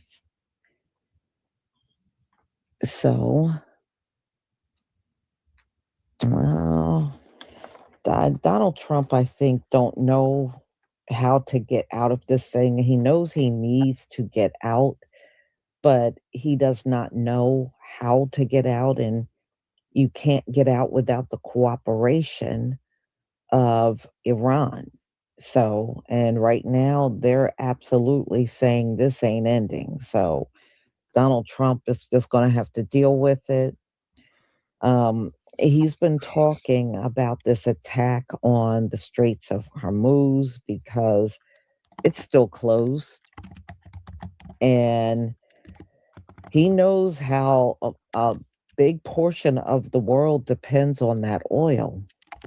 So not only is it going to be, if this thing is closed for a long time, a collapse here, it's going to be one worldwide. So let me go ahead and share my screen.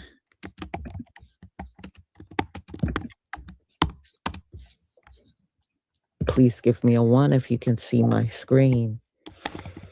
Well, it's open, but Iran is only letting certain ones go through. He's not letting everybody go through. And Israel and the United States are banned from going through the Straits of Hormuz. Yeah, I have active duty people in my family too, Queen Mommy, and that's what I hate. That's why I hate this whole thing. Thank you, everybody. Ooh. Yeah, so it's a trap. It is definitely We've a never trap. needed them. We have never really asked anything of them. They'll say they sent some troops to Afghanistan or this or that. And they did. They stayed a little off the front lines. It's one thing for a U.S. president to insult the leaders of NATO countries or question the NATO alliance. It's quite another thing to denigrate the service of NATO soldiers who served alongside our service members after we were attacked on 9/11. I mean, despite what the president said, more than 1,000 non-U.S. NATO troops were killed in Afghanistan. As NATO Secretary General Mark Rutte told President Trump in private, as reported by The Atlantic, quote, "For every 2 Americans who paid the ultimate price, there was 1 soldier from a NATO country who did not come back to his family." Remember, NATO Article 5, that's the part of the NATO treaty that NATO was formed in 1949, part of the NATO treaty that says an attack on one NATO country is an attack on all. That's only been invoked once, after 9/11, when all the other NATO countries came and joined the United States in the war against Al-Qaeda and the Taliban in Afghanistan. And sure, some NATO troops did not go to the front lines, but others did, some of them participating in some of the toughest fighting. Let's talk about the service members from Denmark, because Denmark is all part of this thing that President Trump wants to seize Greenland, which belongs to Denmark. Troops from Denmark did some rough fighting. And in fact, Denmark also went to war in Iraq, in which Article 5 was not invoked, because Denmark saw itself as that allegiant to the United States and wanting to be close to the United States. And in fact, according to military.com, Denmark sent 18,000 Danish soldiers to Afghanistan to fight that war, that 20-year war. And their death rate was 8.62. 8.62 Danish soldiers were killed for every million citizens. And just to put that in perspective, of the NATO countries that fought in both Iraq and Afghanistan, Denmark had the third highest rate of deaths per capita fighting the war, behind only the United States and the UK. In fact, here are the pictures of three of them. Brian Anderson, Thomas Butskowski, Kim Carlson, three Danish soldiers killed on March 6, 2002. Why would any American, much less a president, not acknowledge that sacrifice? Right before they sent the president out to hold this partisan political rally with active duty U.S. Navy sailors in Norfolk this weekend, right before that trip, the Trump administration, for some reason, fired the U.S. Navy's chief of staff. And I have to say, it did not make a ton of news when that happened. I think in part because this is one in a long series of firings like this now, right? I mean, the military, by definition, is not a political body where the whole thing is supposed to turn over every time there's a new president. Since Trump has been back in office, he has just been destroying the top leadership of the U.S. military. Since Trump has been back in the White House, we have seen fired or pushed out the chairman of the Joint Chiefs of Staff, the head of the Navy SEALs, the chief of naval operations, the head of the Navy Reserve, now this weekend, the Navy Chief of Staff, the head of U.S. Cyber Command, the head of the Defense Intelligence Agency, the commandant of the U.S. Coast Guard, the chief of staff of the Air Force, the vice chief of staff of the Air Force, the head of the Air Force Global Strike Command, the top legal officer in the Air Force, the top legal officer in the Army, the top legal officer in the Navy. And in what may or may not be related news, the New York Times reports tonight that they have also removed the top legal official. All right, have a nice night, Michael. Thank you for joining us. Oh, yeah, you're welcome. And Sabaka in the private chat. Fired or pushed out by Trump, by the Trump administration. While in the private chat, do what now? Trump, as of this past week, is explicitly telling all the remaining top generals and admirals in the U.S. military that he wants them to plan to bring U.S. military operations. He expects them to bring the force of the U.S. military together against Americans at home in U.S. cities. Specifically, he told them that he wants to see U.S. troops, U.S. active duty military engagement against the cities of San Francisco, Chicago, New York, and Los Angeles. New York, Chicago, and Los Angeles are the three largest cities in the country. Trump wants the U.S. military. Second topic, damn. So now we're on to military. President versus military. Can neighbor not obey an order, refuse an order? Military. Now, a case on that there, Brother Che, that needs to be looked at is what they did to a cat by the name of Lieutenant William Calley. Well, folks, Donald Trump has another major problem on his hands. Not only is Iran spiraling out of control and the American people do not approve of what he's doing in the Middle East, but now we're learning that the military is somewhat turning on him. Sources close to the Trump administration say the mood inside the Pentagon is, quote, intense and paranoid. That doesn't sound like a cohesive unit that's backing the president of the United States to me. And there appears to be this rift that is opening between the White House and the military, the Pentagon. So I want to show you just a couple of sources talking about this and a couple of different ways in which the military is not happy with Donald Trump. Many of them appear to not be standing with what he's doing in the Middle East. But before I do any of that, please make sure to subscribe down below, drop a like on the video, comment. Let me know what you think about the story. If you're on Apple or Spotify, please make sure to rate the show 5 stars and follow along. I do this every day, and it goes an incredibly long way when you do. And without further ado, let's get into it. So I want to quickly provide you an update on the status of dead and injured Americans in the Middle East. We learned from U.S. Central Command this morning that another American has been killed. So the number went up from 3 to 4, which is absolutely heartbreaking. I mean, these families are getting the worst possible news imaginable, and Donald Trump just doesn't care. He was talking about the drapes at the White House earlier today. I'm not joking. The drapes on the windows, that's what his focus was. That's what he was talking about at the White House earlier today. So a 4th service member has died. And in addition to this, the amount of injuries has increased substantially. It went up from 5, as previously reported yesterday, to around 18 as of this morning. And I want to also point out that this 4th American troop who died was as a result of injuries. They succumbed to their injuries, unfortunately. But I want to show you just a couple of different things we're talking about with these articles. So here's the Washington Post. They write that the U.S. troops killed amid Iranian counterattacks are fueling air defense fears. And it's not just that, but still overnight military officials in U.S. operation centers tracked dozens and dozens of missiles and attack drones launched by Iran throughout the night, said another person familiar with the situation. So this is all still taking place as Donald Trump refuses to talk to the media about this. I mean, he hasn't answered questions in the past day about what's taking place in Iran, and yet, Americans are still being targeted in the Middle East. Americans are still dying. One person, or this person who spoke to the Washington Post, said Iran is in full retaliation. The vast number of retaliatory strikes and the array of sites being targeted, including non-military sites in Arab nations across the Middle East, is concerning. After so much of the regime's top leadership was killed, this person continued. Officials are worried about the command and control of those weapons, the person said.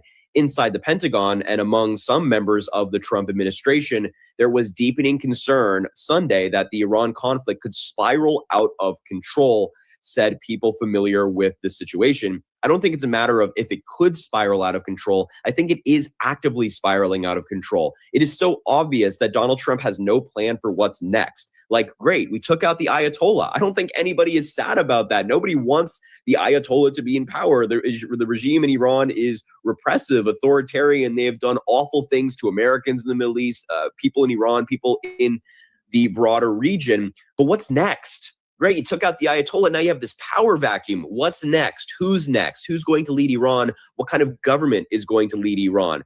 The Trump administration is saying that it's regime change, but it's also not regime change. They just can't decide. But here's where it gets worse for Donald Trump. One person said that the mood inside the Pentagon is intense and paranoid. There is anxiety among senior leaders that the fighting will extend for weeks, further stressing limited U.S. air defense stockpiles. People familiar with the situation said, quote, "There's concern about this lasting more than a few days." I don't think. So there were warning signs, and of course, this administration just ignored them. Is that what we're to understand here? The argument is that I, a couple of years ago, worked alongside my colleagues to pass into law something called the Civilian Protection Center. This is something that's at the Department of Defense, at the Pentagon, something that has personnel who are focused on this effort of ensuring protection of civilians, of reducing the risks that we see unfold here. The problem, though, is Secretary Hegseth decided to gut this office last year. According to reports from Politico, Secretary Pete Hegseth ignored military officials when he slashed offices that limit risk to civilians. The Defense Secretary's decision to cut offices that mitigate civilian harm now faces intense scrutiny as the Pentagon investigates a strike that killed hundreds, including Iranian school kids, which initial inquiries have linked to a strike from the United States. According to reporting on internal Pentagon deliberations, senior military officials warned Defense Secretary Hegseth not to dismantle specifically designed offices to reduce civilian casualties during military operations. Those officers were part of a system developed over years of conflict to ensure that the U.S. had better intelligence, stricter targeting standards, and investigative oversight when civilians were harmed. But it appears those warnings from military officials were just completely ignored, and the safeguards were dramatically reduced, which now appears might have been a deadly decision. Right, though, you actually talked to NBC News last night about that strike on the girls' school, and you said it was terrible. We made a mistake. I'm just so sorry that it happened. And why did you feel like it was important to say that? Because I think it's the truth. I mean, we're investigating, but I'm not going to hide behind that. I think it was a terrible, terrible mistake. The investigation may prove me wrong. I hope so. The kids are still dead, but I think it was a horrible, horrible mistake. I wish it hadn't happened. I'm sorry it happened. Yeah, I can assure you it wasn't intentional. That's the sort of thing Russia does. We don't do that. But, you know, I don't see any other possible explanation. And when you make a mistake, you ought to admit it. Most people understand no one's perfect, but I don't think our men and women who are fighting for us did it intentionally. I'll never believe that. At the center of the controversy is a Pentagon program focused on civilian harm mitigation and response, essentially the military's framework for preventing and investigating civilian casualties. And according to the article in Politico, the number of personnel dedicated to that mission dropped from around 200 to fewer than 40. Yeah, that's a pretty substantial reduction, especially right now as the United States is continuing to escalate their conflict in the Middle East. And officials familiar with the decision said that the cuts were part of a broader push by the Pentagon leadership to prioritize what they called lethality and battlefield flexibility over oversight mechanisms. I mean, Jesus.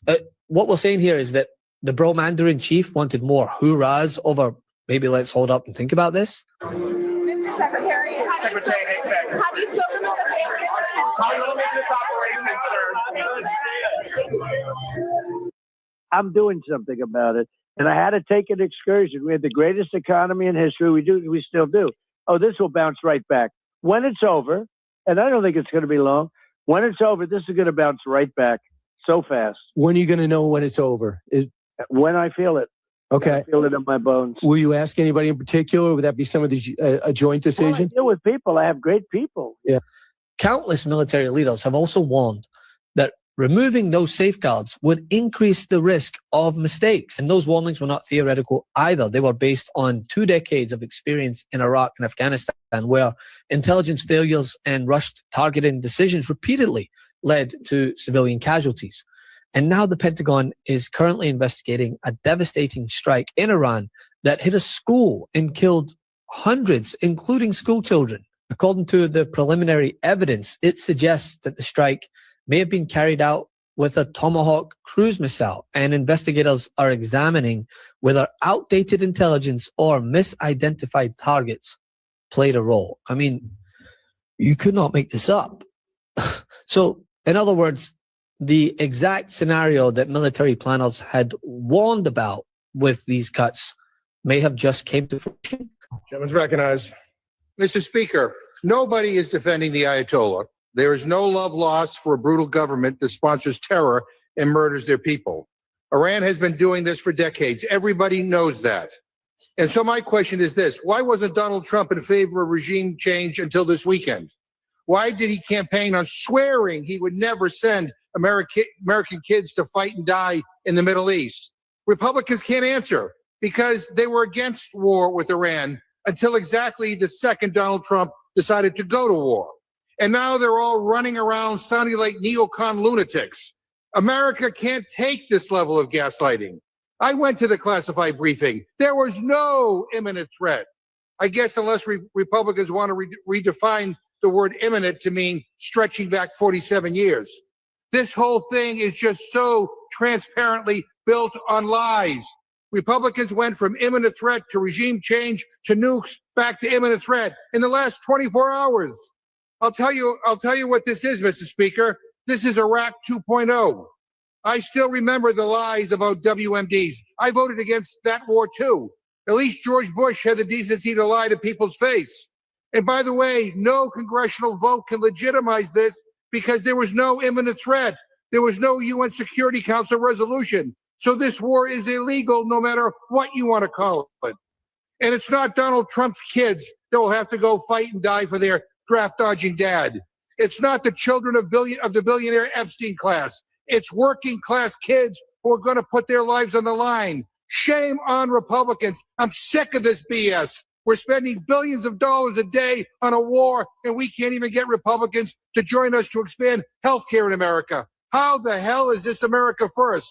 You guys broke your top campaign promise. Good luck with that. I hope the defense contractor money was worth it. Shame on you all. The mask is off. You're all just a bunch of Your time's expired. And this revelation also fits into a broader pattern emerging from reporting on the administration's handling of the entire conflict. According to Washington insiders, military leaders have already expressed caution about escalation with Iran. They warned about regional instability, disruptions to global shipping routes, and the risk of civilian casualties in densely populated areas.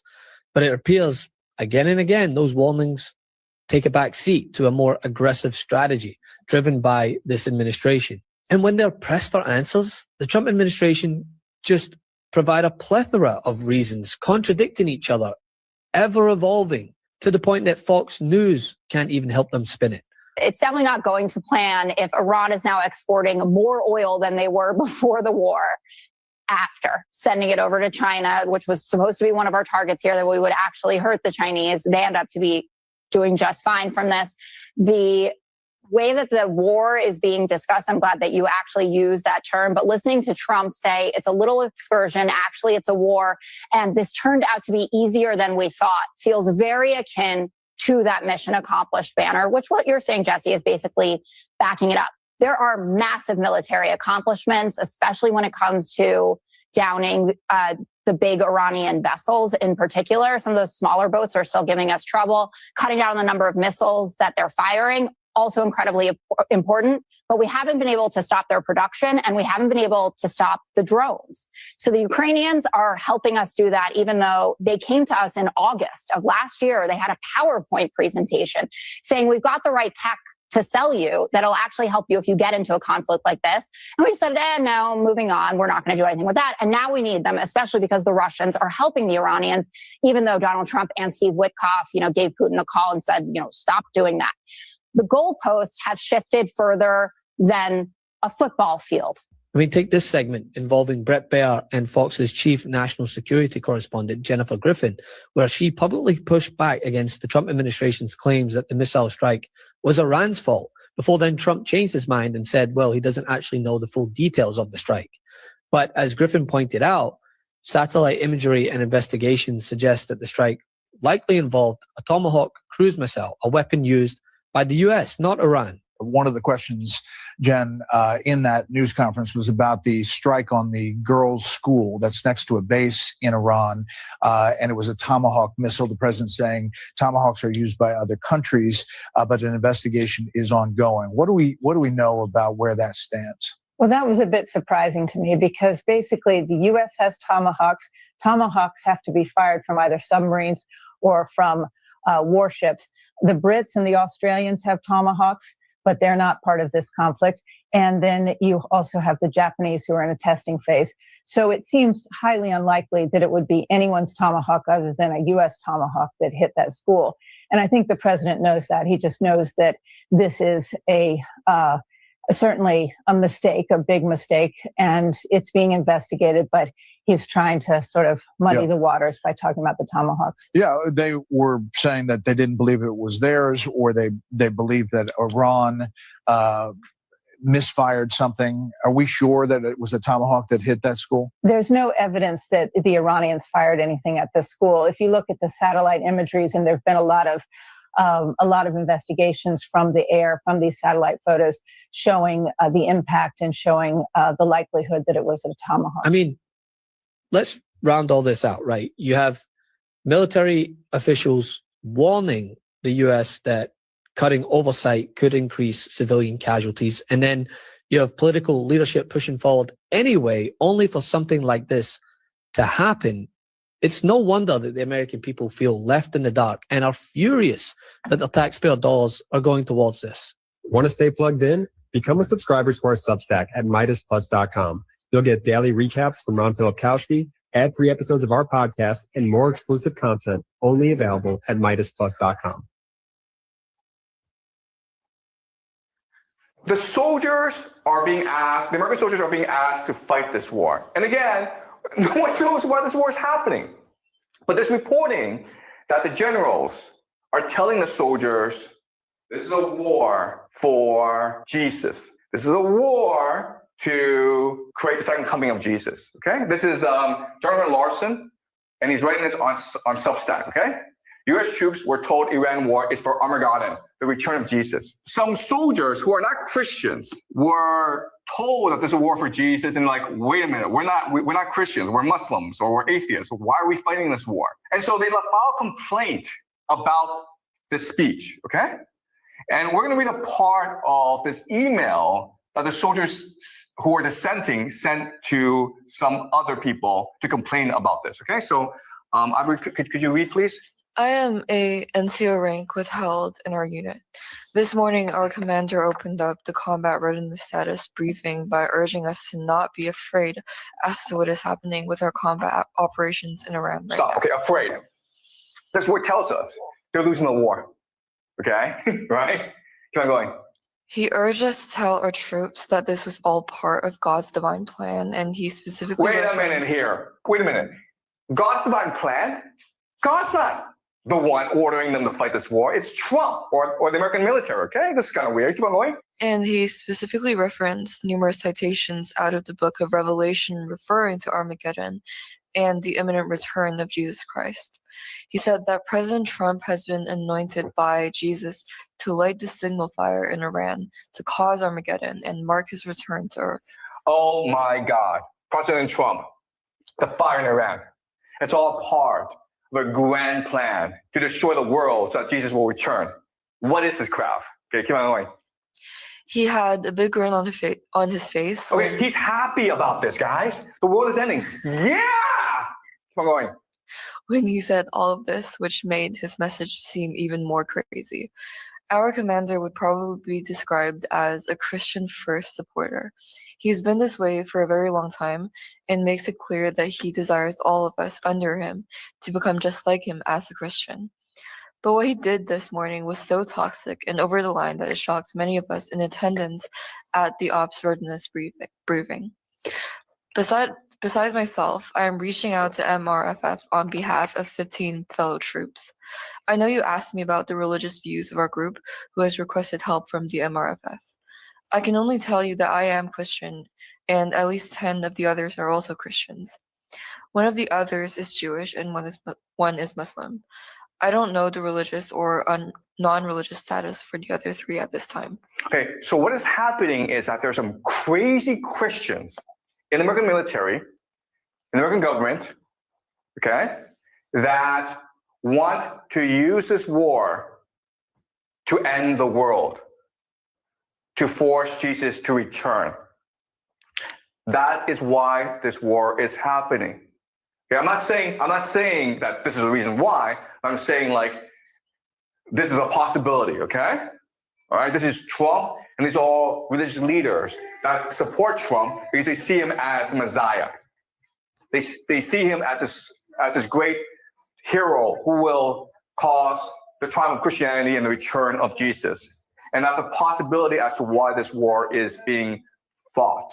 Okay, because quite honestly, there's no other reason. It's hard for me to come up with another reason, okay? Why'd you turn yourself down? Because I was getting too mad and showing too much emotions. What made you mad? What was happening? I mean, how can you not get mad at seeing some of the things we saw and using the military in the wrong words and having a bunch of soldiers standing behind you that you hand choose and start cheering and the leadership didn't stop it? That pissed me off. I'll say that right now, because that's a leadership issue. That's not a soldier issue. There's going to be soldiers in our military who are supporters of Donald Trump. Okay, fine. But we specifically tell them you're apolitical if you're wearing the uniform. Mm-hmm. So take it off or don't stand behind the guy. Iran's military command released a statement mocking Donald Trump and his Operation Epic Fury. Meanwhile, Trump thought it would be a good idea to publicly criticize our NATO allies today. Here's what they had to say. The outcome of the war cannot be determined by tweets. The results of war are determined in the field, the very place where you and your forces do not dare to approach. He then added, it's better to name this operation Epic Fear instead of Epic Fury. Meanwhile, as Iran is mocking us and calling us cowards, Donald Trump is actively mocking our allies, further distancing us from them. What's even worse is the fact that his base is rallying behind this behavior. But here's what Trump had to say. Do you have any minesweepers? Well, we'd rather not get involved, sir. I said, you mean for 40 years we're protecting you and you don't want to get involved in something that is very minor? We're on the brink of World War III. The entire global economy is in shambles right now. And of course, we've spent over $20 billion in a couple of weeks. But to Donald Trump, all of this is just very minor. It's crazy to think that Trump has spent years criticizing and threatening to pull the United States out of NATO. But the second that he starts to get embarrassed in a war that he started for absolutely no reason, he expects them all to just jump to his rescue. Going after Senator Kelly, and this is such a bro code violation of the military ethos that the complaints are being registered in the Senate, the House leadership, and even Donald Trump himself has again gone on his back foot on this. He doesn't like the pressure coming from these generals and these complaints. Now, is that consistent with what you've heard? Yeah, so a couple of things on that I've heard recently. I also spoke to somebody who was a former senior person on the legal side in the Pentagon. They told me that the other thing that members of the military don't like is the way that Admiral Horsley, who was kind of pushed into early retirement by Pete Hegseth and was the head of Southern Command, which oversees this Caribbean operation, they don't like the way that he was treated. I was also told that Admiral Bradley, who is the person that ordered that second strike that we spoke about on that Venezuelan alleged narco boat, was eager to testify to try and set the record straight.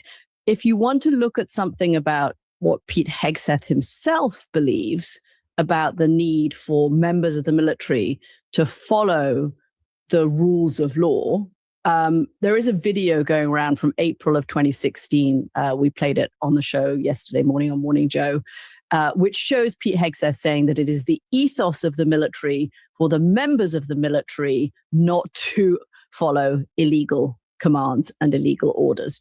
Just worth a little look. That was Pete Hegseth back in April of 2016 before Donald Trump became president. I do watch you on that show, Caddy, and I watched that whole video that you played, and I was like, my God, there's a video for everything. Isn't there? Everything. Isn't there a video for everything?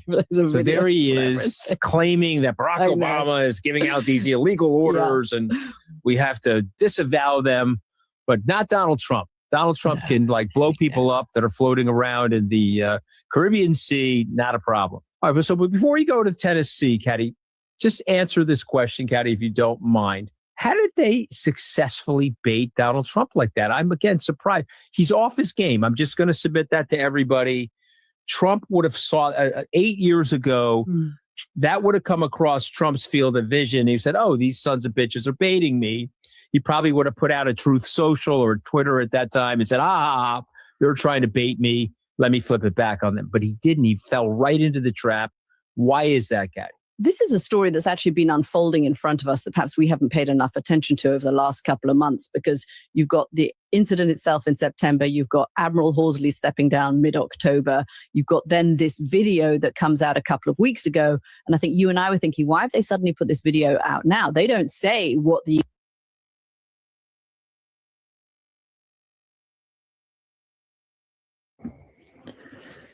So y'all, as we go along, I'm predicting the military is going to become rebellious. I don't believe these people are going to go out there and make this ultimate sacrifice in a war that never should have been started. I think they're going to see it's not worth losing your life because the president is following what Israel is doing. It's a lot of people are going to look at that. This ain't worth it. It ain't worth it. And I am seeing the videos online of, some individuals that are in the military. They ain't feeling this. They're not feeling it at all. And I can just see this getting worse. Y'all, they have the anniversary of this country coming up on the 4th of July. And they're planning a big party and parades and everything in Washington, D.C. Now, when Donald Trump tried to have the military parade, really hardly nobody showed up for that. We'll see what the turnout's going to be for this 250-year anniversary, 1776 to 2026. I think the turnout's going to be low. And that's what I'm going to stand on. I don't think it's going to be these big overflowing crowds going to DC for the anniversary, because there's a lot of people upset with Donald Trump. And if this war is still going on, that's going to really kill it right there. And it looks like it will be going on. The Iranians already said they're not stopping. So chances are by July, this will still be happening. Yeah. So we shall see. So y'all, thank you so much for being here. Thank you. Let me resurrect Men's. Thank you so much for the super chat. Where is BB? Exactly. Where is BB? If somebody is gone, you're going to have a hell of a time hiding that. You're not going to be able to hide that in the long term. And to be honest with you, I have never seen him be this silent for so long. And you don't see anybody interested in addressing the public on this, And I did see those videos. They did look like AI to me. So we shall see. You can't hide it forever. And if something did happen, Donald Trump can open his mouth. He opens his mouth about everything else. He can say, look, I spoke to him a week ago, or look, I spoke to him just a few hours ago or whatever. Donald Trump is silent too. He ain't saying a word. So as time goes on and his whereabouts and nobody publicly sees him, I think it's inevitable that he's gone. Like, he gone to the by and by, Satan's by and by. Yeah, he's gone.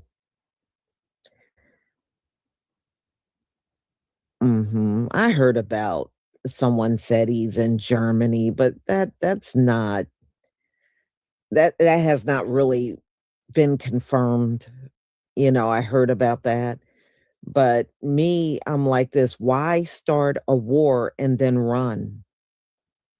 It's the United States and Israel started this whole war. So why start a war and then run?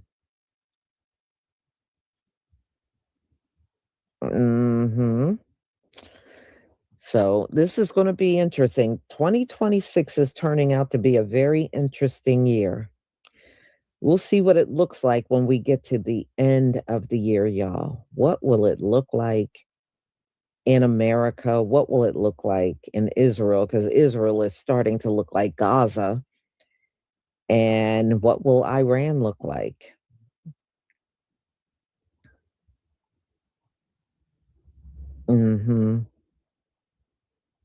No, Donald Trump is scared. The Iranians have threatened to get him. He's afraid.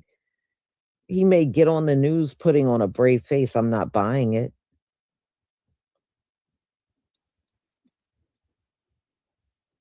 Mm-hmm. Okay. Well,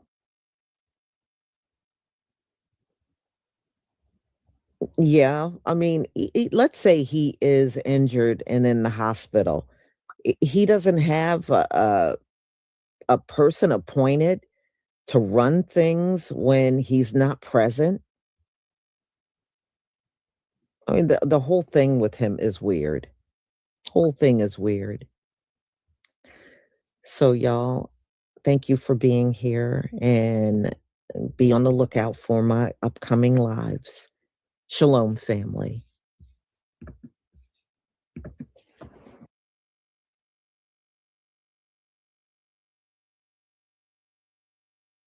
All right. We're learning new details as disturbing allegations surface accusing late labor leader Cesar Chavez of sexually assaulting underage girls. Thank you so much for joining us for the KTLA 5 News at noon. I'm Lindsay Pickett. And I'm Lauren Lister. Thank you for joining us. Several women have come forward to the New York Times, including famed Latina activist Dolores Huerta. Whoa. Okay, Shabaka. Yeah. Okay. All right. So I'll give you a call later on today. Okay, Shabaka. Have a good night. Morning. You too. All right. Thanks for having me on. Great show tonight. Great show. Great show. Great show. All right, thank you. So shout out to everybody that tapped in with us. It's going to conclude season 6, episode 18, part 1 of the Front Line Blacc News. Join us tomorrow, later on today for part 2. In the meantime, I'd like to subscribe to all of our platforms, Front Line Blacc News on YouTube and Facebook, The Revolutionary Agenda on YouTube and Facebook, Black Students and Hands on Facebook and Twitter. Appreciate everybody that tapped in with us. We got Twin, Matt, Michael. Thank you, Michael, for coming on the panel. We got Breeze in the building.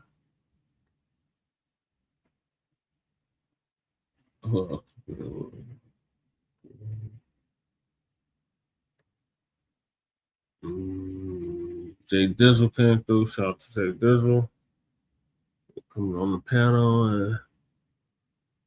And Goddess Snobby. Appreciate Goddess Snobby for coming through as well.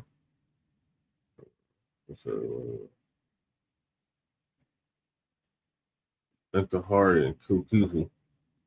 Okay. I think that's everybody. So we'll see y'all later for part 2. Peace. Oh, Cow Dog came through too. Shout out to Cow Dog.